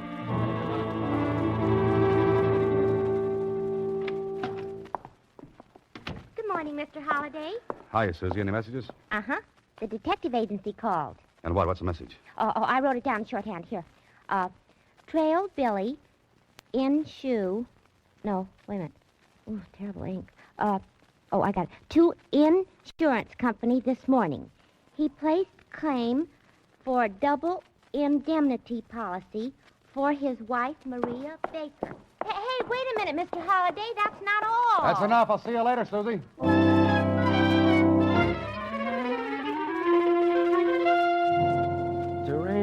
Torino. Step on it, Jonesy. Oh, you want hard facts, it takes time to find them, even in the Margaret Star Times. Okay, Jonesy, okay, but hurry up, will you? Here we are. Torino, born Italy. Skip that. How long has he been in the country? 6 months. Noted magician in Italy and Europe before the war. Only 6 months.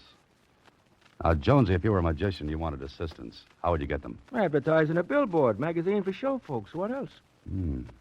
Where can I see the last 6 months' copies of the billboard? Right, I got a local office in town. All the copies you want. Hey, where you going? Thanks, Jonesy. Be seeing you. I've got a lot of reading to do. 6 months' copies of the billboard. I looked through every one of them, and when my eyes were falling out of my head, I saw it. An advertisement. The one I wanted. And the one that tied up with something Billy said. And something I saw during Torino's act. I tried to get Kling on the phone, but no dice. He was out. I left word for him to meet me at the Tivoli, and I went there myself. There was nobody there but the watchman. The $5 bill got me in. Oh, there's no place gloomier than backstage in an empty theater. I headed for Torino's dressing room because I had a good idea how someone got in and stabbed Torino, then disappeared. I opened the door, stepped inside. It was dark. The shade on the window must have been down. I was fumbling for the light switch when somebody pulled the shade on me. Oh!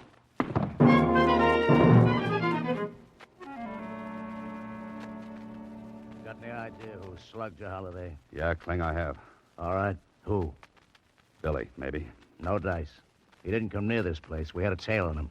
You know about the insurance? Sure. But he couldn't have killed his wife because she loaded the blanks into the gun. Uh-huh. And the medical examiner's report on the bullet that killed her? What about that? 22. No initials on it? No, none. So it looks like this Maria deliberately planned her own death. It wasn't an accident. If it had been, the bullet in her head would have been marked. Kling, put out a dragnet. For who? For the one who slugged me. Now, cut it, Holiday. If you know anything, spill it before I lose my temper. Who do you want to pick up? Here's a description. Young woman, about 26. 26. Brown hair. Brown hair. Lovely blue eyes. Blue eyes. About 5'2". 5'2". Worked as a magician's assistant. Hey, what are you giving me? That's Maria. Uh-huh, Maria. She's dead, you dope. You mean her twin sister's dead, Kling? Twin sister? What are you talking about? The trunk effect Torino worked could have only been done with twins. Billy tipped me off on it. Billy? Sure, when he said nobody could be in two places at once. And Torino advertised in the billboard for twins. You aren't dreaming this. Put out a dragnet for Maria. Who stabbed Torino? Maria. She got her twin sister to take her place in the rifle trick last night. That's why I didn't get a signal from her. The sister didn't know me from Adam. Now, look, Holiday, we searched this dressing room. There was nobody in it when Torino was stabbed. Maria was here. Look.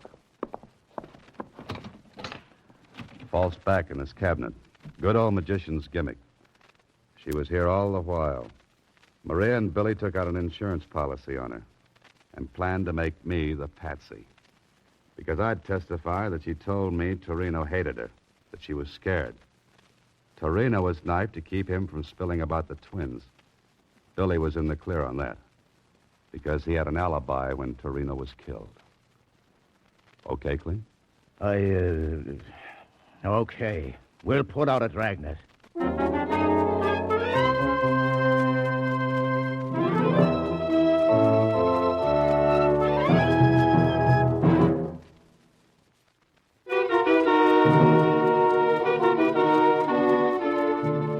And they got her, Mr. Holliday? Yeah, Susie.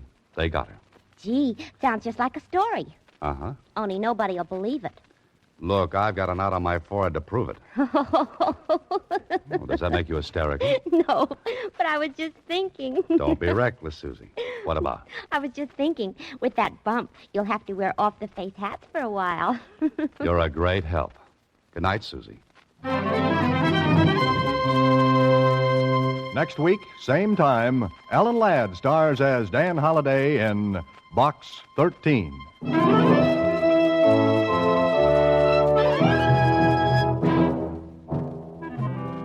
Alan Ladd appears through the courtesy of Paramount Pictures and may currently be seen in Wild Harvest. Box 13 is directed by Richard Sandville with original story by Russell Hughes and original music composed and conducted by Rudy Schrager. The part of Susie is played by Sylvia Picker. This is a Mayfair production.